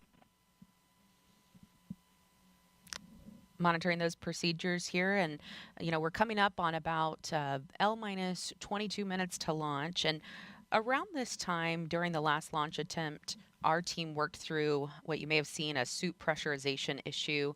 They worked very quickly around this time in the countdown to make sure that everything was going smoothly with this. But when we switched to internal power at L minus 18 minutes, that triggered a small voltage trip, and flight software correctly identified it and turned off the fans. So we quickly turned them back on, just like you would do with your computer, off and on.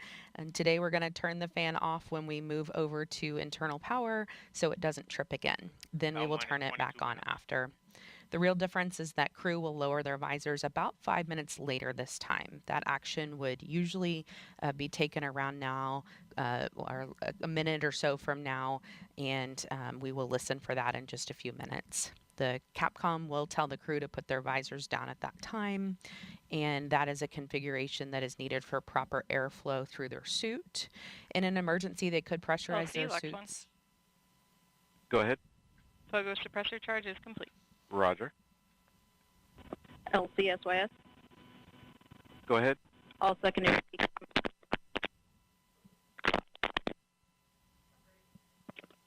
Secondary. Yeah, you're breaking up, SYS.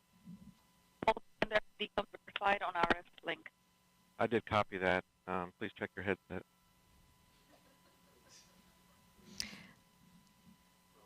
All right, as I was saying, that in an emergency, they would be able to pressurize their suits quickly if needed.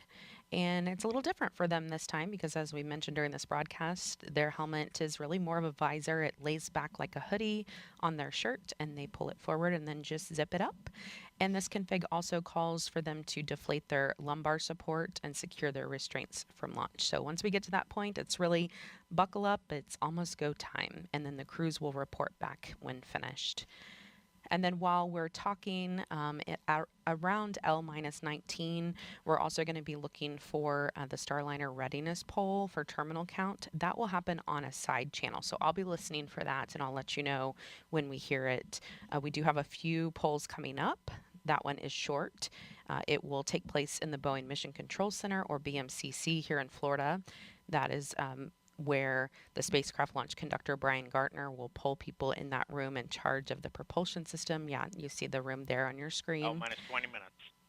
P&E1, reinitiate AHB charging. Roger. RLM, verify redline monitor and event table are in the correct configuration for terminal count. The lumbar support. Verify. RC, verify solar radiation, acceptable for launch. Verified. Right, you might have heard, kind of came in faintly. Starliner copies. They asked them to go ahead and deflate their lumbar support. Wasn't sure if we're going to hear a little bit more about that.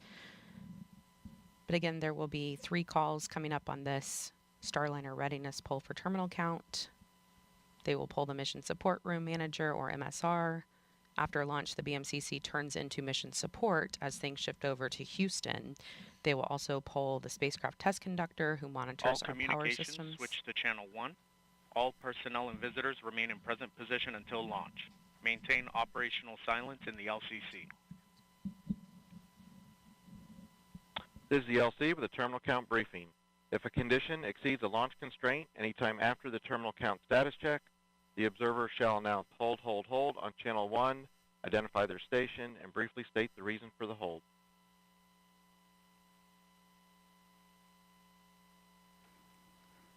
So, Lauren, as we were mentioning earlier, there's been traffic on multiple side nets, and that announcement that you just heard is Chief Launch Conductor Doug Lebo now bringing the team out from the individual subsystem nets, bringing everybody to the command channel, channel 1, for the final minutes of the countdown here. So we're gonna start to hear more traffic on the command channel as we start to do our final configuration steps for launch. So we're going to hear a couple of things. We're going to hear... minus 18 minutes. Flight control, perform launch on time verification. Roger. We're going to hear some final avionics checks like that last call. We're going to hear hold fire switch verification. The range hold fire system allows representatives from Space Launch Delta 45 a hold button in the up the road at the Morrell Operations Center. So if there's an issue or range safety issue that comes up, they can press a button and automatically stop our sequencer. So that's called a hold fire check. Those hold fire switches will be configured shortly, and we'll also start to hear calls about wrapping up our helium bottle charging on both the first and second stage. And Dylan, as you mentioned, with the traffic on the loops increasing a little bit, you at home may notice that we are speaking less, and so we are going to be listening to some of these things on time verified. As they happen live with Roger. you. And we feel it's important for you to be able to... Go ahead. AHB charging reestablished and at flight mass. Roger. minus 17 minutes. OSM, place SRB ignition SNA switch in the enable position. SRB ignition enabled. Verify FCO, RCO, and OSM hold fire switches are in their proceed position. Ready to proceed. All right, we're going to send it over to NASA's Daryl Nail at Hangar AE. Daryl. All right, thank you very much. And getting a final look at the weather, I could tell you this, it's a beautiful day to fly. Outside, our launch weather officer told us that there's no change in the forecast. We are 90% go, and what a beautiful shot of our beaches here from the courtesy of our chopper team here at the Kennedy Space Center.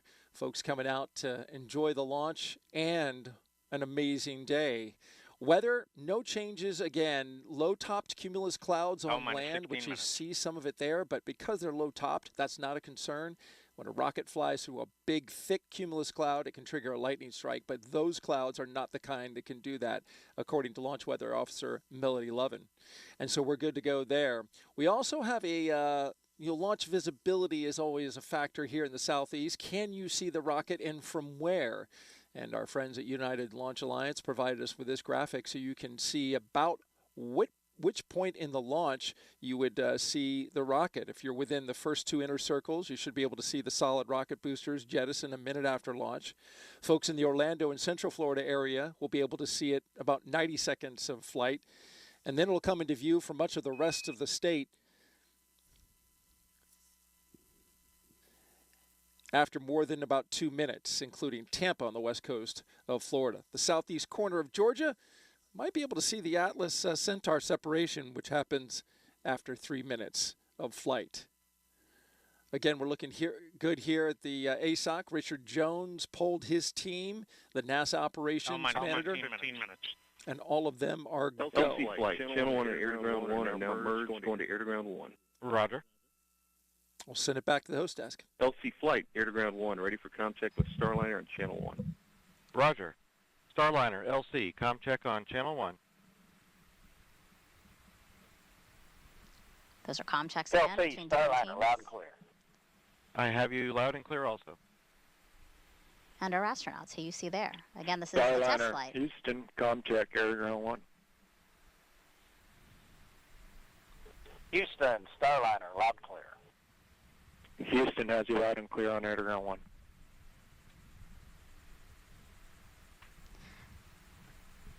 Test flight, and Boeing is working towards certification. To do that, there are a total of 87 flight test objectives and many more operational capability checkouts. So take a look at some of the main objectives with the crew on board. I'll go through a couple of them here. So they will demonstrate the performance of crew-related equipment. The crew will perform hatch operations and transfer emergency equipment. They will also evaluate the vehicle and transfer cargo while in a docked configuration. They'll conform functionality of manual piloting and deorbit with a successful separation of the crew module from the service module. And finally, they will demonstrate Starliner's entry and descent. 13 minutes and 24 seconds from only the 6th time NASA astronauts will launch on a new spacecraft designed for crew. And if you're curious about the previous 5 flights, we have you covered. Check out our video here. Mercury Redstone 3 was the first test flight. Alan Shepard, May 5th, 1961. Gemini 3 with astronauts Gus Grissom and John Young launched March 23rd, 1965. Apollo 7, October 11th, 1968, with Wally Schirra, Don Isley, and Walt Cunningham. STS-1 launched with astronauts John Young and Robert Crippen, and it launched April 12th, 1981. Starliner Houston, your suit fan Bravo is repowered. It looks good. Please close your visors. Column closed. You saw video there of Demo 2, May 2020, Doug Hurley, Bob Benkin. And then, of course, today's NASA's and Boeing's crew flight test with Butch Wilmore, and Sonny Williams. You know, Mike, 12 minutes and 15 seconds to go. How are you feeling? I am excited. I'm grateful to ULA and Boeing and NASA team that we are sharing this historic moment together. Go Starliner. Yeah, our hearts and well wishes are with Butch and Sonny as they make history testing what is poised to be the second commercial crew vehicle that is certified to ferry people to and from the International Space Station. So with 11 minutes and 46 seconds to go, let's send it back over to ULA's Dylan Rice and Boeing's Lauren Brennicke to walk us through the final moments of today's launch countdown. Let's do it, guys. Let's do it, Megan. We just heard the Starliner readiness poll is a go. We know the crew's visors are down now, so we are moving along smoothly into the final 11 minutes and 30 seconds of this countdown. This is an instantaneous launch window today, which means that we will launch when the orbital path for the ISS aligns with the Space Coast. Once we get into orbit, Starliner will be working to catch up with the space station, eventually reaching speeds of more than 17,500 miles per hour. It'll take about 25 hours or so to get there. And we are going to be watching here any minute. Minus 11 minutes. For the crew access arm. Control, so the crew access arm for launch.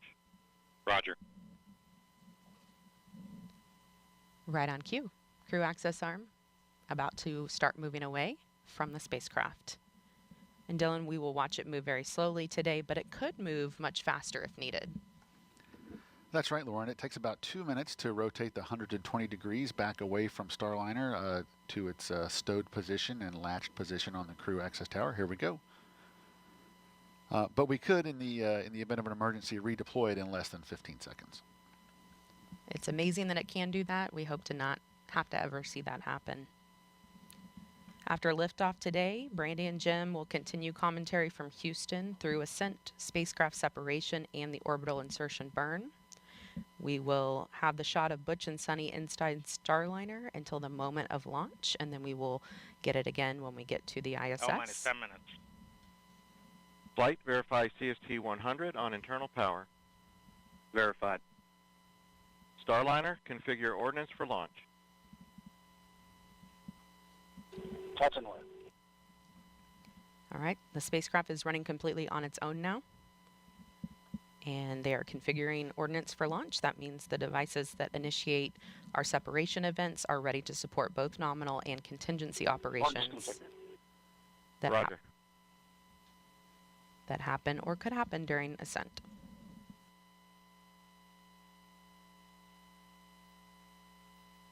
So Lauren, we're just about 2.5 minutes now away from our terminal count status check.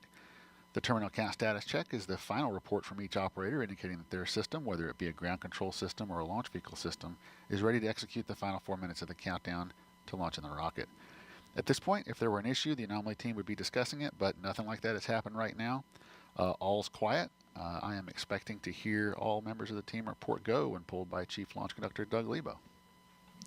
And we're actually hearing on a side channel that they are preparing for the launch vehicle systems poll. This is the long one. A lot of people view this as their favorite poll. It's kind of fun to listen to them list off each system, and then that team will give a final go or no go for launch.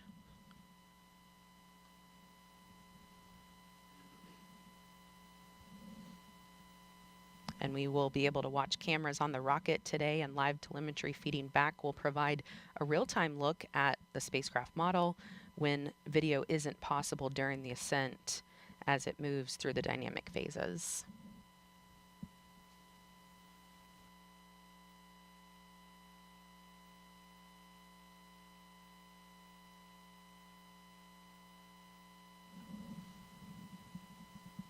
L-minus 8 minutes.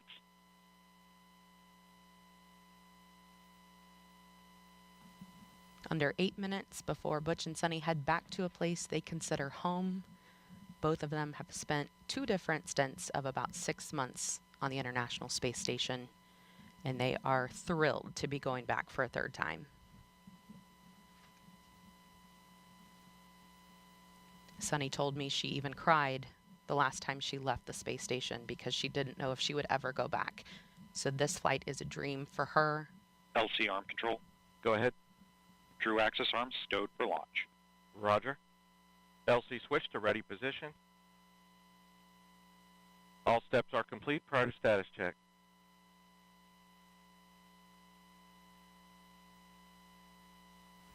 Let's listen in to Chief Launch Conductor Doug Lebo conduct that final terminal count status check as we prepare for launch.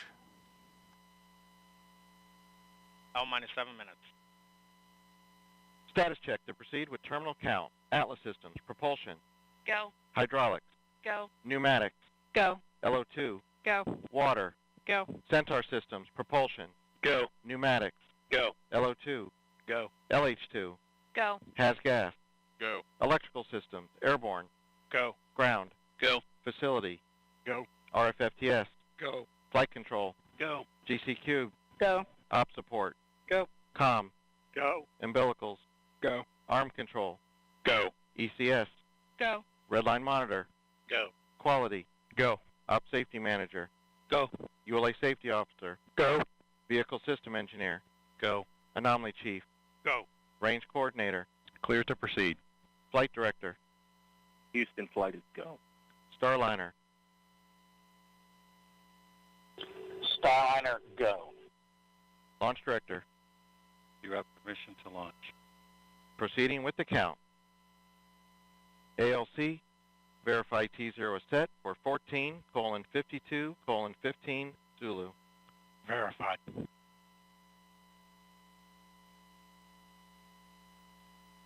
Starliner, net is clear. Thank you, LC. For everybody listening, just a thought. Sonny and I, as we were traveling to the pad, we saw many American flags, and many of you were waving flags at us. And then as we reached the pad, we look up, and of course there's that American flag on the side of the White Room, also one on the side of the rocket itself. And we know that that represents unity and resilience. and unified efforts for the common good. And that's what Sonny and I have witnessed this last month. Each of you displaying what this nation's forefathers envisioned, a people committed to God, family, and country, a people who use their gifts and talents for the common good, and are passionate and tough. And we all know that when the going gets tough, and it often does, the tough get going. And you have. And Sonny and I are honored to share this dream of spaceflight with each and every one of you. So with that, LC, let's get going. Now let's put some fire in this rocket, and let's push it to the heavens where all these tough Americans have prepared it to be. Let's go, Calypso. Take us to space and back. LC flight, Starliner configured for terminal count. On my mark, Roger. the time will be T-minus 4 minutes and counting. 3, 2, 1, mark. 3:55. Resumed for Ground on-time power is enabled. liftoff.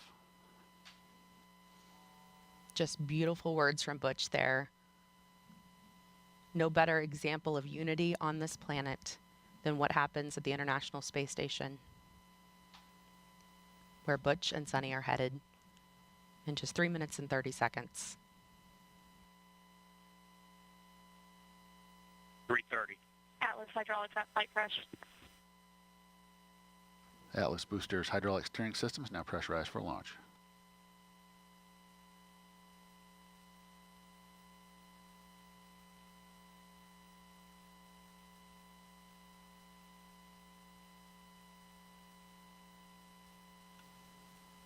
Starliner's LAS prop valves are configured for launch, the propulsion valves that need to be open in the case of an abort from the pad. 3 minutes. Pressurizing Atlas tanks. Securing LO2 topping. 250. FTS internal.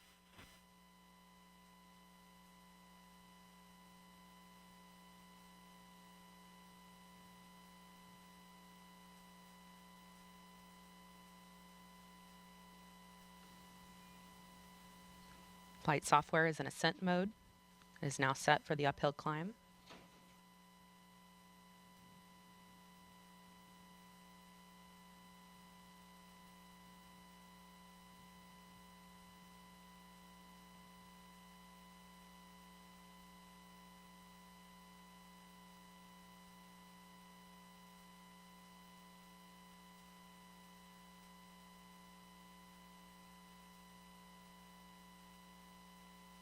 $159. Vehicle internal. 155. Launch sequencer start. 150. Securing Centaur LH2. Securing Centaur LO2. Vehicle is now transferred to its onboard batteries, and topping is 140. completed. Launch enabled. 137. FTS armed.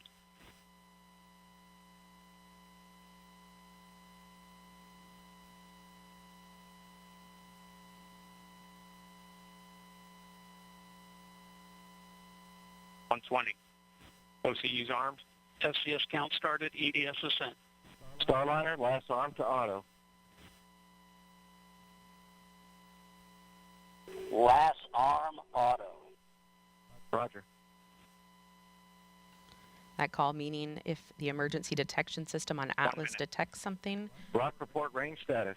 Range green. 54. POP started. It will trigger the launch abort system on Starliner and fire automatically. If that happened, the spacecraft would push itself away from the rocket a mile up and a mile out. Atlas at flight press.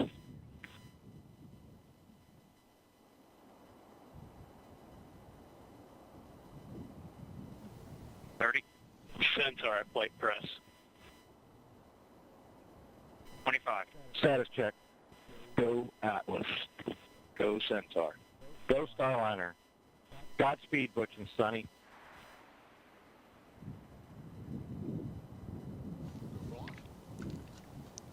10, 9, 8, 7, 6, 5, 4, 3, 2, 1. Ignition.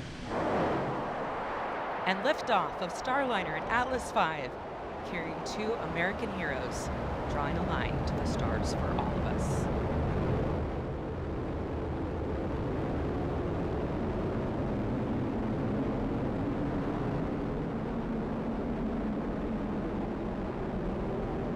Commander Butch Wilmore there, calling down to Mission Control here in Houston that the spacecraft has begun rolling into the right attitude for its ascent, and the Guidance, Navigation, and Control Officer here in the room seeing good data on that.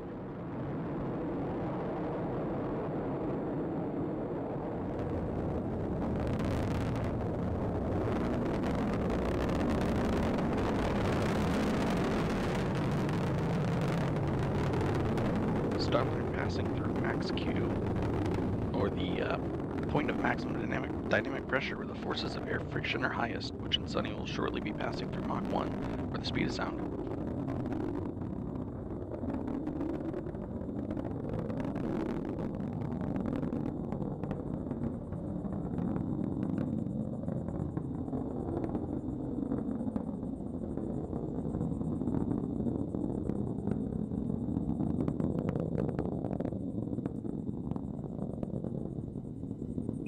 You got a good throttle up.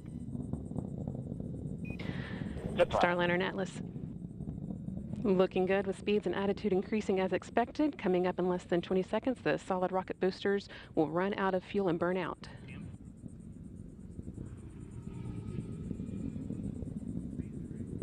Good SRB burnout.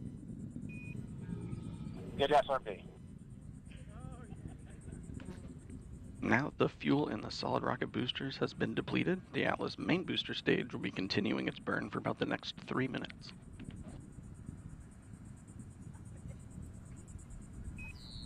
Good handle. Good handle. That call, good handle, from Capcom Joshua Kutrick, indicating that the crew now has the ability to initiate an abort manually if needed. All looking good so far. Now 2 minutes into Starliner's flight and coming up on the solid rocket booster jettison at the 2 minute and 40-second mark.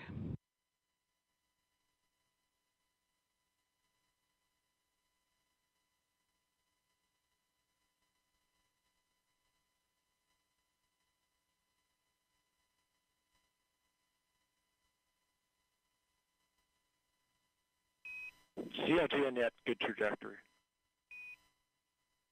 CLG. The solid rocket boosters have now been jettisoned after seeing Starliner through its first 90 seconds of flight. Team on the ground here confirming that it was a good jettison and that the vehicle's trajectory continues to look good. Now 3 minutes into today's flight.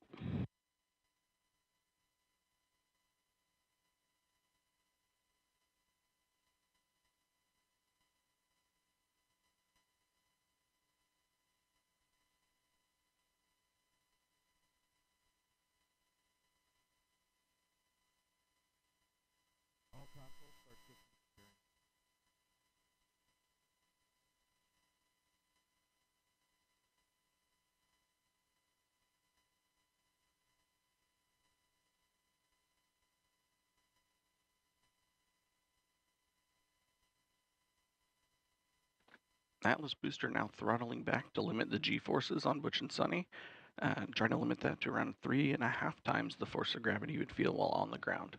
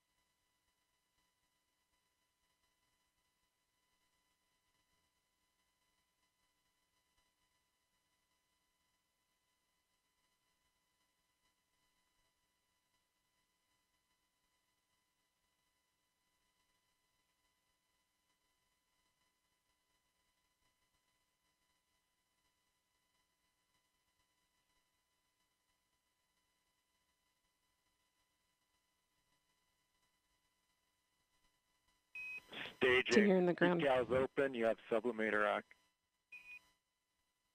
Decal sub act. Decal. Great act. Team on the ground reporting that they saw the ascent cover on top of Starliner that's been protecting the spacecraft's docking system through its climb into orbit. They saw that jettison as planned. Staging was good. You have good control. And now the second stage's 2 Centaur engines have ignited to continue pushing Starliner into space, fueled by liquid hydrogen and liquid oxygen. The next milestone that we'll be watching for is the aeroskirt jettison.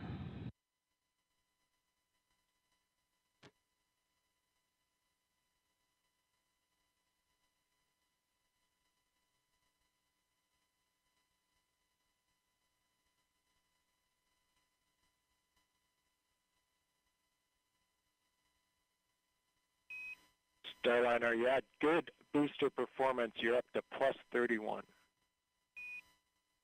Plus 31.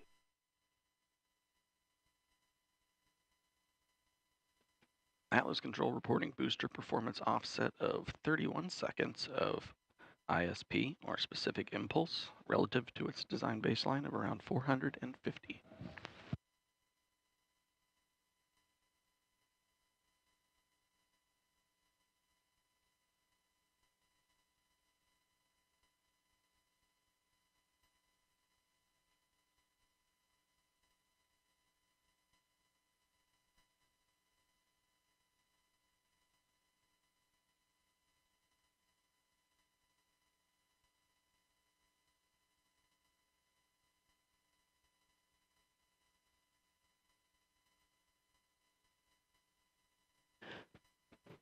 All continuing to perform well, almost 7 minutes into today's flight.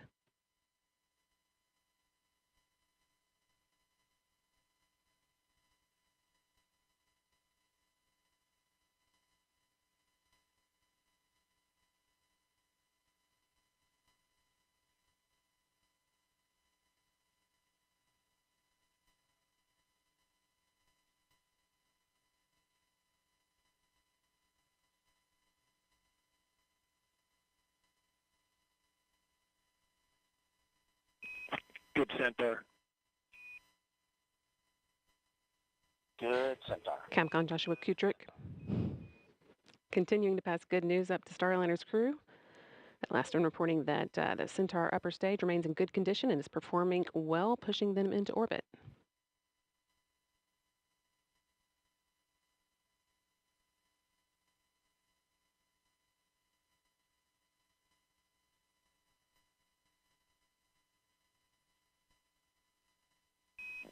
St. John's open.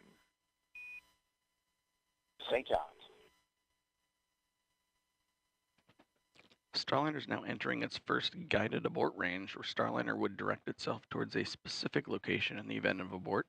In this case, just off the coast of St. John's, the capital of the Canadian province of Newfoundland Labrador.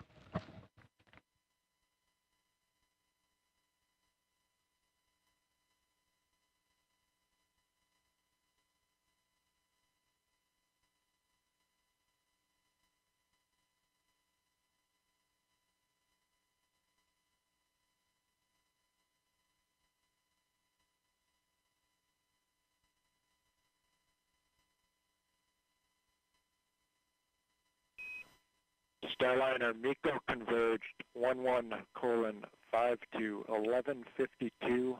Good perf. You're at 34 to 36 seconds. 11:52. 34 seconds. That call letting the crew know that the main engine cutoff, MECO, should happen just about on time, about 12 minutes into today's flight. Another good indication that Starliner's ascent is taking along exactly as expected. Main engine cutoff is a major milestone marking Starliner's arrival on orbit.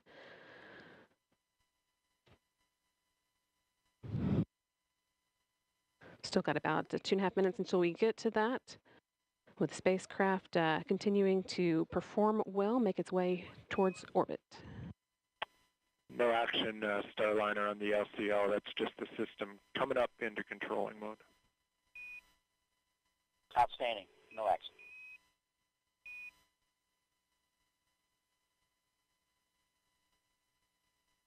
Once the main engine is cut off, the next step will be the launch vehicle separation. That's set to occur just short of 15 minutes after launch, when Starliner will separate from the rocket and fly free in space for the first time.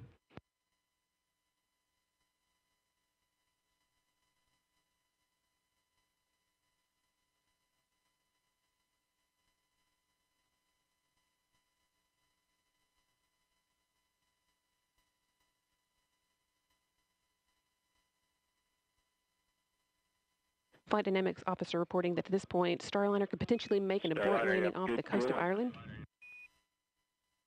Get cooling. And they're, again, all continuing well, so we're not expecting to need that abort.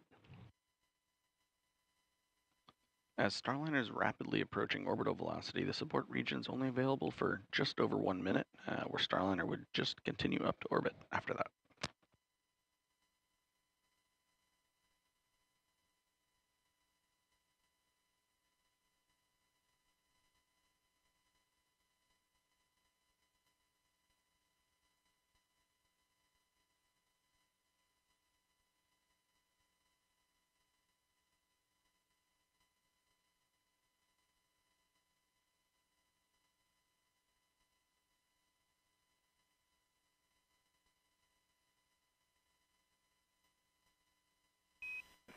Seconds to MECO. Just 30 seconds to go. Now until main engine cutoff, marking Starliner's arrival on orbit.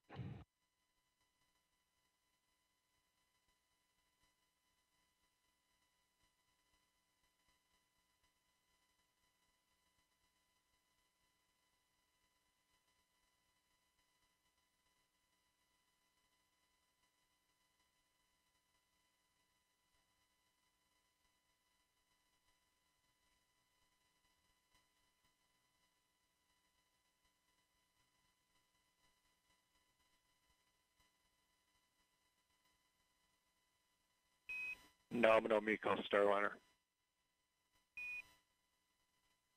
Nominal MECO. And with that nominal MECO call, that's main engine cutoff. We've got good energy, meaning a good velocity for continuing to orbit, and a good plane, meaning Starliner's trajectory is aligned with the International Space Station for rendezvous tomorrow.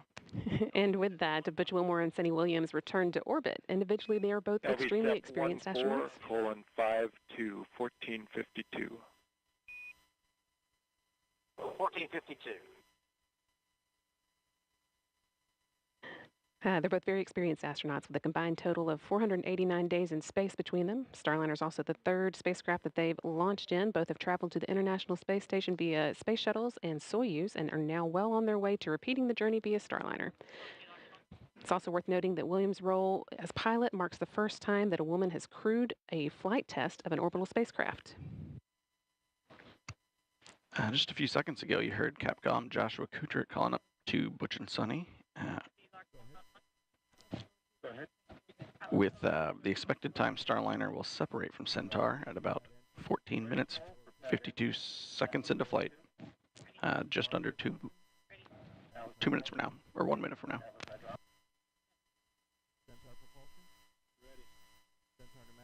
That is actually the last major milestone for Starliner's ascent. All the hard work is done, but we need for Starliner to be flying on its own before it can begin heading towards the International Space Station. There's a slight pause in the action here while Centaur repressurizes and does some attitude control.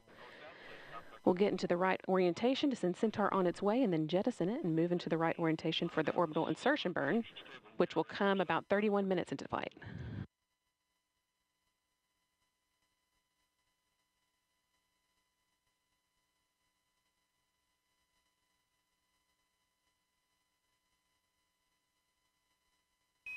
No action on the cabin temp Starliner. No action.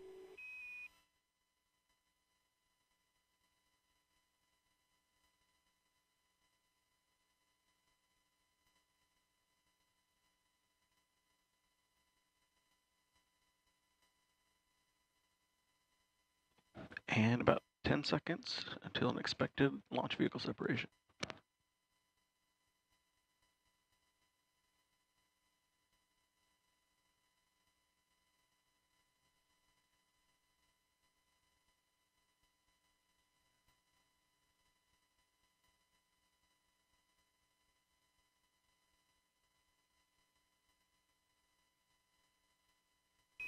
LV-SEP confirmed.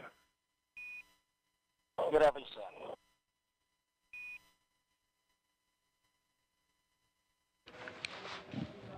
And now that Starliner has separated from this Centaur upper stage, we have a big thank you to our partners at ULA, providing Butch and Sunny a smooth ride to space. That is not the end of today's orbit activity, though. The team will now be getting ready for the orbital insertion burn, which comes 31 minutes after flight. So that's still about 15 minutes away now.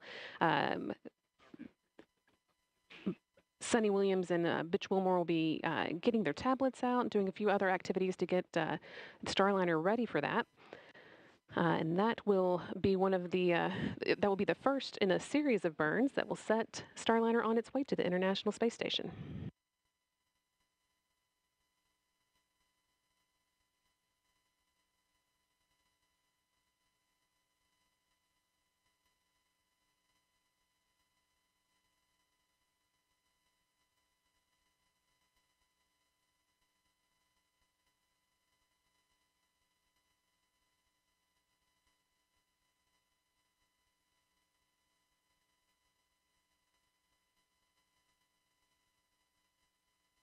Once again, Starliner with astronauts Butch Wilmore and Sunny Williams on board launched from Florida, the Cape Canaveral Space Force Station, Launch Pad 41 at 9:52 a.m. Central, 10:52 a.m. Eastern today, and they have now made it into orbit. Your nominal TDRS show MDL is active. You have good targeting for OI.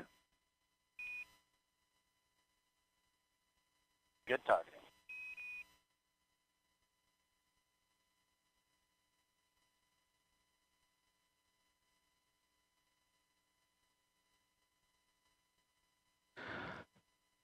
With the call for good targeting and information about Starliner's TDRS schedule being good, means that we've got good communication with the ground. TDRS is the tracking relay data satellites that Starliner uses to talk to the ground, and the flight controllers on the ground are seeing the dynamic.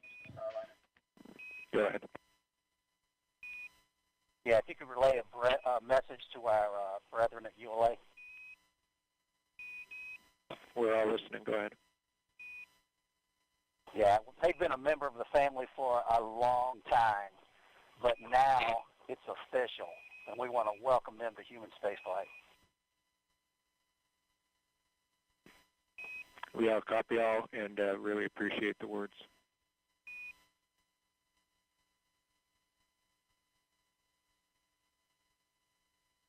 And Houston Starliner, we are on the tablets and in insertion monitor. Copy tablets, we're with you, insertion monitor.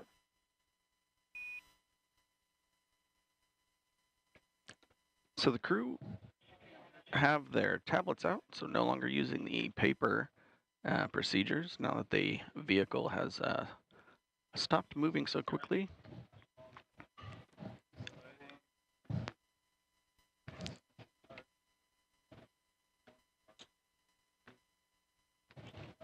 So there's a handful of things that the crew's going to do now, mostly just prepare the inside of the cockpit so they are looking at the right data to prepare for the upcoming orbital insertion burn.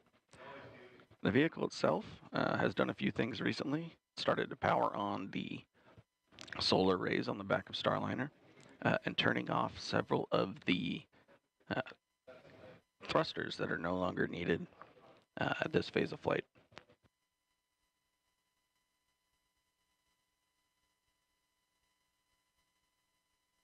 Upcoming in about 4 minutes, Starliner is going to start to orient itself in the direction it needs to do the orbital insertion burn. And the crew inside the vehicle will be turning the wireless access point on and allow them to stream some of the data from the spacecraft onto their procedure tablets.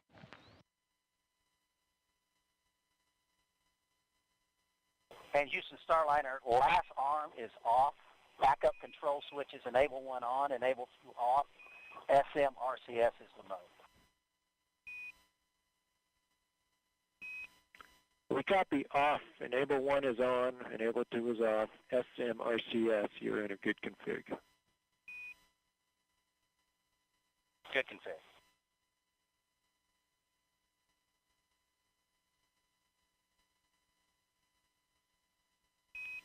Your EXDV targets are on board and good. Good EXDV.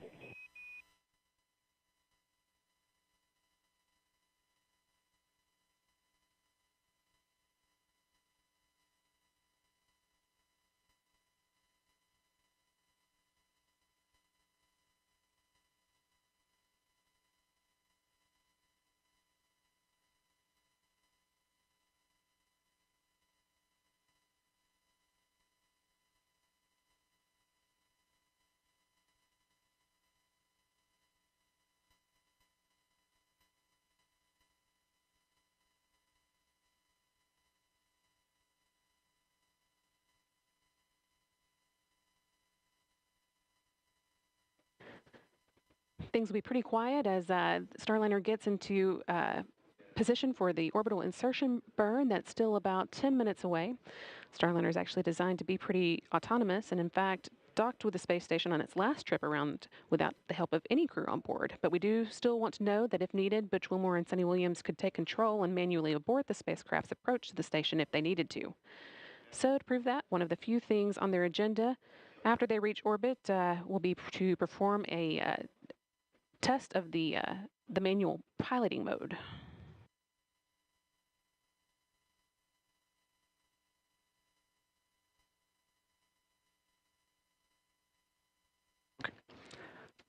This test will involve first pointing Starliner's nose towards the Earth so that its communication antenna on the back of the service module is pointed at the satellites, the teeter satellites that allow it to communicate with the team on the ground.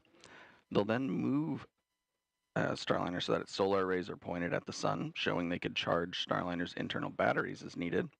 And they'll follow that up with a demonstration of the star trackers, one of the ways that Starliner determines where it is in space, pointing Starliner away from Earth so that the system, the Vesta system, can get a good look at the stars. The next step will be for the crew to manually speed Starliner up and then slow back down, which will slightly raise and then lower their orbit and prove that they can manually break away from the orbit that the space station is in if they needed to. At that point, they can move on to the last items of the still no test. action on your cabin temp. You're in a good config. It's 74 degrees in there. Yeah, and that's just due to that T2 sensor sitting beside the light. So we're actually going to inhibit that particular sensor. We'll let you know when we bring it back online. Okay, great. Looks like we're on our way to thrust align. Concur. Josh Kutrick calling up that the crew can ignore some alarms they're seeing on the temperatures inside Starliner. That's just a result of one of the sensors being next to a light that's causing it to show higher than it actually is, but it sounds like the crew are pretty comfortable and are getting into place for that orbital insertion. As I was saying, after they have manually broken away from the orbit of, proven that they can manually break away from the orbit of the space station, they are going to move on to the last items of their test for tonight. That's manually moving Starliner into the right orientation for re-entering the atmosphere, and then moving back into the attitude that will let them soak up some sun with the solar arrays and try a different method of manually charging the spacecraft's batteries. But again, once that all has to wait until after the orbital insertion burn. This is, again, the first of several burns that will put Starliner on its way to the International Space Station. We've still got about 6.5 minutes until we fire up the engines for that burn.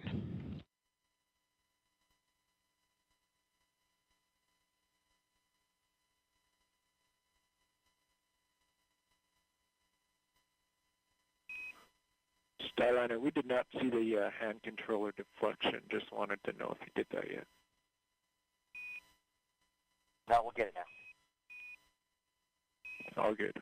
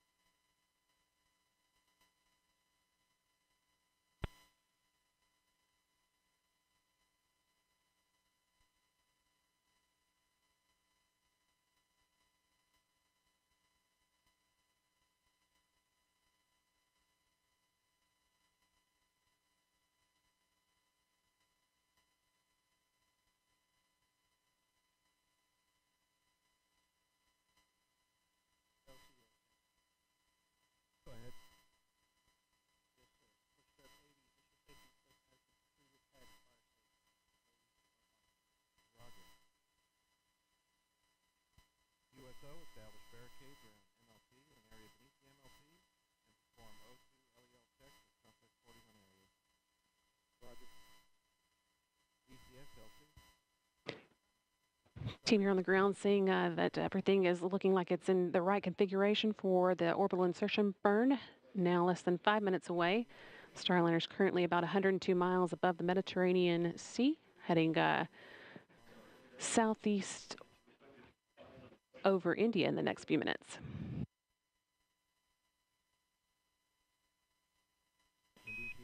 Starliner, good config for the OI burn. Good config for OI. And good config from the OI burn. Crew and ground controllers noting that Starliner is pointed in the direction it needs to for the OI burn. This should also be about the time that the crew are using their tablets for their procedures, also charging them, keeping them topped up for the rest of the rendezvous. We unfortunately won't have a view of Williams and Wilmore as they work through this procedure. Although we had a view of them from inside the cabin on the ground, Starliner isn't able to send that view to us again until it gets to the International Space Station. So you'll be seeing this screen quite a bit as Starliner was getting into the right position for the burn. And actually just now you can see some of the engines firing that help it steer and move around in space. And you can also see what attitude it's in at any given time. Lots of good information on this screen. It is.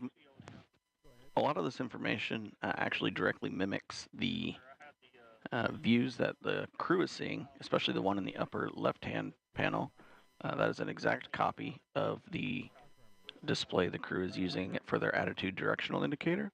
It also covers what mode their translational hand controller and the translational pointing is in.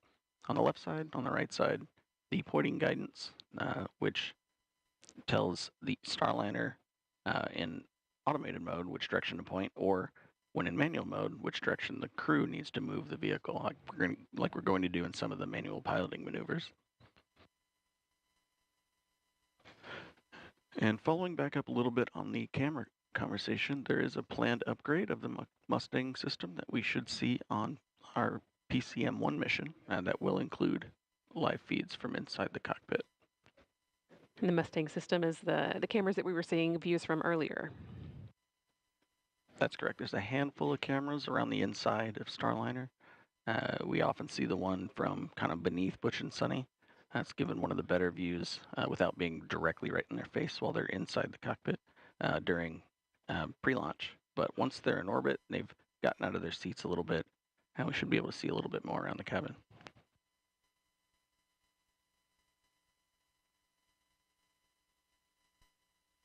Will, though, as you've already heard, continue to hear regular audio updates from the crew. Everything going well now that Starliner is just under 30 minutes into today's flight. We've got about a minute and a half left to go into that orbital insertion burn that will be kind of the final end cap, really, to today's ascent, which, again, took place at 10:52 a.m. Eastern when Butch Wilmore and Sunny Williams launched inside the first Starliner to carry crew members on board from the Cape Canaveral Space Force Station, Launch Pad 41. They made it to orbit about 14 minutes later, and now we are just again waiting for this first of a series of burns that will set Starliner on its way to a rendezvous with the International Space Station that is scheduled to take place at 12:15 p.m. Eastern, 11:15 a.m. Central tomorrow.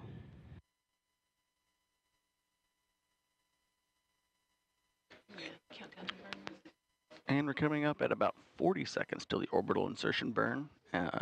This burn is going to take Starliner out of its slightly suborbital trajectory and push it up to an altitude that will allow us to catch up with ISS for a rendezvous later tomorrow.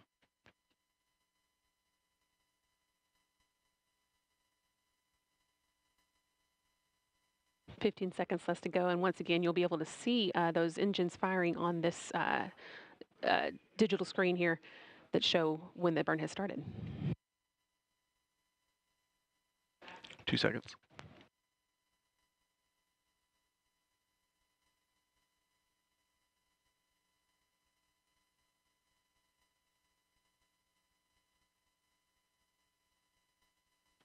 And flight controllers here in Houston, seeing 4 good OMACs, good burn.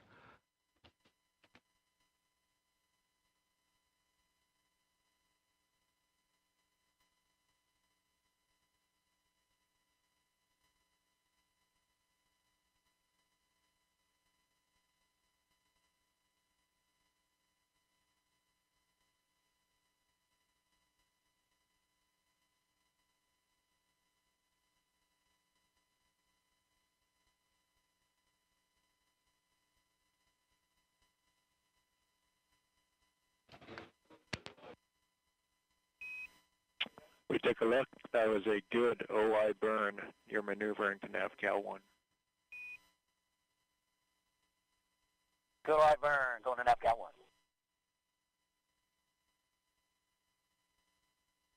1. And with that call up, both crew and flight controllers agreeing that that was a good OI burn. I'm looking at the trajectory plot here in Mission Control. I see our trajectory pointing us directly up to the altitude we need to go to for the next burn. Right now, Starliner is moving into NavCal mode, or NavCal attitude. That's going to be the first of several positions that Starliner, directions that Starliner points itself to track some of the stars from the Starliner and update the position inside of the position orientation of Starliner inside of its guidance, navigation, and control algorithms. And of course, you're seeing lots of happy faces and cheers here there in Florida. Everybody glad to see Starliner safely in orbit with Butch Wilmore and Sunny Williams in tow, sending it on its way to the International Space Station for docking tomorrow at 12:15 p.m. Eastern Time. Once again, Starliner safely on orbit, has conducted a good orbital insertion burn, and is on its way.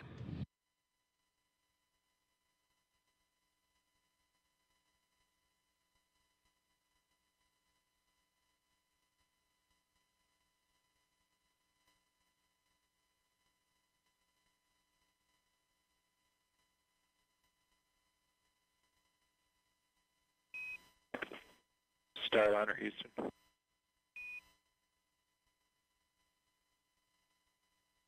Go ahead, Starliner, Houston. Yeah, you do have good cooling. The sublimator is working. We are watching it, though, because the water usage is just a little more than we thought we were going to see. You probably noticed that. It's a reason for the advisory there. From the ground, we'd like to swap you over to the other leg. So we're going to close sublimator leg 1, wait for about 60 seconds, and then open up leg 2. You'll see us do that. No impact or action. Okay, we copy. We'll be watching. Thank you.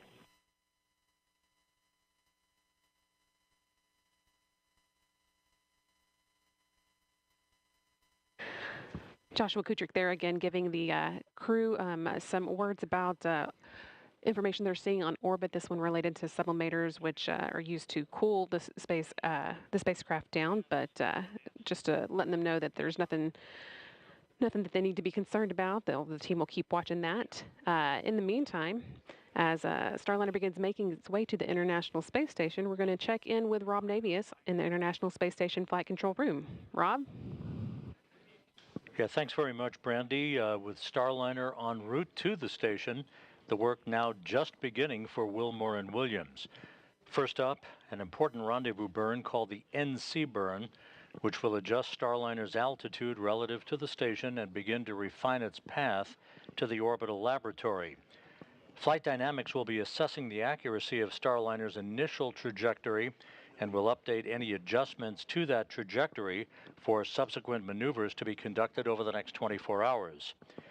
Now, we're expecting to hear the first of 3 audio reports from the crew during their free flight on how the ride uphill to orbit was before they move into what are called far-field demonstrations of the vehicle. That will include manual piloting tasks and a manual translation control test. That will prove Starliner's ability to execute a manual docking if required, as well as an abort capability prior to docking. Keep in mind, we're providing continuous coverage now of Starliner's flight to the International Space Station. On Thursday morning, rendezvous operations will begin in earnest shortly before 10 a.m. Eastern Time, leading to a targeted docking for Starliner to the station at 12:15 p.m. Eastern Time. So please stay with us around the clock as we bring you every minute of Starliner's flight. For now, we're going to sign off from the International Space Station Flight Control Room here in Houston and go back to Megan, Dee, and Mike Fink at the Cape. Hey, and welcome back to the Space Coast of Florida, where about 36 minutes ago we witnessed the launch of a United Launch Alliance Atlas V rocket carrying the first 2 astronauts, NASA's Butch Wilmore and Sunny Williams, inside Boeing's Starliner capsule to the International Space Station. The first time ever, Starliner now in the right orbit to rendezvous with the space station in just over 25 hours. How are you guys feeling? How was it to watch launch? Again, just right over the water behind us here. I mean, this is extremely exciting, obviously a long time coming and a culmination of so much hard work by so many teams. But of course, we're going to be even happier when we see Starliner dock, and even happier when the hatch opens and we watch Sunny and Butch float into the International Space Station. Oh, absolutely. Yeah, well said, Dee. I mean, this is exciting. We've built up to this moment for years and years, and it finally happened. I got to see a Starliner launch with my friends on board. How cool is that? And I could feel like the whole planet was cheering for them. Yeah, it was really nice to see it happen. There were a lot of emotions here at the host desk among the 3 of us, as well as the crew that's supporting us here on the host desk. And it's just a history-making launch. Sunny, again, the first woman to test an orbital spacecraft. That's amazing. And then again, the last time people flew to space in an Atlas-class rocket, 61 years ago. CFT, this final test to certify Starliner. And then once in orbit, the first time in NASA history that the agency will have 3 different crew spacecraft operating in space simultaneously. So that's the International Space Station, SpaceX's Crew Dragon, and again, once Boeing Starliner spacecraft gets there, Boeing Starliner spacecraft. So really just like a lot to celebrate. It's amazing. You know, Mike, I know you've been part of Starliner's journey from the very beginning, working alongside Butch and Sunny and all the teams across Boeing, NASA, ULA. So talk to us, how does it feel to see this rocket from your perspective? I was so impressed all the way through the launch countdown and all the way through orbital insertion burn. Everything was just like the final simulation exercise they give us back at Johnson Space Center, where they just give us everything nominal. And there we are. Everything was fine. No hiccups, no drama, nothing to worry about. And so I was really happy with Butch and Sunny, and for Butch and Sunny, and happy with the whole team. As Butch said, thank you to the United Launch Alliance for a great ride up, and welcome them to the club of rocket companies that can send humans into space. Now we just got to get to space station in 24-ish hours. That want to discuss, let me know if you're there. And we've been asking for some questions on social media, so we still want to get to those because there have been a lot. So why don't we pull up one question here right now? This one's from Ramon. What is your favorite part of being an astronaut, Mike? Is it days like this? Definitely days like this, Ramon. Very much glad to be an astronaut on this day. I think Butch and Sunny might be a little bit happier than me to be an astronaut today, but this is definitely a great day. And if you're not on the rocket yourself, helping your friends is a really great way to be an astronaut. And so, Mike, talk to us about, this is, again, a crewed flight test. Certification is what's next for Starliner. So what's the process to get us to your flight next year? Well, first we have to, Butch and Sunny, they've gotten to orbit. That's, kind of step 1. Now they got to get to the space station and complete their flight test objectives. Once they land safely in a desert somewhere with the airbags, and we'll analyze. The Boeing team will analyze the flight test data, see if any improvements, any changes, any things that can be improved and made, and then we'll get ready for us at the post-certification mission number 1 that we call Starliner 1. I think Dragon had a similar one. They called themselves Crew 1. Well, we're Starliner 1, and we'll be ready to fly when the spacecraft is. Right, and so obviously there's still a lot on this road for Starliner, but when you do fly next year on Starliner 1, Mike, I know that there's a bunch of people here who are very excited for you, so much so that they created this shirt. Oh, no. I love it. Mike Fink Fan Club, that's right. Oh, he's hiding, guys. He's hiding behind his computer right now. I am deeply humbled. Thank you. No, yes. You know, it just goes to show that so many people are invested in Boeing and NASA and ULA working together on the Starliner program. So we celebrated together with the crewed flight test today and launch. And again, we still have so much more of the mission to go, and we can't wait for your flight for Starliner 1. All righty. Thank you very much. Thank you again to everyone who submitted questions throughout the broadcast. You really helped to contribute to the broadcast. And Mike, really great to have you here marking this historic launch with us. It's great to be on the team, and you guys are both are extreme professionals, as well as our production team and the PAO team that's right up the hill from us. Great job, everyone. Absolutely, and today's liftoff could not have happened without the many teams across the country supporting this launch, which of course is just the first of many critical milestones for this flight test. Yeah, that's right, Dee. So our coverage tonight, or today, won't end here. First up, we have a post-launch news conference starting at 12:30 p.m. Eastern Time right here on NASA TV, followed by continuous coverage of Butch and Sunny's transit to the International Space Station. Starliner is on course to dock at the station in just over 25 hours from now, and then the ISS crew will welcome them on board. Again, we will take all of that live on NASA TV, NASA Plus, and our social media channels. You know, and their journey will provide the data needed to bring Boeing closer to having the continuous privilege of carrying astronauts to and from the space station. Hey, and that's the perfect opportunity, right, to pull up this QR code we have ready for you. If you scan it, it'll take you to go.nasa.gov/CFT, where you will find everything you'd want to know about this crew flight test and also NASA's commercial crew program, which is why we're flying today. Mike, it's been great to have you with us. Your insight today was important and invaluable. Thank you very much. Congratulations to all the team. Thank you, Dee. Thank you, Mike. We really appreciate your time here on the official launch broadcast of NASA's Boeing crew flight tests. And that's going to do it for us here on the Space Coast of Florida. For Boeing, ULA, and NASA, thank you so much for watching our official broadcast of this historic cruise. We leave you now with a replay of launch. Have a spectacular day. Here are the astronauts, Commander Butch Wilmore and pilot Sunny Williams, as you can see, suiting up for their mission into the history books. This is a tradition. The whole idea here is to lose to the chief. Out of the suit-up room, Commander Butch Wilmore and pilot Sunny Williams walking to an elevator at the end of the hallway.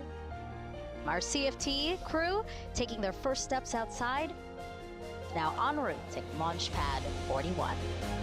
Crew transport vehicle is into the pad. Butch and Sunny arriving on level 12. Last look at planet Earth for a while, saying hi to us. Hi, Sunny. Butch getting in there. Gotten strapped into their seats here. Hatch closure complete. Roger. 3, 2, 1, ignition. And liftoff of Starliner and Atlas V, carrying 2 American heroes, drawing a line to the stars for all of us.